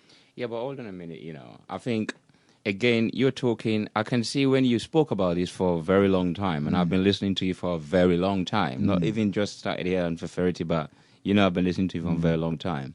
And I can see the hesitation in your voice, and I can see the reluctance of accepting or understanding what could be done, or what can be done with the money. Where is it going? So all of these issues resonate with you. At the same time, you're wondering... Can I stop you there? You repeat that again? I mean, I've heard, you know, like the way, you know, you've talked about it so many times, and you've kind of questioned, where is the money going? Who is the money for? No, I mean, yeah, you know... What money? I mean, how much are we looking? Exactly. All of these issues I'm saying... I couldn't have really said that, because I don't know how much money it is. Exactly. But at the same time, on the other hand, you're still concerned, even though there is still discrepancy and discuss and divide and question and doubt, and you're still wondering why the Africans is so muchly unconcerned about the issue. You know what I mean? Maybe it's because of all of these that you stress about, that we are concerned about. I'm not speaking for them. I'm just saying maybe this could be it. You're not speaking for them? No, I'm just speaking in terms of maybe this could be the reason why, according to your question, that, you know, you don't see a lot of activity on that level. But do you realize that? Do you think it's... No, but there's other groups in Africa. There are other groups in Africa that are still associated with the with what is happening here. I mean, like you said, I mean, this thing was started by one group of people. Now you hear that it's another group of people. Now, if there's confusion and chaos about who is who, so there is less concern, I think, or for people to be much more in tune, for example, with what is going on, because it's like this group is fighting this group is saying, I'm the first one to organize this one is saying, so you're fully aware of that, are you? You know what I mean? Well, I've been following it for a long time. you know what I mean? So it's just that kind of stuff, really. So it's very hard for even people here who are in the diaspora from the Caribbean to participate, because there's divide already among those people. One group is saying, no, we're the ones started it. One is saying no. And then even at the same time, they couldn't come together and say, well, this is for the purpose of what? I don't know. Yeah, that's what I said. It seems so in the air, the amount of money. 100 million blacks died between here and the New World. How much is one life worth, Bridget? This is what I'm saying to you. How much can we get paid for one African life? Well, I mean, here in the UK, if you lose your thumb, I think is about, what? Your thumb worth about, is it 200, 400 or something like that? Or 1,000. Which one? Or 1,000? Yeah, and then your small little finger, you know. So, you know, if you begin to work it out like that. There wouldn't have enough money to pay us, brethren. Can you understand that? And there's 100 million hands. You know what I mean? Can you imagine? You know, it's as far as it might seem, but how? I can't even see the possibility of being paid out in terms of what? I know the Mau Mau has been paid out. How much did the Mau Mau get? Yeah, but you see, it depends on this movement here you're talking about. Started a few years ago, right? So it's not something that's been going on. The Mau Mau, they've been going on for years and years and years. So that is a two different sort of circumstances and two different projections as well. But as I said, they are united in their cause. Here, they're not united. Yeah, right? But there's constructive argument for the Mau Mau. Here, there's no constructive argument. So when you say you're going to fight for reparation, where's your argument? You are not united amongst yourself in order to decide what the plans are. So there is no planning. There's no planning. You know what I'm saying? So it's a two different positions. Esther Stanford is held as the forerunner for compensation here. Surely she's laid out the parameters Because many times I listen to her and I hear her laying out sort of you know. But it's very difficult as well because she's the only female, and when you're walking around amongst men who sometimes can be very, poised to their power holding position. I mean, it's very difficult, to bring heads together like that. Because, if she's not there now, for example, who do you recognize? For example, if she's not there, who do you recognize to be that person? You know what I mean? I don't know. Not because, obviously I'm not really frequent or close to that organization. But, you can call and let us know. You know what I mean? Yeah? That's Lee Janai. Big up to you, man. Because, I think sometimes the kind of a bullyism surrounds this as well. Certain groups of people take it upon themselves to be the guardians for this, and they don't like you to talk outside of their parameters. They get upset with you and stuff like that because they think they've got a monopoly on reparations and compensation. Is it something that's realizable in anybody's lifetime?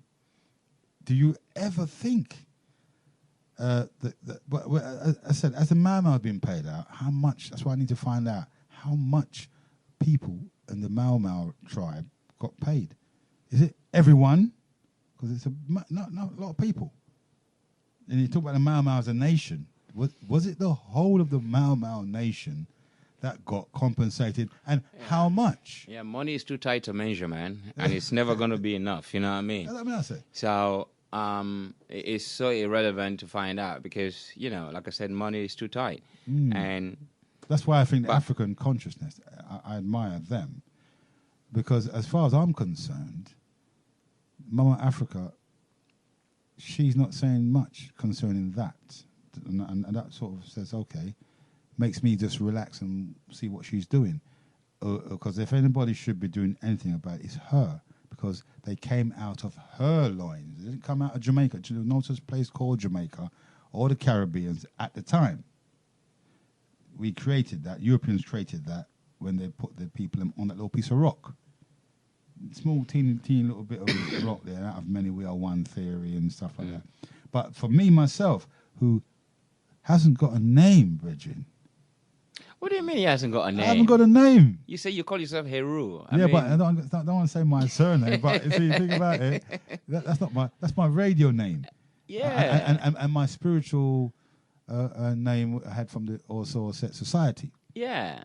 But it's all right for you. You can cozy because you got your name. No, what do you mean you got my name? You got your ancestral. No. I've got my ancestral spiritual DNA embodied in me.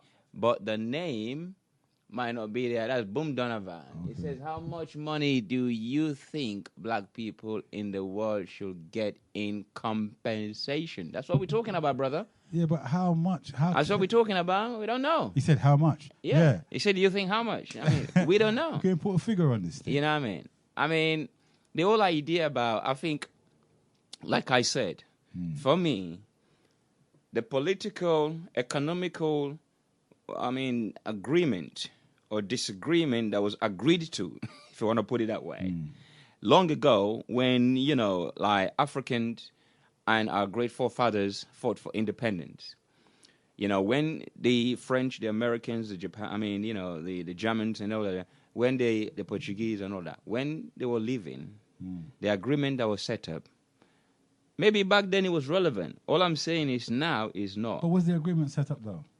Sorry? Was there agreement set up? I don't remember there been one set up. What do you mean? Agreements for what?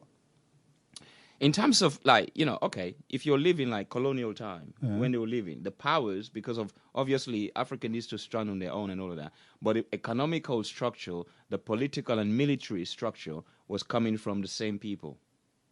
So it's like, okay, you take back your country, but we're going to train your military, we're going to take care of your economics, we're going to take care of everything. Yeah, that was it.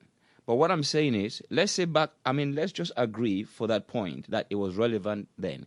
Africa has moved 40, 70, 60 years on. The development in Africa that is taking place now is rapid. and the projection of economical prosperity, or the biggest form nation, the projection is now, everybody knows, is in Africa. Right. So what I'm saying is, now we're seeing a lot of, presidents in Africa are really going back into those agreements and trying to refine them, trying to change them, and trying to even abort them. You know what I'm saying? And we're seeing within the French colony at the moment today, because like 5 presidents, they're in France at the moment. Yeah, because there's big riot in those places. People are saying they don't need the French anymore. So what I'm saying is these, notion are already set long ago. It's not even like today. So if we go back, look back and project, 50 years from now, right? Africa would have been in a position where, whether Britain likes it or not, whether America likes it or not, whether France likes it or not, Africa is going to be there anyway. Because why? The more the Chinese are there, the more the Asians are there, and Africa as well, like I said, is developing not just intellectual properties economically, as well as, you know what I mean? Yeah, because so, don't forget, you're going, sorry. Things is going to definitely change. But don't forget, And then the diasporian don't have to have this psychological worry anymore in terms of how they project Africa. They will be like, welcome, but you're without saying any that. doubt. I don't find that amongst, especially myself, the way I view Africa, I'm not really viewing it in the same way of some of these little minority groups. The majority of blacks here, the 1.3 million blacks that exist here, it's only a small minority is voicing their concerns about being compensated compared to the whole 1.3 million blacks who are doing otherwise, who are not really overtly concerned. But they were concerned about getting on with their lives, making a living, and just getting on with life. But this compensation thing, which seems to me, I can't understand the level of what's going on when it comes down to that. Is there any hope? Is there any real hope of the Caucasoid just changing his mind? Say, okay, right, all right. Is what 100 trillion? Because don't forget, the AU is worth. You know how much the AU is worth combined. The African Union is worth $130 trillion combined, which is not much for 54 countries, right? You know what I mean? 130 trillion. So that means to say they can settle all of the problems, a majority of problems, especially for those who are impoverished in Africa, with that amount of money.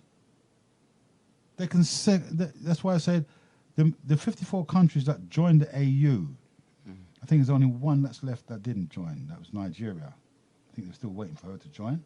What, AU? Yeah. No, I joined there. What are you talking about? You sure? Yeah. Well, it must have joined already, because at one point... They're the biggest, military power over there in Africa, so... Yeah, but... They were, at one point, they were not included in the AU. Because of... right. What was going on with their president and all of that. Right. But what I'm saying is that also we've seen these ideas and this notion being taken when African presidents said to the West, well, we need to change the way we look at things. They're not liking it. You know what I'm saying? Who's not liking it? The West is not liking it, based upon the agreement that was signed years and years ago. And if we look at it as well, this agreement that was signed, if you want to look at it from that perspective, the generation of people that signed it, they're not there now. The children like me and you, they're holding on to this same ideology. But why? So if they can grow up in a very different, system and position and can project and look at things, they could be in a position to change that. But like I said, gravity is going to force situation to change anyway. Development is going to force situation to change. Inevitability is going to force that. Because, like I said, 50 years back, Africa was not in the state that she is now. In terms of, even if you look at the GDP projection for the next 20 years, is massive. And they were saying about buying land that Africa is giving away all of her resources, in the sense of the word that China is coming and buying up all this land. But I understand that you cannot, no foreigner can own land outright in Africa. That's what I read. You have to lease land. So the Chinese weren't buying out land. As far as I understand, they were leasing the land, 99 years or so, whatever amount. But they weren't actually buying the land. But what I'm saying is, we are here.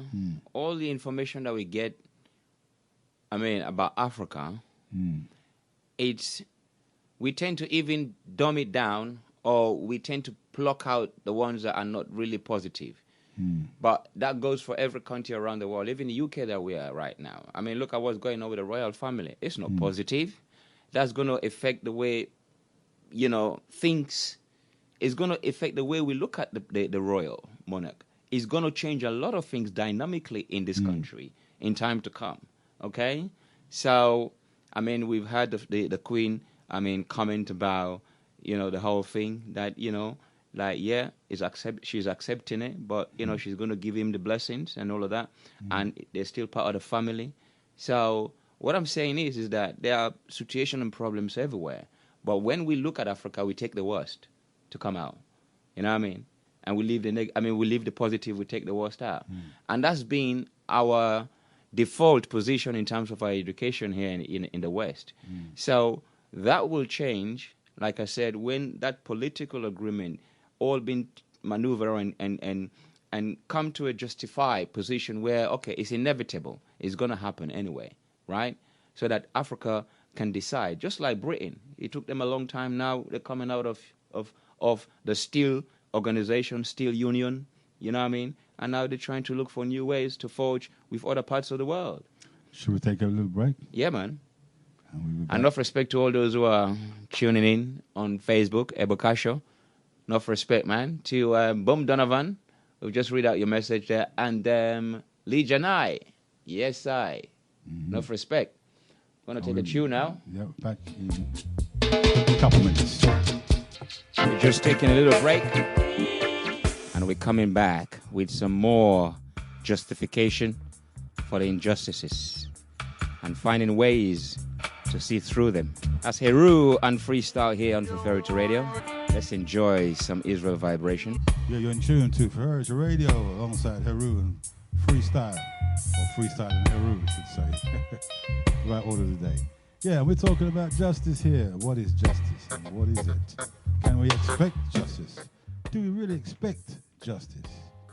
Now, so far we have established the various differences in what a categorization of the term justice. One of them was what was that category?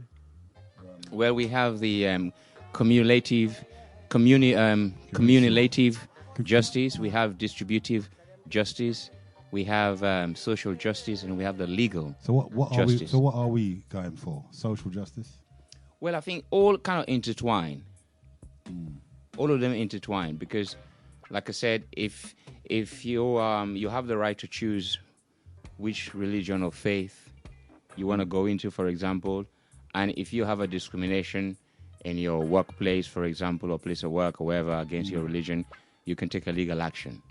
You know what I'm saying? So as a society, of course, you've got the right as well to live and to share what is there, and also just like the distributive justice as well, whereby governments, are legally entitled to distribute to the citizen correctly. You know what I mean?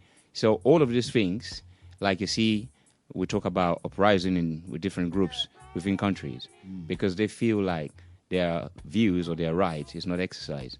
So all of this is intertwined. Like we talk about reparation, because people feel the need that, you need it and you're not listening to. So they form a group, they're protesting every year, marching on the street for compensation, going into parliament. So these are all intertwined. It's about social justice, it's about distributive justice, it's about cumulative justice. So obviously they must believe that they're going to achieve it at some point. Otherwise they wouldn't be taking it up if they didn't believe that they were going to obtain justice. And can you see the Caucasoid really yielding? I don't know how they're going to achieve it. I'm not saying it can't be achieved. As I said, the Mau Mau were paid out, and they always refer to the Jews being paid out. But I was saying that when the Jews got paid compensation, who paid the Jews compensation? It weren't black people that paid them. there was their own people that compensated them. Mm-hmm. So, in terms of us, or the historical African diaspora, since it's not really the contemporary African that's asking for justice, right? It would seem pointless in a sense if the continental African isn't marching for justice as well. On a whole, Africa on a whole is not alongside the diasporan relevance of justice. You understand? So if I want justice, I want to be paid out. I want to be compensated. I just said there's no real organisation as to what that would take, what form that would take in being compensated for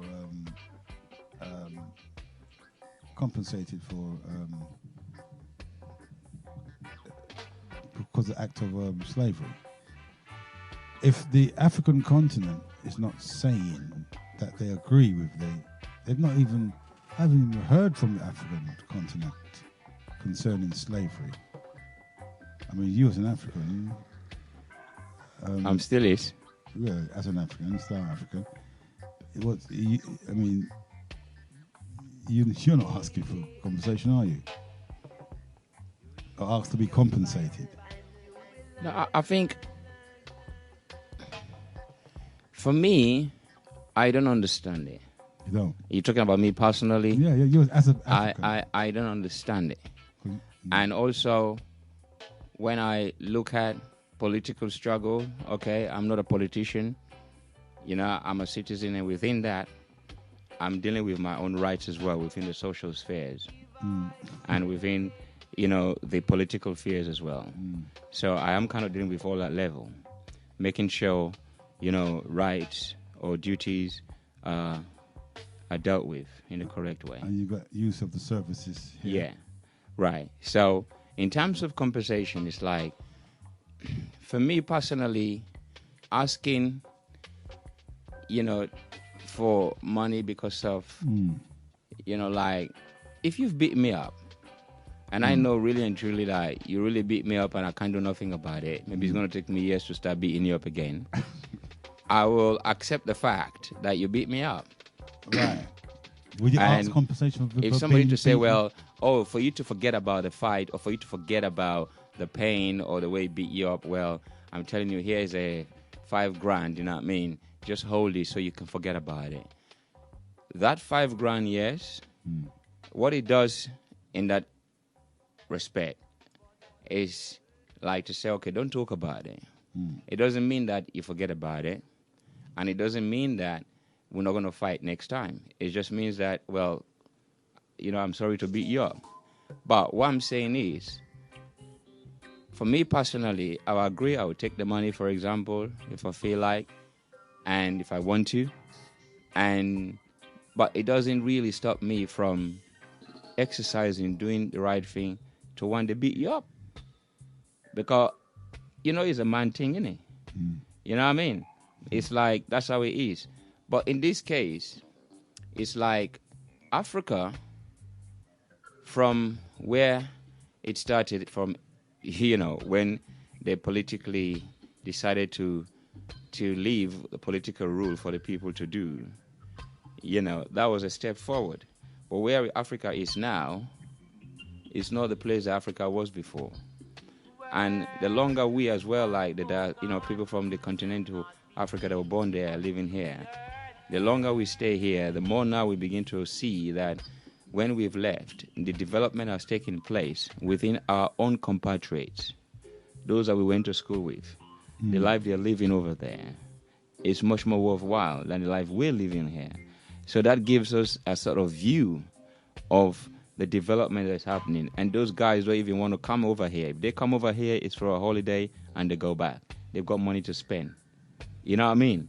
So that is the view, only because you're born there, so you can have those views. You know what I mean? So for me, my projection is just like that. just like people from the Caribbean. Their projection is just like that, just like anywhere else. But the diasporian blacks, like I said, what is deter them from like joining in, seeing their education or whatever they've acquired here is relevant in Africa, is the view that they've perceived about Africa. The view that the Europeans have dealt with for years and years through television or means of education here, which is the newspaper, television, not just school, but newspapers, television, and all of that. That was a means of education.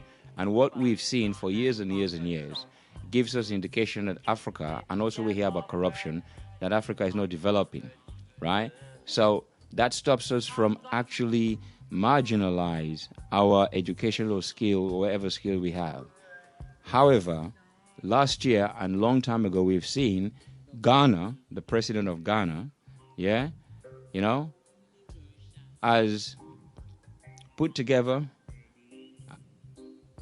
brains that have created an infrastructure that calls for a lot of diasporians to return home and acquire the Ghanaian passport. Now, this movement was started a long time ago. Even, in fact, Marcus Garvey talks about it.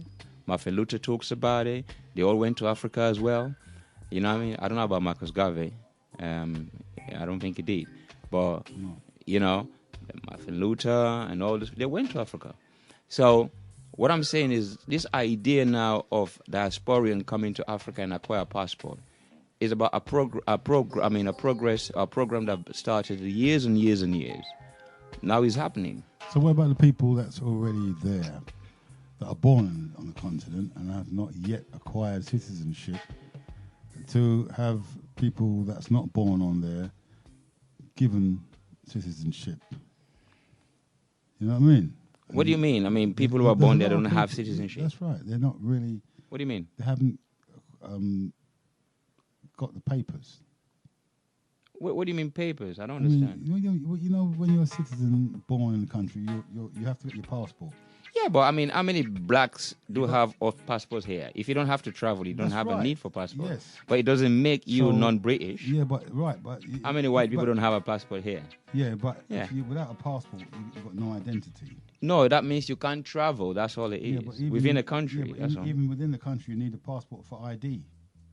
No, you need all the forms of ID. Yeah, if you haven't got a passport, you can't get a job, because they ask you for your passport, and even if you're born here, you've got to have a passport. Yeah, but what I'm saying is, but hold on.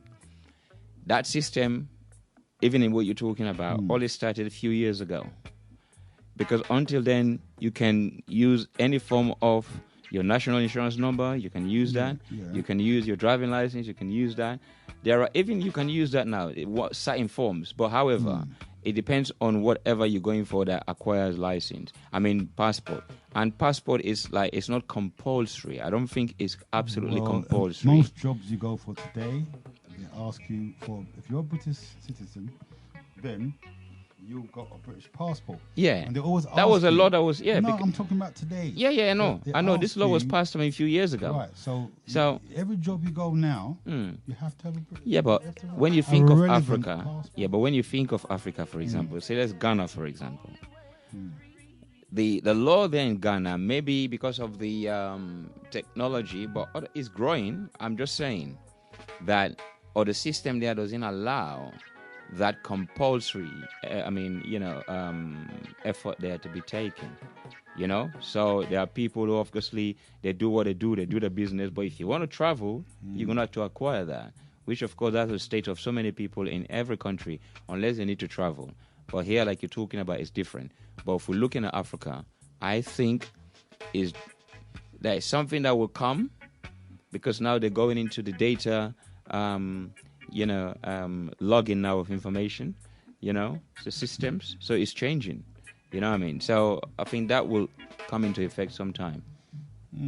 Well, I don't know, because I'm saying that I've seen plenty of jobs advertised, and as I said, you've got to have, if you don't got a birth certificate, then you've got a passport.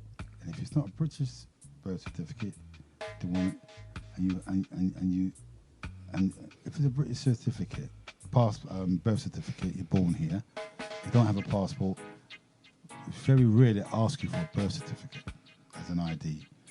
But straight away, they say you're at odds because you haven't got a passport. You've been there so long, so even though you're not travelling, you're still supposed to have a passport or one of those cards. Biometric.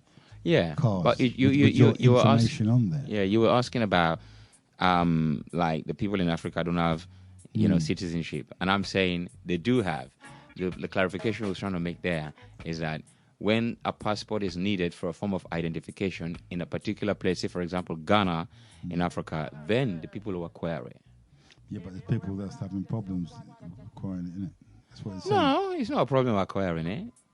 It just means that probably some other country you have to pay more and you have to go through all the kind of... But it is not... So you're saying that everybody in Ghana has got a passport? If it's needed for everybody to have it, they will have it. Just like here. Yeah, there are a lot of people who don't have passports because for them it's not needed. Now... Well, are they citizens of the country? Of course they are.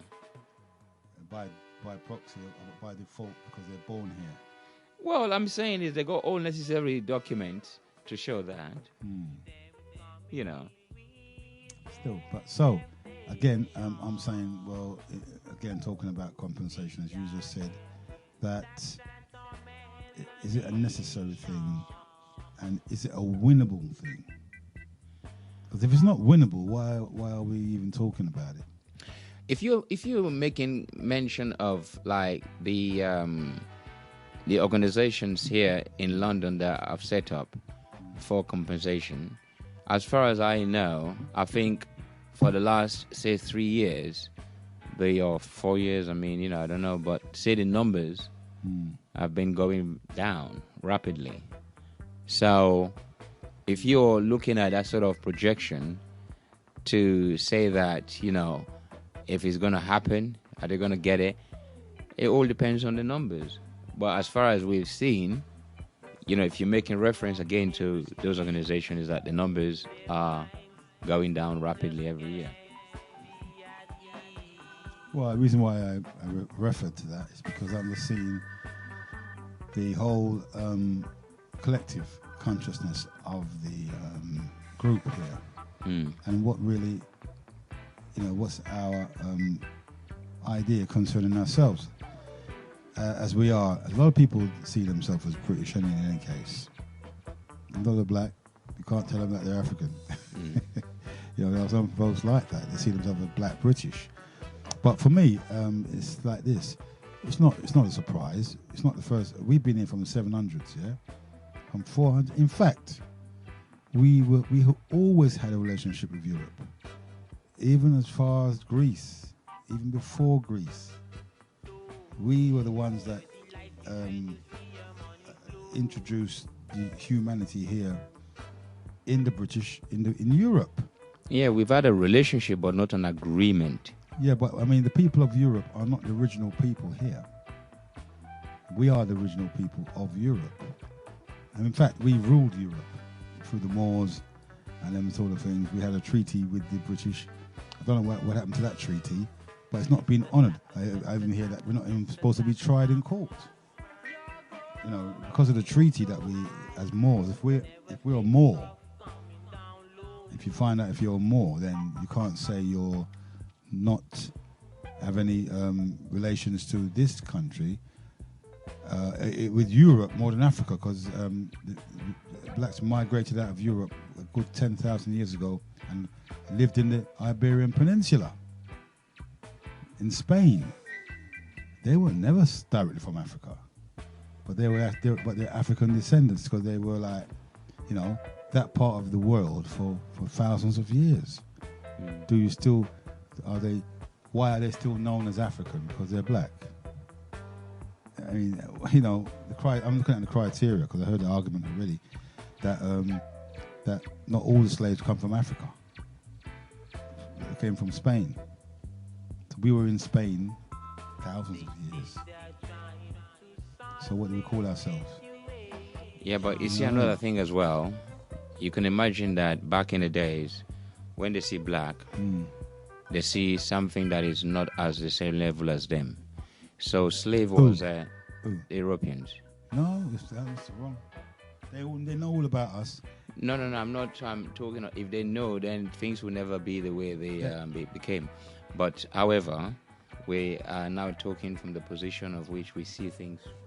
I mean, like today through yesterday. Yesterday.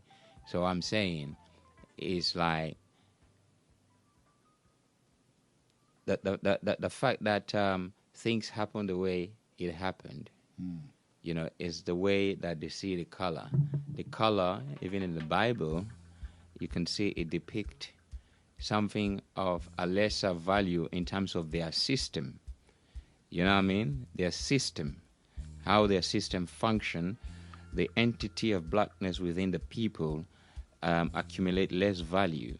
Not the color of the commodity of goods and everything that we see of colors around in terms of black, because most things in terms of appliances and things like that, when they're in the black, we think that it's much more better, it's much more long lasting. Even the cables and everything, you know what I mean, it's much more long lasting. When even they wear black, it's much for an important occasion of a high esteem. So we see that, but the people themselves, the color black is of a low esteem.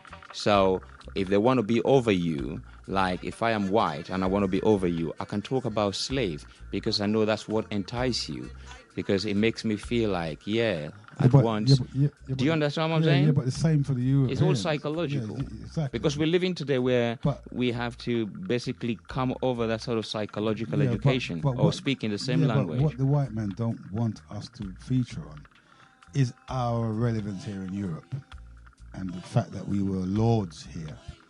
They'd rather keep us thinking about Africa than our part in society in creating what is known as Europe. You understand? Because you got to understand that everybody started from Africa. So these intellectuals, those teachers, those entrepreneurs, those travelers that came through, they came through from Africa. Yeah, well, so what I'm saying is that we got to understand, like I'm saying, how the Americans are doing it. The black Americans, African Americans, they're doing it. Most of them now, they have a lot of stations. A lot of the celebrities are going over there. They're seeing the different. They are seeing the difference. They are able to analyze things for themselves. This is a conclusion that all of them are coming out with. Now we can see it with our own eyes. We can tell our own story. Yeah. Powerful. Yeah, but hang on a minute. Powerful. But we're just not telling the whole story here. But that's what I'm saying. You can't be living here and want to throw education into Africa. No. It doesn't work like that. You have to be on the ground, able to understand how the people have gone through all these systematic changes. Yeah, but how come they're saying diasporans are saying we need to go and help educate the Africans? It's nothing wrong with that. Yeah. The point I'm making is you can't be here. If you say you got the intention to do that, then that means you have taken a step to go. And by going, it's like understanding, putting yourself in the history now. You're making yourself relevant to the history that you've been taught. Now it's no more history. It's now what? Yeah, but it's an exercise do now. Africans need educating? What I'm saying is, all of that, we can't be here making a drastic overall prejudice against those who decided to go for whatever reason. I'm saying is, first and foremost, by going to Africa, you're making that history become relevant to you. Now you're dealing with exercise now, not history anymore, because now you're speaking now with your own experience.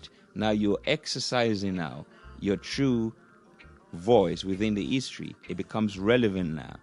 And whatever you decided to do, whether you feel like, okay, now these people or these children, I need to really help them because they're doing well, but they need more books or whatever you need. If you want to help, it's all well and good. That's what Africa is about. So when we see people like the Chinese going there, it's because of Africa's open arms. It's not like they're cowards or nothing like that. No way. Because it's the Africans that fought against slavery, you know what I mean? And everything else that's been going around the world. Well, I don't doubt that for 1 minute, but as again, I'm trying to point to the relevance of the whole thing. Why start a movement like that, reparation movement, or even? I don't understand our reluctance to see the achievements that we've done here in Europe. In some sense of the word, they're sort of thinking, if you say that, you're a sellout or whatever. But I'm saying the achievements here. I mean, not everybody has the will to go back to Africa and live in a place they don't know nothing about. Not everybody does that, but just because you don't do that, in the eyes of some people, you look like you're a sellout because you don't. Really, nah, I don't see that at all. I'm saying because I've experienced all that. Not say because I don't. Ask me if of course I see going back to Africa as an option, and it's only a lifestyle choice. It's nothing to stand on the rafters and shout and scream about. That's the way I see it. I don't have to tell everybody I'm going back to Africa, brother. There's nothing wrong with that either. I don't have to make a song and dance about it. Yeah. All I need to do is just shift in it. Yeah. So if I'm shifting, but I don't understand, they make it look like it's a thing that people need to know. You know what I mean? No, but again, it's like, okay, yeah, exactly. You know, I mean, this is the beauty. About. This is the beauty of Africa. Yeah, this is the beauty of Africa, and you've seen a lot of the characteristics in Europe, in England, from the African countries, how they dealt with different issues. You know what I mean? And this is the beauty of Africa. Now, if you was to go now as a diasporan for the first time and come back and sing a big song, to me, as an African, it's like you've resurrected. You've been uplifted. It's like, you know, when you have the biblical view of going in and being filled with the Spirit and being exalted and can even control your emotions and you're singing and praising. To me, that's what Africa gives you for the first time if you're not there. And to me, I can see that, I can enjoy it. But again, for people who've never been, and you know, especially living in England, where we are so much looking at people who've done anything nice and not seeing the good side of it. That's the typical view of how we live here in England, you know, because we love people who struggles and come up and then we knock them down, you know what I mean? So whatever. So therefore, when within the black community here, when others have gone and they filled with that spirit, and then they came back and been so exalted, I mean, obviously it was like, how dare you? How dare you? All we need to do is to just go back and taste of that. That, you know what I mean? So that you can, okay, when you come back and say, okay, I've tasted of that, I'm filled with the spirit, but I'm so controlled, or I'm so sort of like in my emotions, I can do other things with it, and you can still talk the beauty and everything like that. Probably you might not make a song of it, you might not call a meeting of it, whatever it is, you might do. You just like might appreciate it the same way and feel the same way. I mean, nobody's not going to knock you, say because you go to Africa, you don't come and make a song of it, you don't sing. No, that's not irrelevant. But I'm saying is, we who are here, we tend to knock people who are trying. Trying what? Just trying a thing. in a sense of Africa, right, in the sense of Africa, I mean, people who have gone to Africa, and you know, don't get me wrong, you know. You see, Africans are not stupid. So when people go over there and they come with a different news, like to say Africa's giving them everything that they've lacked in the UK, I mean, that is okay. Again, for me, I'm like, cool, you know, because you can't really fool the Africans unless they want to fool themselves. I mean, we've seen it with a higher form of institutions have proven wrong about these people. You know what I mean? In terms of how they were persecuted, you know what I mean, in terms of how they were given different books to read in terms of religion. I mean, you know, not all of us do believe in that, even though I have participated in the Christian institution for a very long time. Yeah. But I didn't see it the way it was given to me. And now it's like, no. But I've gone through the experience, you know, within that structure. You know what I'm saying? So, you know, it's difficult to fool anybody, you know what I mean, for a very long period of time. Well, I'm not too sure about that. Well, time is now after 10. Yeah, you know what I mean, we're here for another, because, you know, it started late. So yeah, what time does that start? About, you know, 7:45. So, yeah. So that's like, I would have made up for that now, isn't it? 10 past. Tez, I ain't got much longer left. I've got things to sort out. But thing about it is, I'm sort of glad to be able to be here tonight with Freestyle and the Facebook people. But as I said, justice, we can expect justice, or we can at least hope for justice to come. I don't know. Social justice is lacking. I suppose in every government all over the world. That's the nature of humanity. That's the way we deal with ourselves. We meet, we mate, we fight, we conquer each other. I know Freestyle doesn't like to use the term conquer because it seems very final, but I feel if I took over people's way of life and even their consciousness of themselves, then I would have conquered you. Imperialism has spread out throughout the whole world. The imperialist countries. Man is an imperialistic animal. Like everyone else, he wants to dominate each other. That's what we do. We dominate each other. But you see, you all can do that within a particular force. You know, when you said conquer, like, you know, because when you look at the forms of social justice these days, a lot of people here, I mean, especially in the West, we're looking up to Asia for spiritual guidance, but they conquer them. They were looking to Africa for spiritual guidance, for moral guidance, but you say they conquer them. You know what I mean? So when you said conquer and take everything and change the language and whatever, no, that is, it's like you said Iraq. If, like, say, 100 years from now, when we're no longer here and books are written about the war in Iraq, you think that everybody Iraqi are dead. Just like when you look at the Bible, you know what I mean, like an entire, you know what I mean, thing was wiped out. I mean, you know, these are the kind of stories that elaborated, you know, emphasis on things that are not. So, again, like I said, the word conquer is a very heavy one for me because, you know, I mean, to use it against human that have used a sort of like engineering force to apply to a lot of people to create fear and destruction, not just for those people but to themselves. I mean, to me, conquer?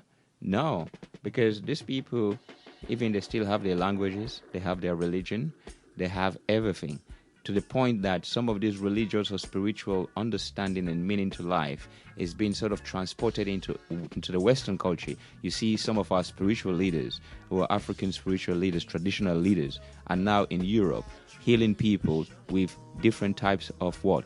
Herbs.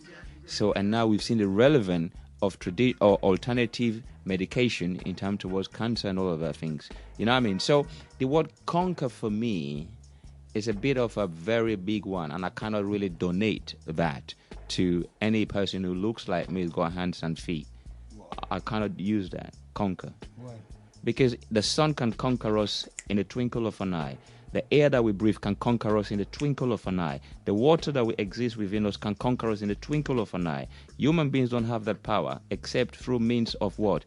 Engineering force. Yeah, but still, you know, in terms of imperialism, that's a conquering. No, but imperialism was like through, it was through engineering force. Yeah, but that's what I'm trying to say. It's a takeover. It's a takeover. But you can say, African tribes, can you say that was a terrorist move? It's not even the quality of it. It's just the fact that they're conquering is conquering. No, but can you say that's a terrorist move? What?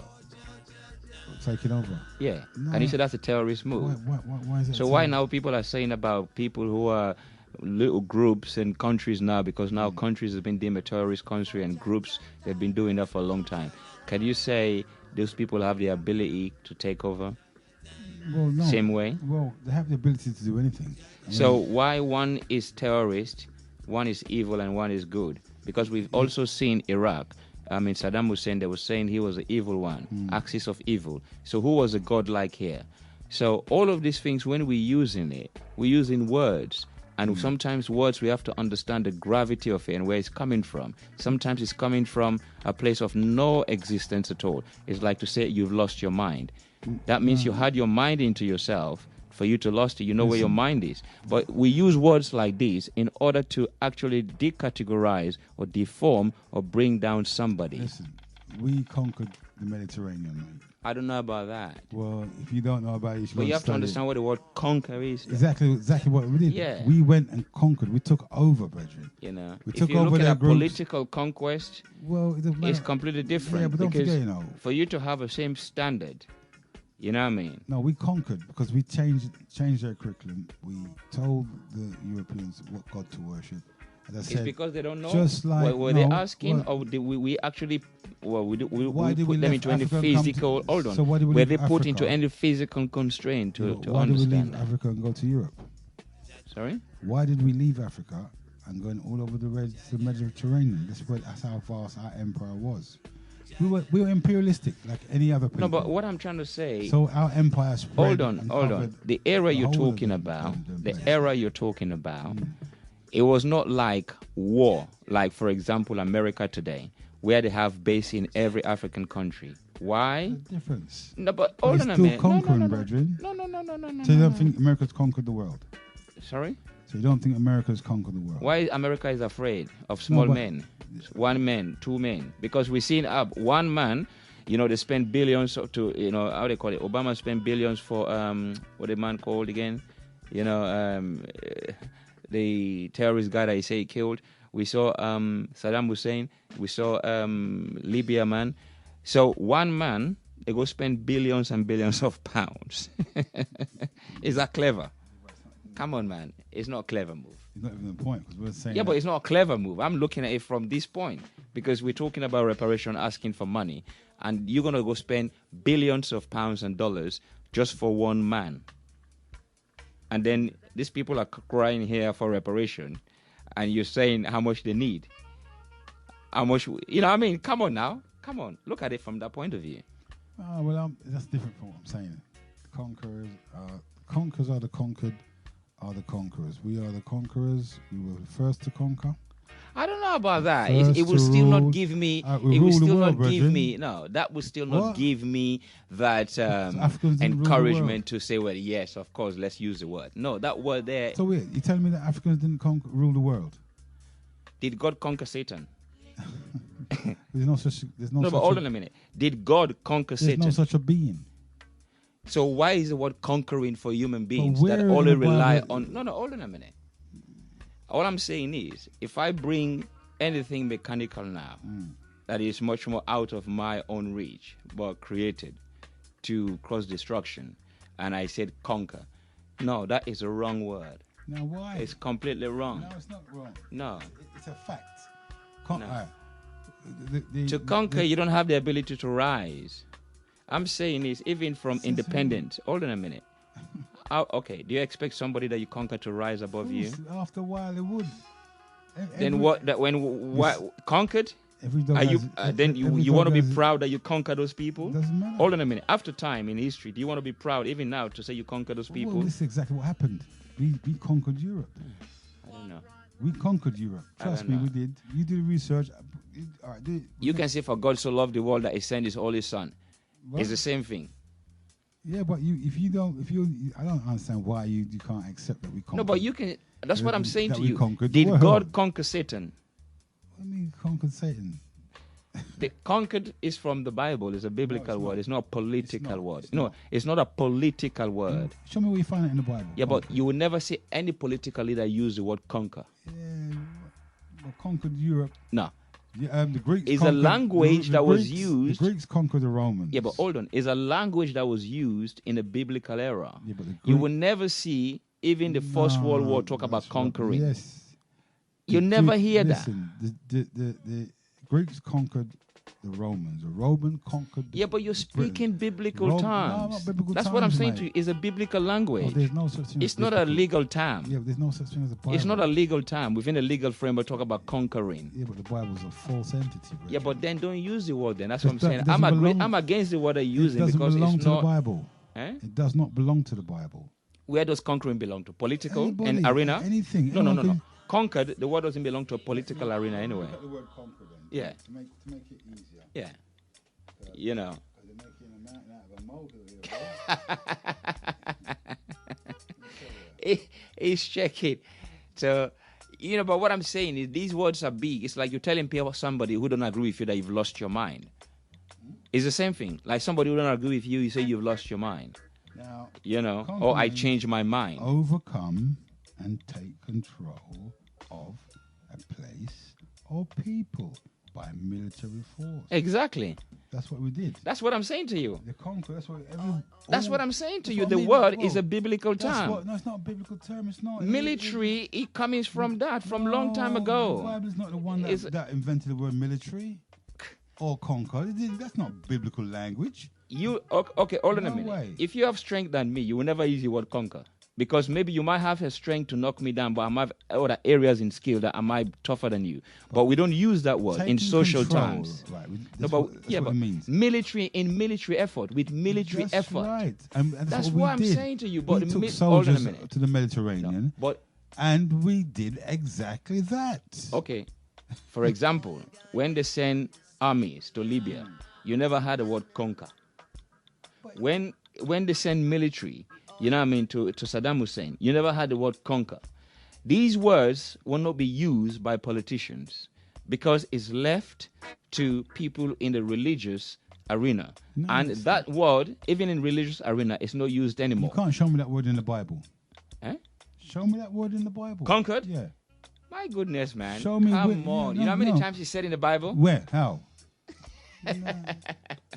All right, then. You're talking about the St. James version, which is the English version, so the word doesn't belong to the Bible. But what I'm saying to you is, I said to you that word is a big word. It's a military term because to conquer you have to use some kind of mechanical force. Military. And that's what I meant. Military.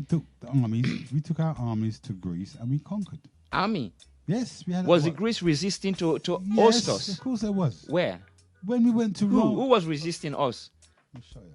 But who was fighting us? The inhabitants of the Mediterranean. When we came to Europe, you're talking about European war, man. No, I'm talking about long ago. You're talking about European war, man. I'm talking about in Roman times. Yeah, you're talking about European war. No, it's not European war. We came to Europe. We conquered Europe. It's conflict. Let me show you. Since you don't believe me, Africans conquered Europe. Trust me. I don't know how you don't accept that.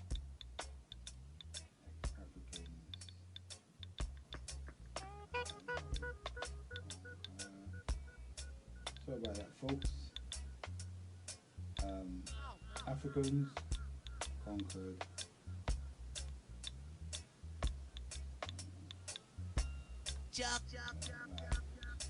Europe. I'm surprised that I find a lot of people like that. They don't believe Africans went about and conquered anyone. So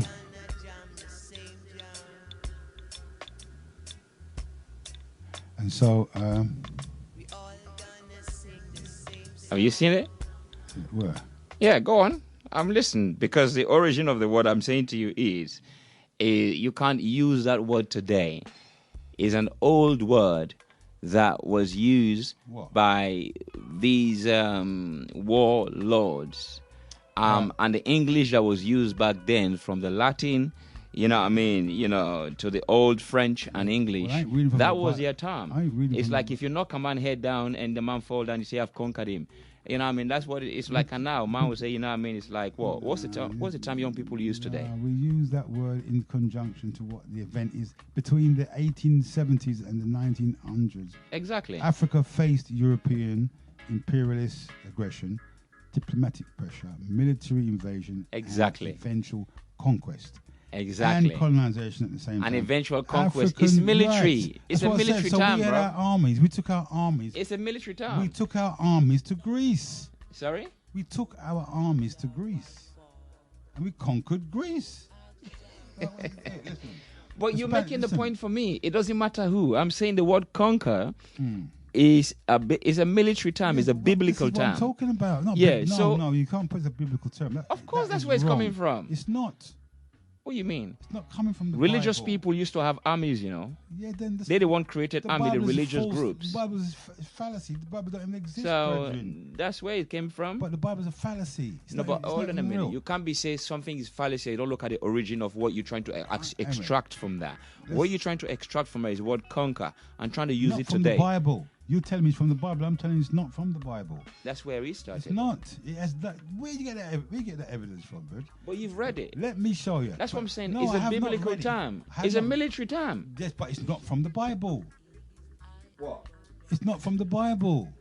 What I'm saying is, it's not from the Bible. If you go back to wherever time you want to go back to when religion was formed, it's alongside the military. 711 AD, the Spanish occupation by the Moors began in 711 AD. Right. When an African army under their African army, so the military. Go on. Right, thank you. Yeah, an African army. Yeah. Not a culture or a group, an army under their leader, Tariq Ibn Zayed. Yeah, that's from Morocco. Yeah, it's African. Moor means black. Crossed the Strait of Gibraltar. Yeah. From northern Africa. Yeah. And invaded the Iberian Peninsula. Yeah. Here's Africa. But what I'm saying is, you're talking about a time. Here was an African. You're talking about a time. Here was an. Doesn't matter what time. It's not biblical time. It's relevant. It's relevant. This is not biblical times. It's relevant. This is what I'm saying to you. What? This is not biblical time. 711 AD is not. It's after death. So 711 AD. After death. It's not biblical times. That's BC. It's biblical times, right? Hear what I'm saying now. So we have here a group of Africans. It was created and formed at that time, but all of these things, what I'm saying to you, these are the Muslim people Christians we're talking about. The here. leader that you're talking about is a Muslim. Yes, but we're not talking about Christianity here. No, but this guy you're talking about is a Muslim. Yes, but he's black African. No, he's a Muslim. But he's religion. Black and African. It's a religion still. Yeah, but he's black and he's African. It's irrelevant. There could be deep African with enough melanin. I'm what I'm saying to you Africans is, invaded Heru, Europe. The word, conquered. It's not something that is used today. I'm talking about today. I'm talking about militarily. Yeah, but even military is not used today. I'm talking about Bush never used the word when he went to Iraq. Talking about. We conquered Europe. It wasn't today we conquered Europe. It wasn't today that we conquered Europe. Yeah, but it's not relevant now. But I'm talking. But it has to be relevant to us in history because we're marking the historical. Our successes. Why not defeated? Why not defeated? Our successes here. Why not defeated? No, because it's our success we're talking about. Yeah, but why not defeated? Is it not the same thing? Why should we be defeated? No, why not use the word like defeated? No, why should because we weren't defeated.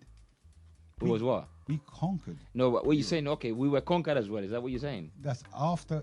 Okay, that's after. Yeah. So why not say defeated, for example? Same thing.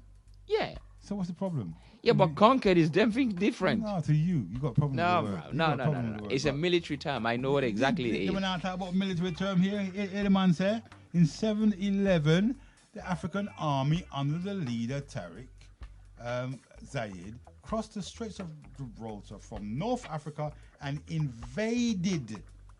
Never come to play marbles or come to play football. The man come to invade. So when a man comes to invade a place, Why? Why does he come to invade? It's not the question why. He come to invade. Yeah, but why? That's not the question. No, but hold on a minute. We know, like now, America and all their thing there is about the oil.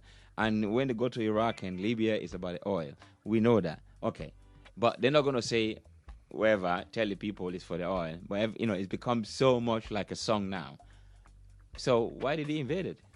This is what I'm saying. The Spanish occupation by the Moors began in 711 AD when an African army arrived. So I said a European scholar sympathetic to the Spaniards remember the conquest in this way. Remember the conquest in this way. So they're saying the Africans conquered.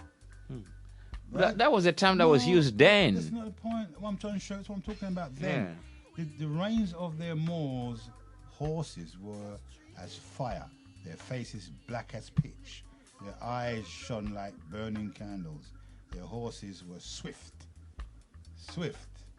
as leopards, and their riders fiercer than a wolf in a sheepfold at night. The noble Goths, the German rulers of Spain, to whom Roderick belonged, were broken in an hour, quicker than tongue can tell.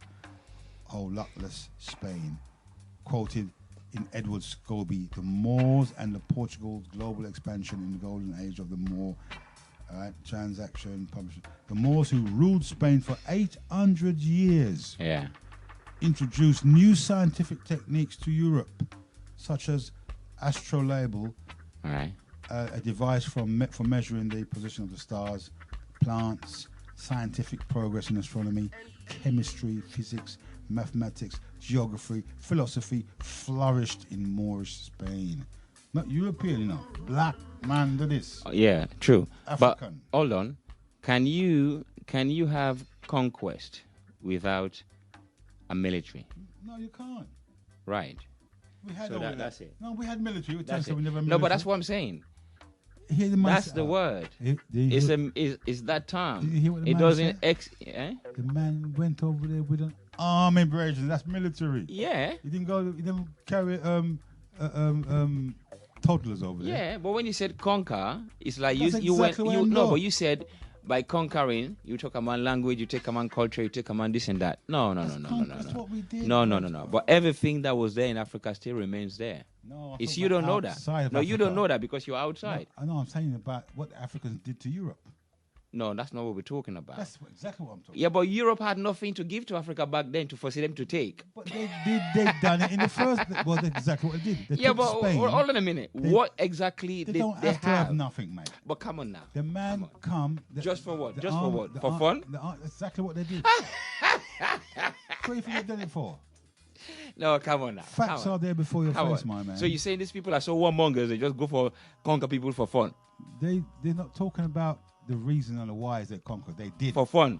Here you got. I just read the evidence here that the Africans, Moors, conquered Spain. I mean, I agree with that. All I'm saying is the word. No, but hold on a minute. I'm talking about the word. Then what's the problem with the word? Okay. You agree with the act. No, but you went forward to say by conquering. I mean, you're making reference to the European conquering us. They took our language, they took our culture, they took that, and that's not true. Well, whether it's true or not, part of it. How come I haven't got my African name? You don't want it. I mean, I don't want it. Do you want it? What's I want it? If I name you right now, would you take it? No, I'm not talking about it. All right then. So leave it alone then. You have yours. I said, if I name you as an African, I name you. Would you take it? No, but you have.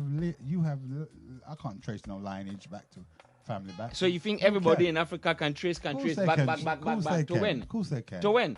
Far back as they want. Yeah. As far back as they want. Sit down there. They know what tribe they come from. Yeah, but sit down there. I mean, things are changing. When my brother was in Gambia, he told me, said, look, you can't go back there and talk about any liberation road. They ask you, what tribe are you from?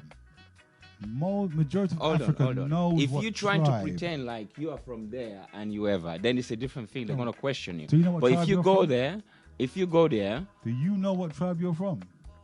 Nation, you mean? Mr. Tribe, you know what tribe? No, nation, yeah. Do you know where you're from? You know your tribe, ain't you? Yeah. Right. Yeah. So what do you call it? What do I call it? You want to know? Because me and you look the same, you know. You know what we say? I say we got the same nose, you know. You know what you want? Yeah, well, so if I tell you right now,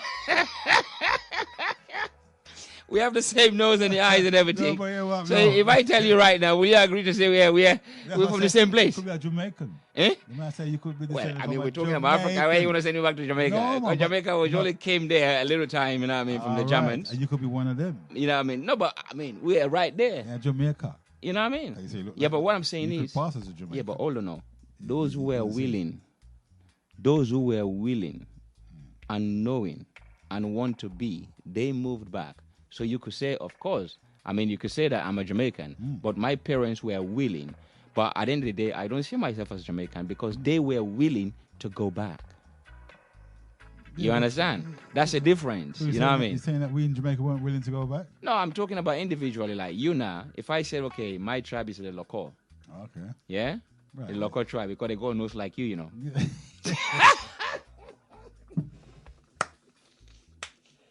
And I say, whoa! Well, you know, funny enough, I reckon you should be able to look at people and tell because you know about certain things. I mean, I can look at, in different ways, but you should be able to, being an African, to tell really because most Africans can tell you what tribe you're from. Well, does that mean that you're gonna like start packing now and go to Australia? No, that's what I'm saying. Thing is with me, with me and returning to Africa, I don't see that as a big thing. If I want to go to Africa, I'm going to pack my bag and gone, brethren. I don't have to say nothing to nobody. Have I decided to do that? Who knows? That might be my plan. Could well be. But it's not an issue. I've got to live my life wrap up around that. Oh, everything is Africa, Africa, Africa, Africa. I'm going to hear them, oh, this and that. Oh, can't take that, brethren. It's a lifestyle choice. If I want to go, I will go. And nothing's stopping me. You understand? And that's terrible, right. You know. So I don't understand that level of making a club around it or building an organization around it. Seems to me, I don't understand that. Why would you make an organization around going back to Africa? No, but what I'm saying is lifestyle choice. Yeah, no, but that lifestyle has got a drive. You know, every lifestyle has a drive. I have never seen a Chinese man build around a Chinese going back home. You ever hear a Chinese man say, I want to go back home? Yeah, but you don't live around Chinese, exactly, man. But you do. But no, but you don't live around them because they don't live around you. Yeah. They don't really share what they're thinking with you. Exactly. So you can't make that sort of clarification. So why do we do that? Yeah, but again, why do we do that? Africans are doing it, like you said. Why you ask the question? Not Africans, historical Africans. Oh, historical Africans. Because you guys are sitting down there intellectualizing your condition. You know what I'm saying? You know, it's like a constant. You know what I mean? You know what I mean? That's what, yeah. Because you saw that. Yeah. So that's right. So you don't understand that kind of movement. Africans don't do things like that. You never hear an African say, "Oh, I'm an African," you know. He is all things to all men. Africans are in Russia, and you ever hear them at ball about they want to go back to Africa? Yeah, man. That's what I'm saying. They're in Germany. They're in even as far as Iceland. Africans are a universal people, brethren. You understand? I don't understand this. As you said, intellectualization of our condition. I reckon they do that because the hope of compensation.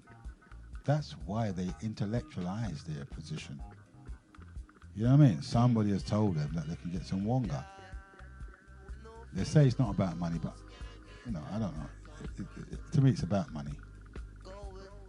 You know, 1% or whatever. So I'm looking at the justice in this. Is that justice? Do we receive compensation and be justified? Is that justice? That's what it's all about. Are we justified in them signing a big check for 100 trillion? Can I see them committing suicide that way? Economical suicide, giving us 100 trillion or 500 trillion billion then? Of what? Money is what? Made out of paper. If you haven't got paper, then you've got numbers. When you've got numbers, then you got whatever you got in the bank to make that up. 100 billion wouldn't compensate for the lives of our predecessors that, you know, across here in the new world. No way. Well, you know, I think, you know, I mean, we're like, we're gonna deal with this one again. You know, I think it's really a really important conversation we've had. Okay. That I think all sides are going to really agree and understand what we're talking about. And we should have this again. Come on. Yeah? Why not? Well, it's only about a few seconds to say. Okay. I thank you for your your listening here. And I know that as we grow and you grow, we will be more interactive. Okay, there's only one thing left for me to say, and this is what I always say, and that is, this is Heru saying I'm out. Boom, down the van.